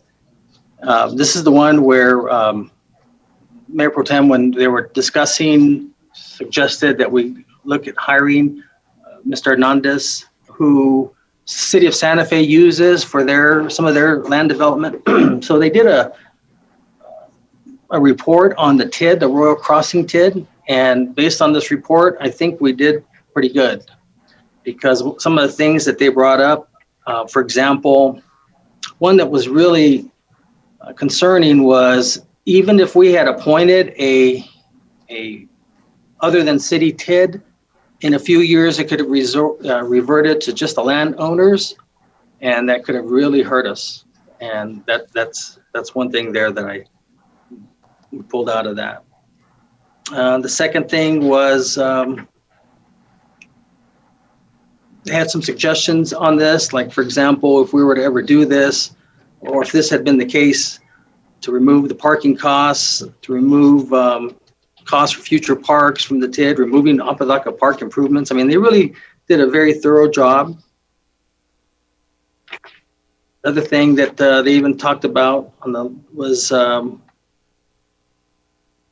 removing they questioned the inclusion of O&M costs, and I just wanted to, I remember Councilor Sorg specifically asking them, and Mr. Weigert that was a quick no. He didn't want to do it. So I just what I was thinking is, maybe in the near future, we can use this document as a work session item and kind of go through it and see some of the flaws that TIDs are allowed to do when it's not a city-run TID. I think it would be a good exercise to get an idea, well, for future, because if this comes up again, now we'll know a little bit more what to look for. And I think that is something there that, like, for example, they don't have, according to other state statutes that focus on economic development, New Mexico's has no specific performance requirements. And that was one of the things that was brought up to Mr. Weigert, was whether or not we could put a performance measure on there before we start reimbursing for a cost. And that appeared to be the deal breaker. And so I think, and we're not in a big hurry, but I think this would be a good exercise to have, to look and see exactly what Daniel Hernandez and Dana Belzer came up with. So, okay, that's, I got some not so great news. Turns out that Miss Sarah Gonzalez is going to be leaving us for the private sector.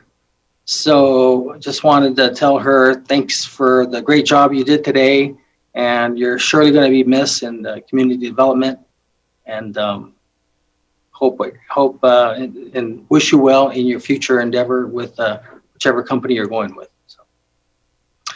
So, Mayor Pro Tem.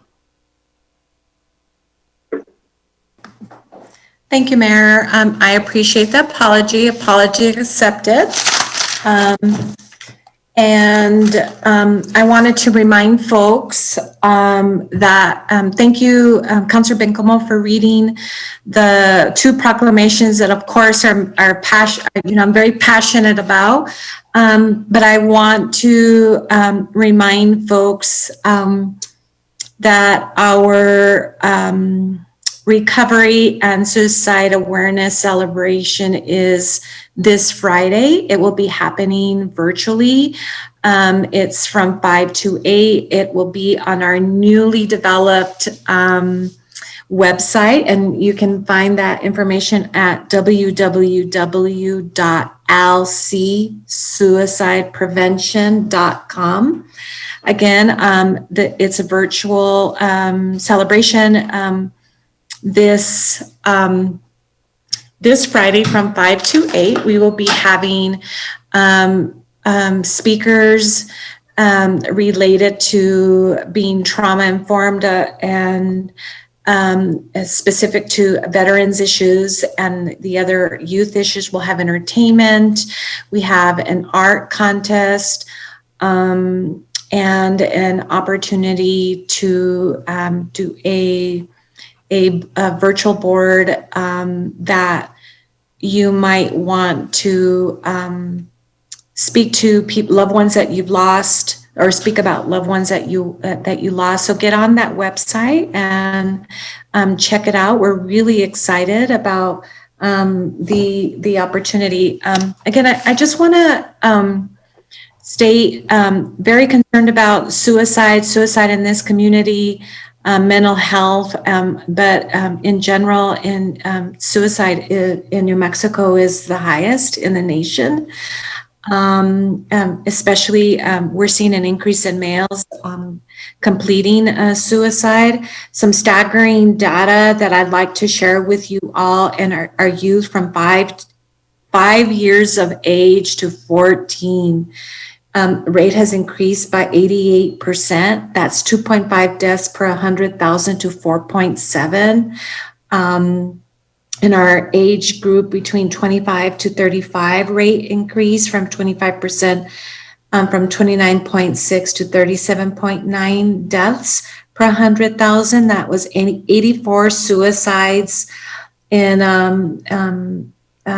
2017, and now on 108 in 2018. And so we definitely have a problem. Our suicide prevention task force has really worked and pivoted to provide training and capacity building, but more so awareness. And we're going to really start looking at developing white papers to affect policy, not only on a local, but a state and federal level. And then secondly, and really important, I've been talking a lot about this, is I would like to bring forward, Mayor, a resolution to start our public safety committee. I think that's really important. There's so much that's happening in our area, in that particular area, and I think it important. We do have it from, as you know, from the development of the PRCs. This is one committee that we haven't established yet, and I'd like to do that by resolution. Sure, that sounds good. Okay.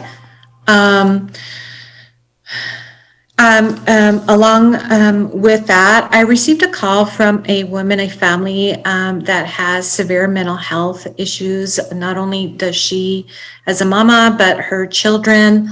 There have been some really discouraging and disappointing issues related to how, as a city, we are responding to mental health from our system, not only from law enforcement, but our community services, and it reminds me of just how much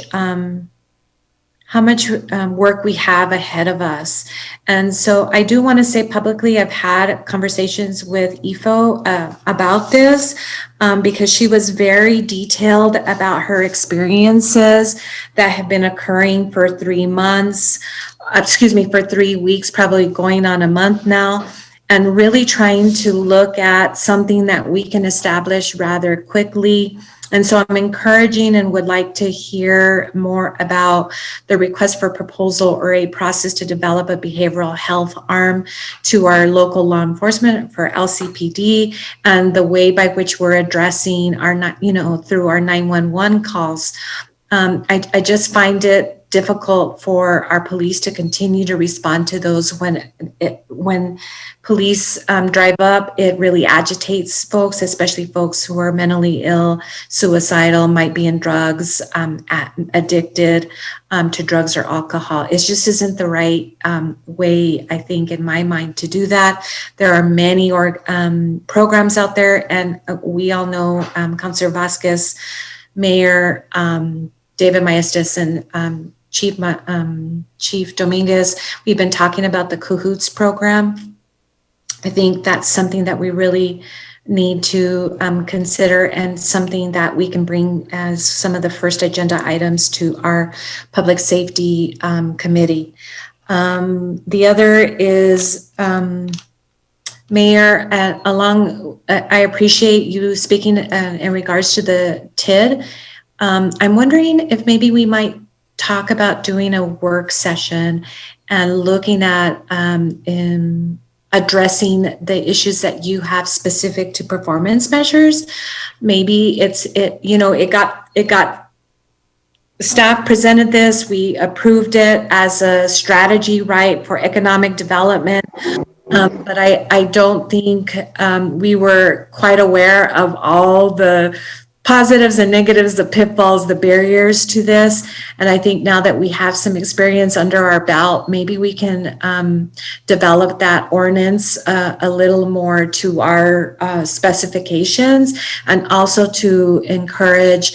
There is an individual woman that the name escapes me up north that is very versed in TIDs and has sit on boards and also provides city and county commissioners training on TIDs. And so I'd like to see that moving forward, because this won't be the first and it won't be the last time, but if we're more educated and trained up on that, we can make the right decisions for our city.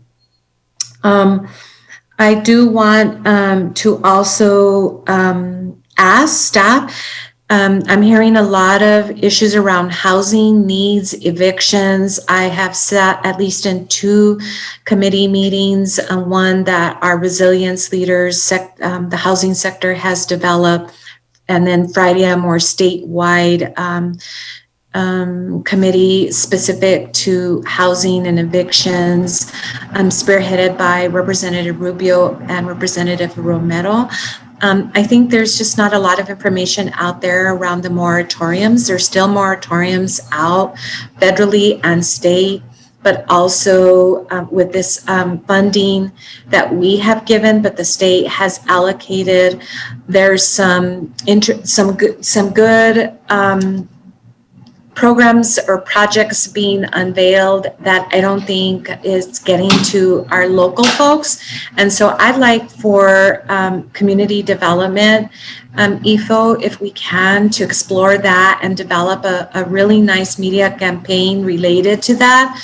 I think just the information is not getting put to our constituency, and it really needs to. We don't want to continue. We want to try to head this off as quickly as we can.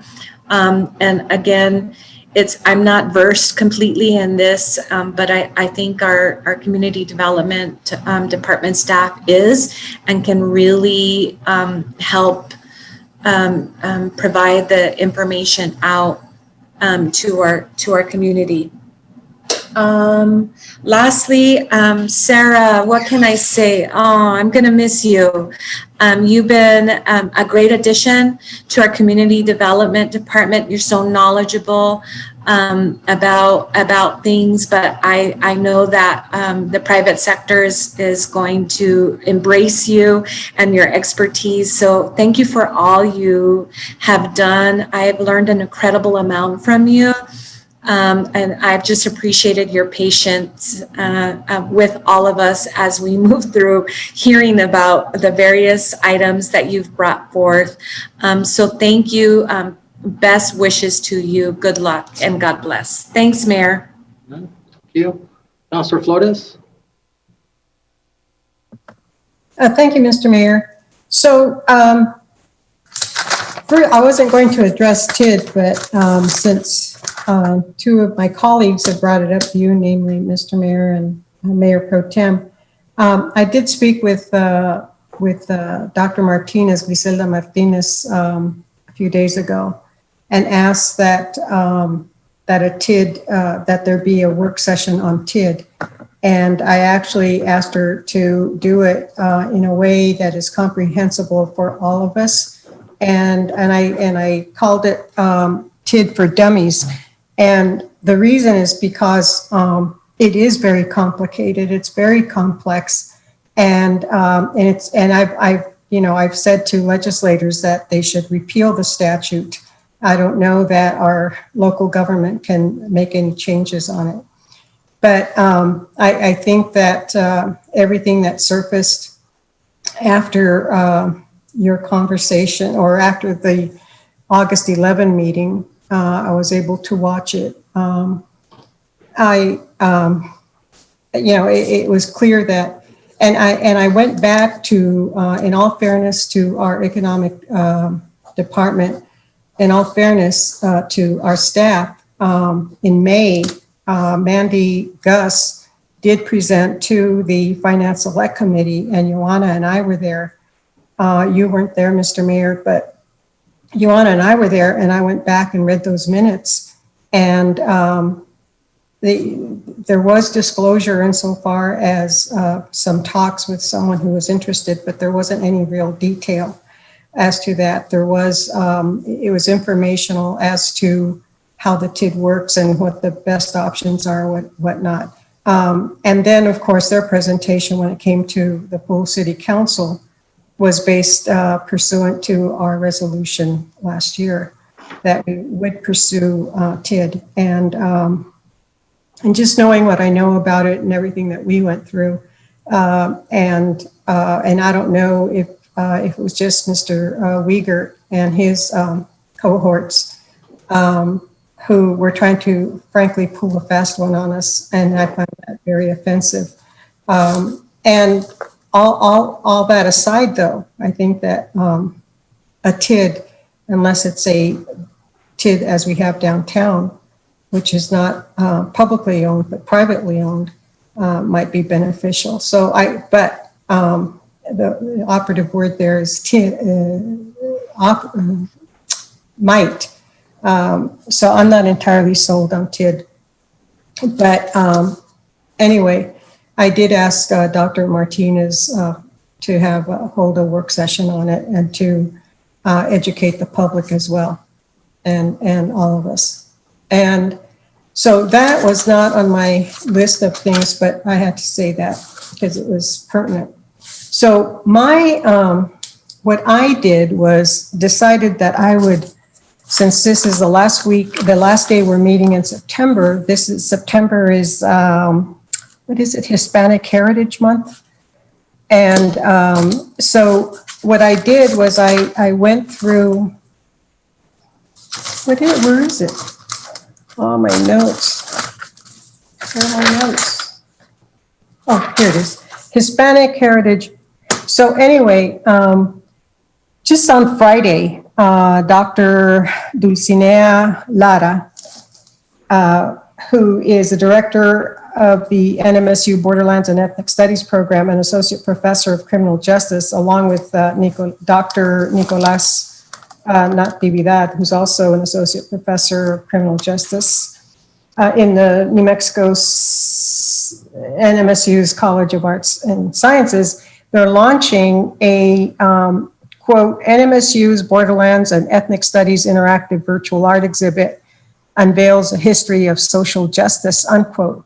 And they're doing this with the purpose to build awareness and cultural understanding of life at the US and Mexico border and allow students to examine the intersection of race, ethnicity, and gender and its impact on our community today, said Victoria Foya, who's program officer with the Kellogg Foundation, which granted $50,000 to them, to Dr. Lara and Dr. Natividad. So I just wanted to On our health insurance. up there. Anyway, so I just wanted to, just congratulate them on having been awarded this fantastic foundation money from the Kellogg Foundation, and they're wanting to do this in light of recent events surrounding global and national racial justice movements. This is a quote from Dr. Lara. Students have written to me directly asking how they can get into the program because they want to be equipped for the changing times and to learn about what it really means to decolonize and be anti-racist. And then along with that, there was a wonderful article on how there was a survey taken on how many people in New Mexico knew about the Holocaust. And amazingly enough, the percentage was pretty high, but I think that if you broke down the survey, you could see that it's a younger generation that can't even name one of the concentration camps in Europe. So all that, and there's a professor at NMSU, Andrea Orzoff, Orzoff, who teaches about the Holocaust and other instances of ethnic cleansing and genocide. So I want to thank her, and I want to thank Dr. Lara and Dr. Natividad for working on these issues that really are so ingrained in the way we live our lives and the way we perceive things. And Leon Nathker, who's the executive director of the New Mexico Holocaust Museum and Gellert Center for Education in Albuquerque, also noted that in light of the recent hate manifestations and trends, which include Nazi symbols, he mentioned that because they are of concern. So, so the other a person that I would like to recognize, who is now deceased, but we can all be grateful to her. Her name was Felicitas Gomez Mendez, and she was a woman of Puerto Rican ancestry, well, Puerto Rican, so an American citizen. And she actually, her family moved to California, Southern California, near Disneyland. And in 1945, she filed a suit in federal district court because she saw that her children had been going to schools that were a school that had been segregated. And so she took the case, and it was in federal district court, and they alleged violations of the 14th Amendment, and the ruling in 1946 favored the plaintiff, but it was appealed to the Ninth Circuit, and it favored the plaintiff, but it was taken by the defendants to they appealed. So it went to the Ninth Circuit Court of Appeals, and at the Court of Appeals, at that level, there were a lot of amicus briefs filed, amicus curiae briefs filed by the ACLU, the American Jewish Congress, the Japanese American Citizens League, and the NAACP. The NAACP's amicus brief was written by Thurgood Marshall, and the plaintiffs prevailed in 1947. At that time, Earl Warren was governor of California, and he ordered all schools to be desegregated, and that was in 1947.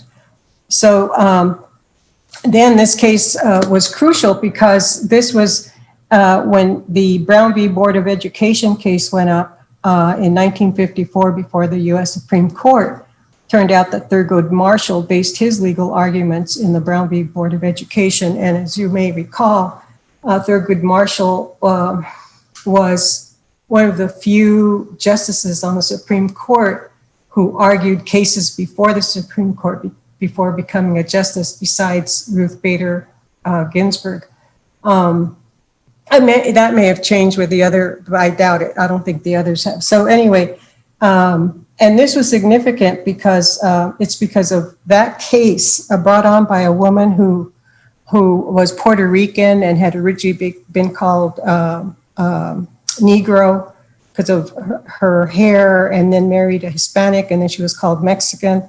And then, so that's what led the schools to be desegregated. And of course, we still have problems with that. And that's how it ties in with the project that Dr. Lara and Dr. Natividad are working on. So the next thing I'd like to bring up is I think that's it. I think, let me see. Mine's wide dry.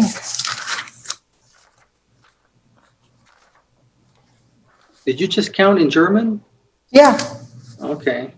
Yeah, I studied German, so I. Okay. Curious. Sounded like. Ja, 1, 2, 3, 4, 5, 6, 7, 8, 9. So anyway, so yes, I just want to also just, I was saddened by the death of Ruth Bader Ginsburg, and she held on forever. She was, I think in her late 80s, but she was definitely a fierce proponent of due process, and that's, anyway, that's the other thing. So anyway, and then I think, there was also a quote from, in the Sun News this morning, by Carol, something Carol White said. She's the CEO of the New Mexico Restaurants Association. I know we have this on calendar tomorrow. But her quote was that she doesn't imagine that Las Cruces business owners would decrease their workers' pay if given the option. And she further added that they quote, would probably just hire new employees at the lower tip level. So it's kind of like a roundabout way of saying is that either way, the tip worker wouldn't get a fair shake. Oh, and so I also want to thank the Church of Latter-day Saints. As you may recall, there was an article about how they made a huge contribution to the city of Las Cruces. It was like, it was a one-time thing, but I thought it was just absolutely wonderful. It was 50,000 pounds of food. And it was distributed throughout southern New Mexico. And it's a one-time donation from the Bishop's Storehouse in Utah, and was organized by members of the Church of Jesus Christ of Latter-day Saints, otherwise known as a Mormon church. The other thing I'd like to alert all of you and our listeners, our residents, is that the airport, that Andy Hume, Economic Development, will be presenting on September 28th on the what's going on at the airport. And I think that it'll be wonderful. And that's next week, September 28th.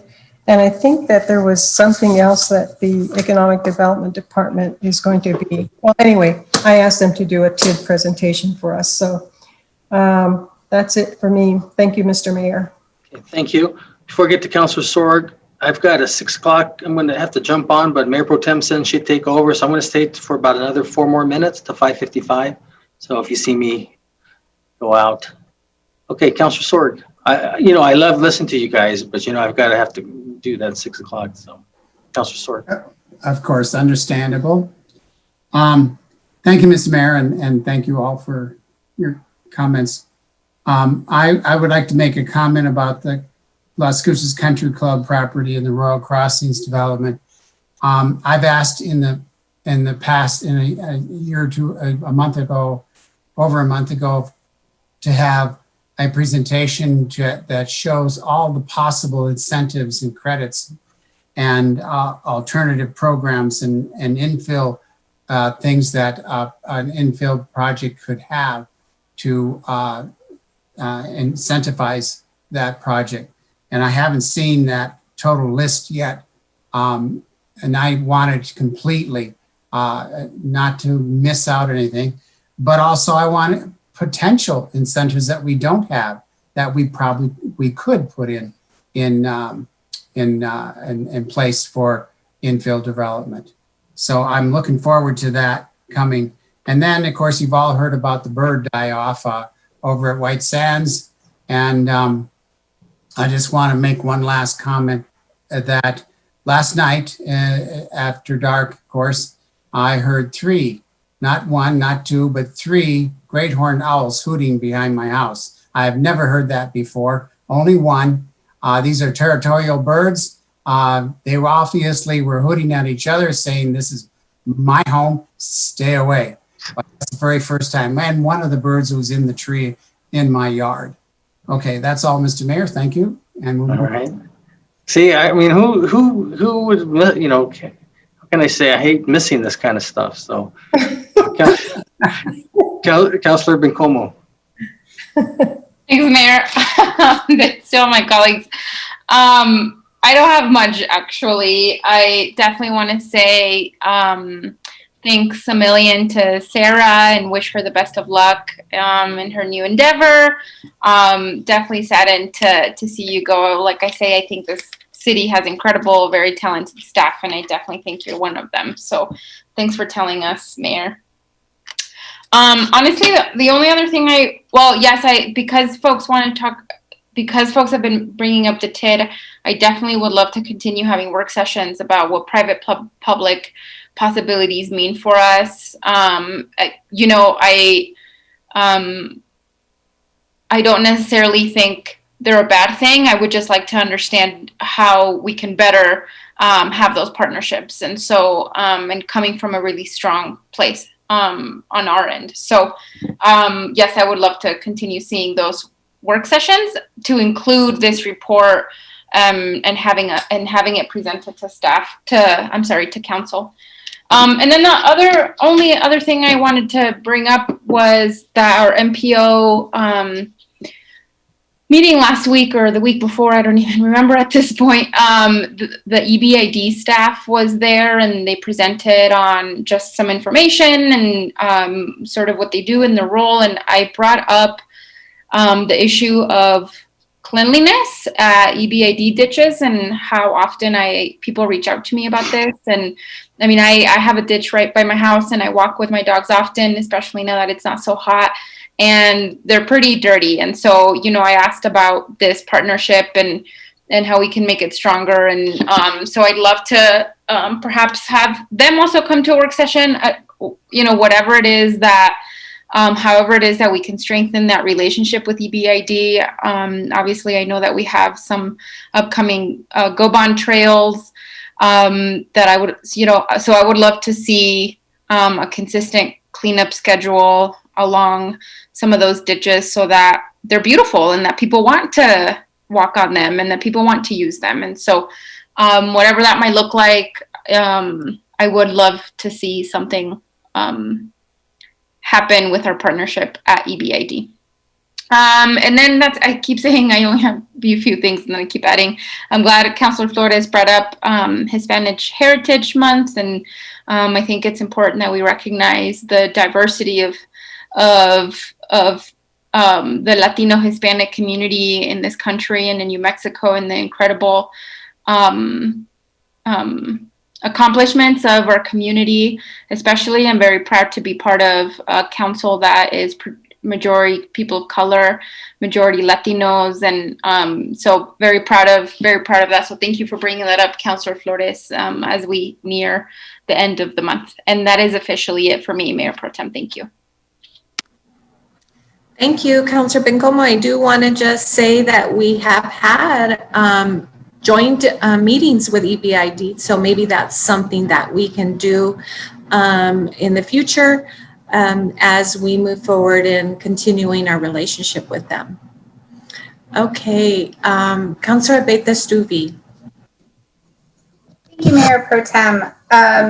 You know, I touched upon my biggest item earlier with looking into the audits process for the COVID grant awards.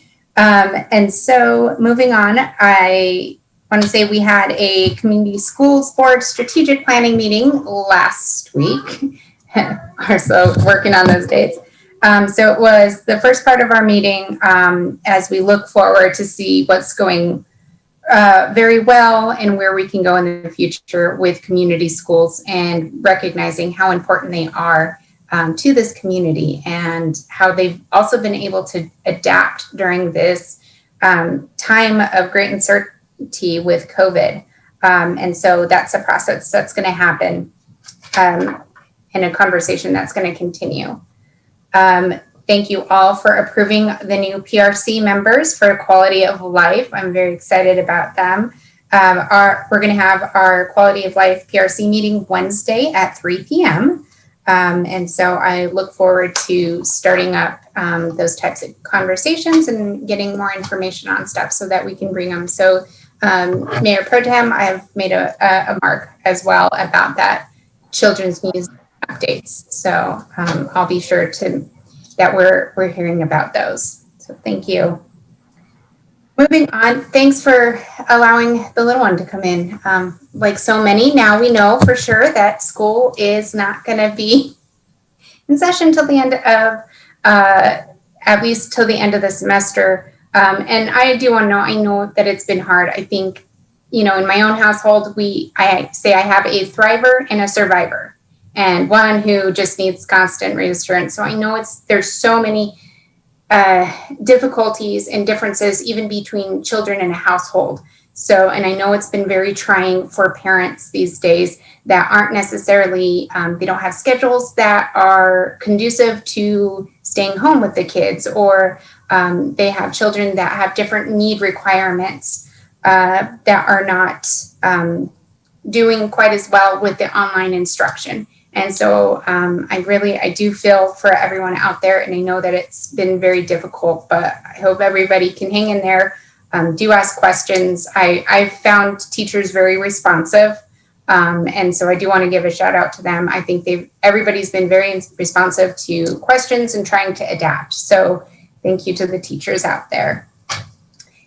And with that in mind, since school is not going to be back, it's something, and we have gotten new guidelines with the state regarding use of sports and fields and updates with how many people can be together in a section. I know that we need to balance mental health, physical health, and wellness and everything. So I am going to inquire to see if it is possible that we're able to allow field sport practice, which I think was on the okay list at our parks, utilizing, safe practices. I hope, reservation systems have seemed to work with other sectors of our Parks and Rec.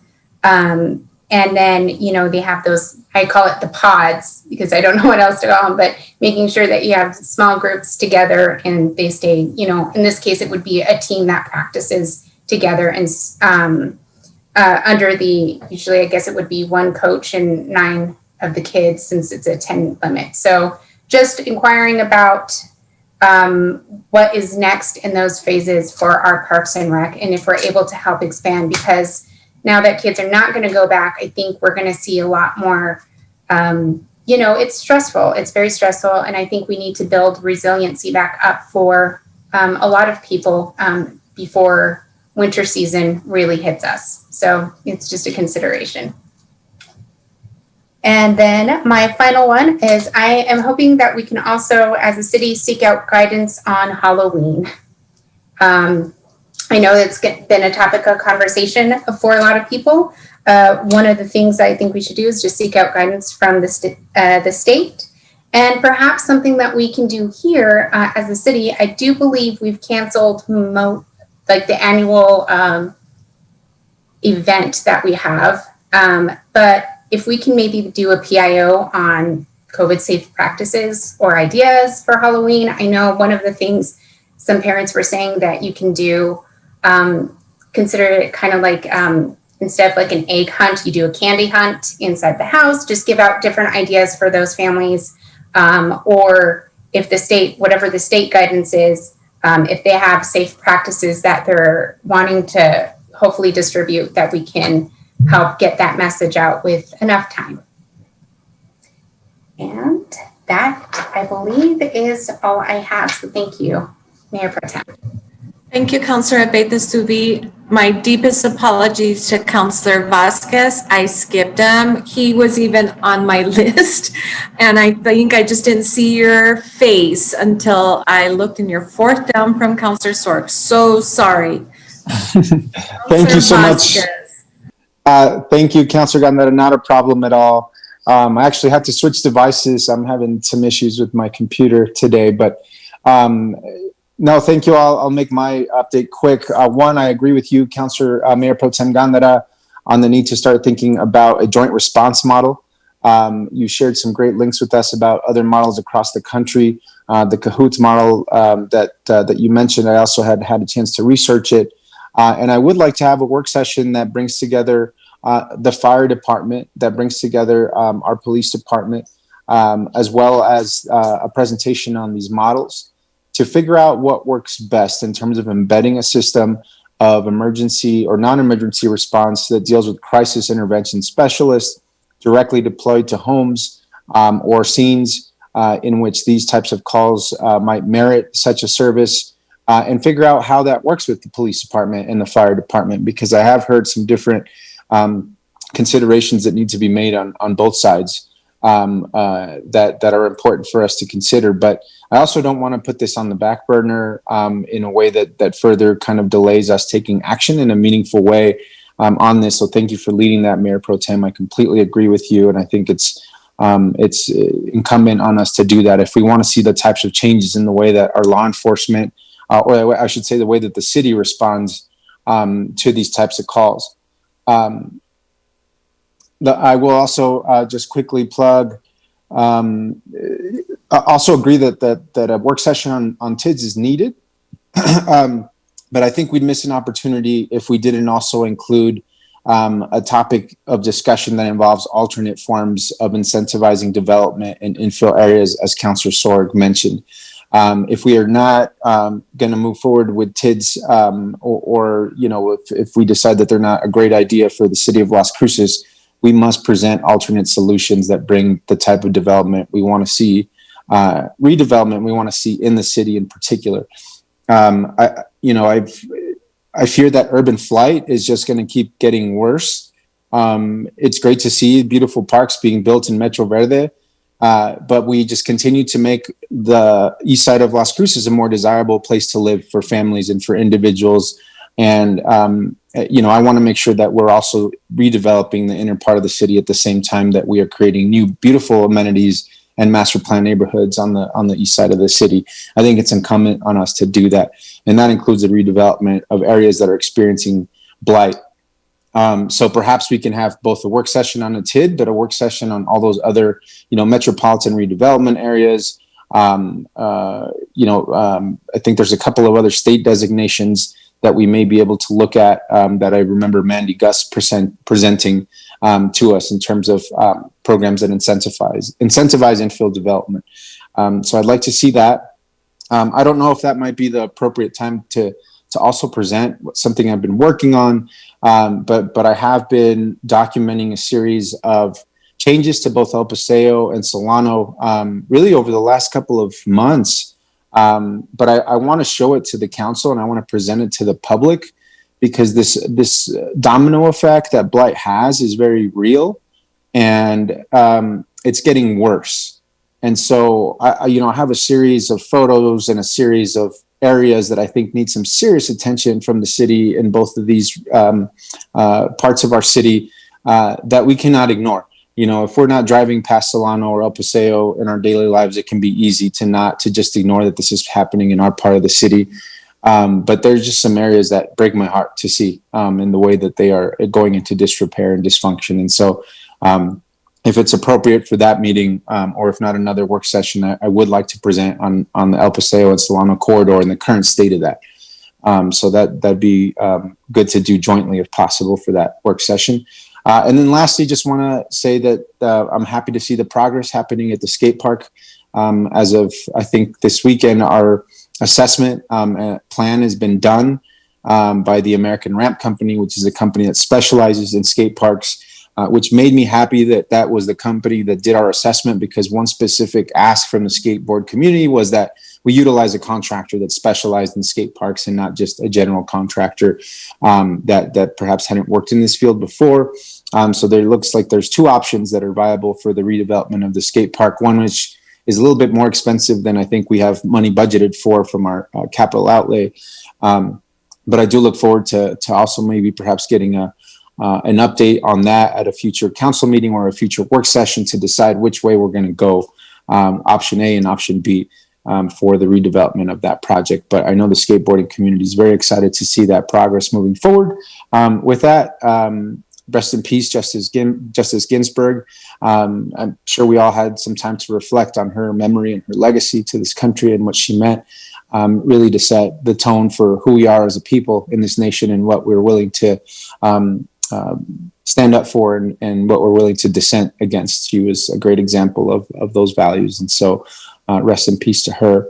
And sorry to see you leave, Sarah, as well. You're one of the professionals on the staff that just I always thought did a terrific job, and you were so well respected by your colleagues here and in the private sector. So I don't know if she's staying here, but I wouldn't be surprised to see her coming and presenting to the council for the private sector at some point, which is scary. She knows all our secrets now.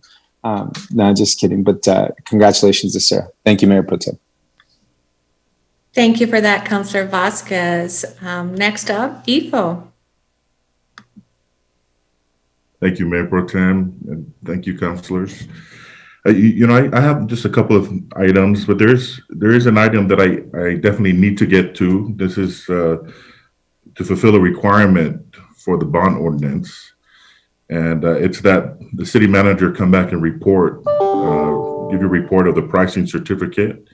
That's the final requirement in that bond ordinance that for general obligation bond series 2020, it was $17.6 million. So these were bonds that were sold on August 25th, 2020 via online auction. The purchase price was $19,472,957.20, with the par of 17.6 million, and which includes a premium of 1.87 million.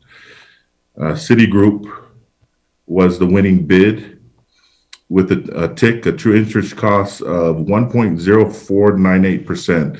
I never thought I'd live to see those interest rates. And it's amazing, but 1.0498%, 8 bidders in total, but Citigroup was the winning bid. Citigroup sent a good faith deposit of $352,000 on the sale date.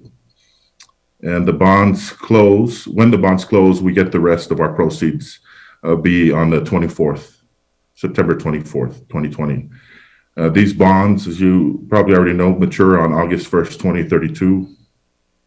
Bonds maturing after August 1st, 2028 may be called or paid off early at the city's discretion on or after August 1st, 2027. So they're callable after August 1st, 2027. Just note, these meet the ordinance parameters.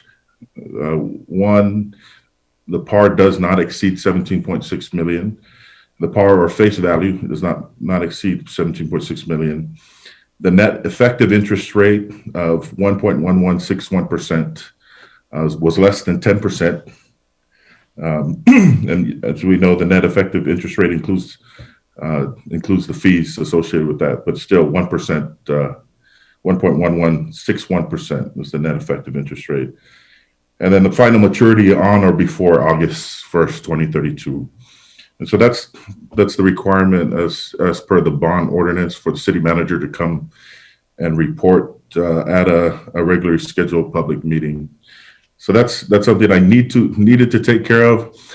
A couple of other items. Just wanted to report back a little bit. I've been, this is 2 weeks now. This is my second week on the job, and just kind of reporting to the council what my day's been like. I've been making my way through staff, department heads and directors, making my way now through of course, met with the council, making my way through touring the different departments, touring the different districts with each of you councilors, make my way to meet with stakeholders, organizations, throughout the community. One thing I was really excited about last week is I got to visit our industrial park and our airport. Spent several hours with our economic development department. Very impressed with the talent and excitement and attitude that they have there in our economic development department. Just doing some amazing things with our airport and industrial park and just business in general. So I'm really excited to get going with them. Again, planning on making my way throughout the rest of the departments, taking tours, I think this upcoming week and for the next couple of weeks. But it's been an eventful couple of weeks. again, if you just bear with me, I've already gotten complaints about my responsiveness. And so please bear with me, with some of the emails I'm responding to. I'm just trying to get my systems in place. And once I do, I'll be a little bit more productive. One thing I wanted to mention, Mr. Maestas mentioned, never miss this opportunity to draw attention to the good things that are happening in the city. And I think it was mentioned earlier, maybe in the work session, but, I was really, really impressed with the Take Back El Paseo project. Our police department, parks, public works, and especially with the local businesses coming together and working to do that. Councilor Vasquez, there's two reasons for me sharing that. One, to draw attention to that event. I think it was awesome. But also, I've been driving up and down Solano, up and down El Paseo, really trying to get a feel for. Got a haircut on Solano just to get a feel of what you're talking about and what the needs are there. But look forward for that discussion. Speaking of which, I was made aware that we do have a meeting scheduled for October 26th to talk about revitalization strategies, which I believe will be an opportunity for us to discuss the TID and other strategies there. I think it was in response to Councilor Sorg's request to do so, and so that was already on schedule, October 26th. And councilors, I'm very excited about that meeting. As you know, that's been one of my favorite things to talk about is economic development, because I feel like it and it's not just about going after businesses to come, but it encompasses everything. Encompasses just prosperity in general. So we will be prepared. Staff will be prepared to discuss TID. We call them PEDs in Utah. Utah is a very different place when it comes to things like this. I don't know if there's one that's been done since it's been passed in Utah, because of some of the issues that come about. But I'm very much prepared to discuss. There are some different nuances there that make it a little bit more difficult. But the other item. This was just I didn't have this on my list, but. Councilor Beta Stuvi mentioned, with Halloween coming up, there have been some emails that I plan on responding to, just needing the opportunity to meet with my staff to understand. Again, what we're dealing with with state mandates, Halloween, which is, if you want to cancel Halloween, you hate children, right? And so you have to you gotta balance all these things, and so I just want to get some direction and counsel from staff, public safety, and I certainly agree that we need to lead in guiding our residents as it's coming up. And so I appreciate Councilor Bid-Stuvi bringing that up as well, and we'll be discussing and presenting and bringing something forward. But thank you, Mayor Pro Tem, for the opportunity to report. Absolutely. Thank you, Ivo. Okay, anything else? Seeing none. Councilor Flores? I move to adjourn. Perfect. Thank you. Is that what you're going to ask for? I'll second it.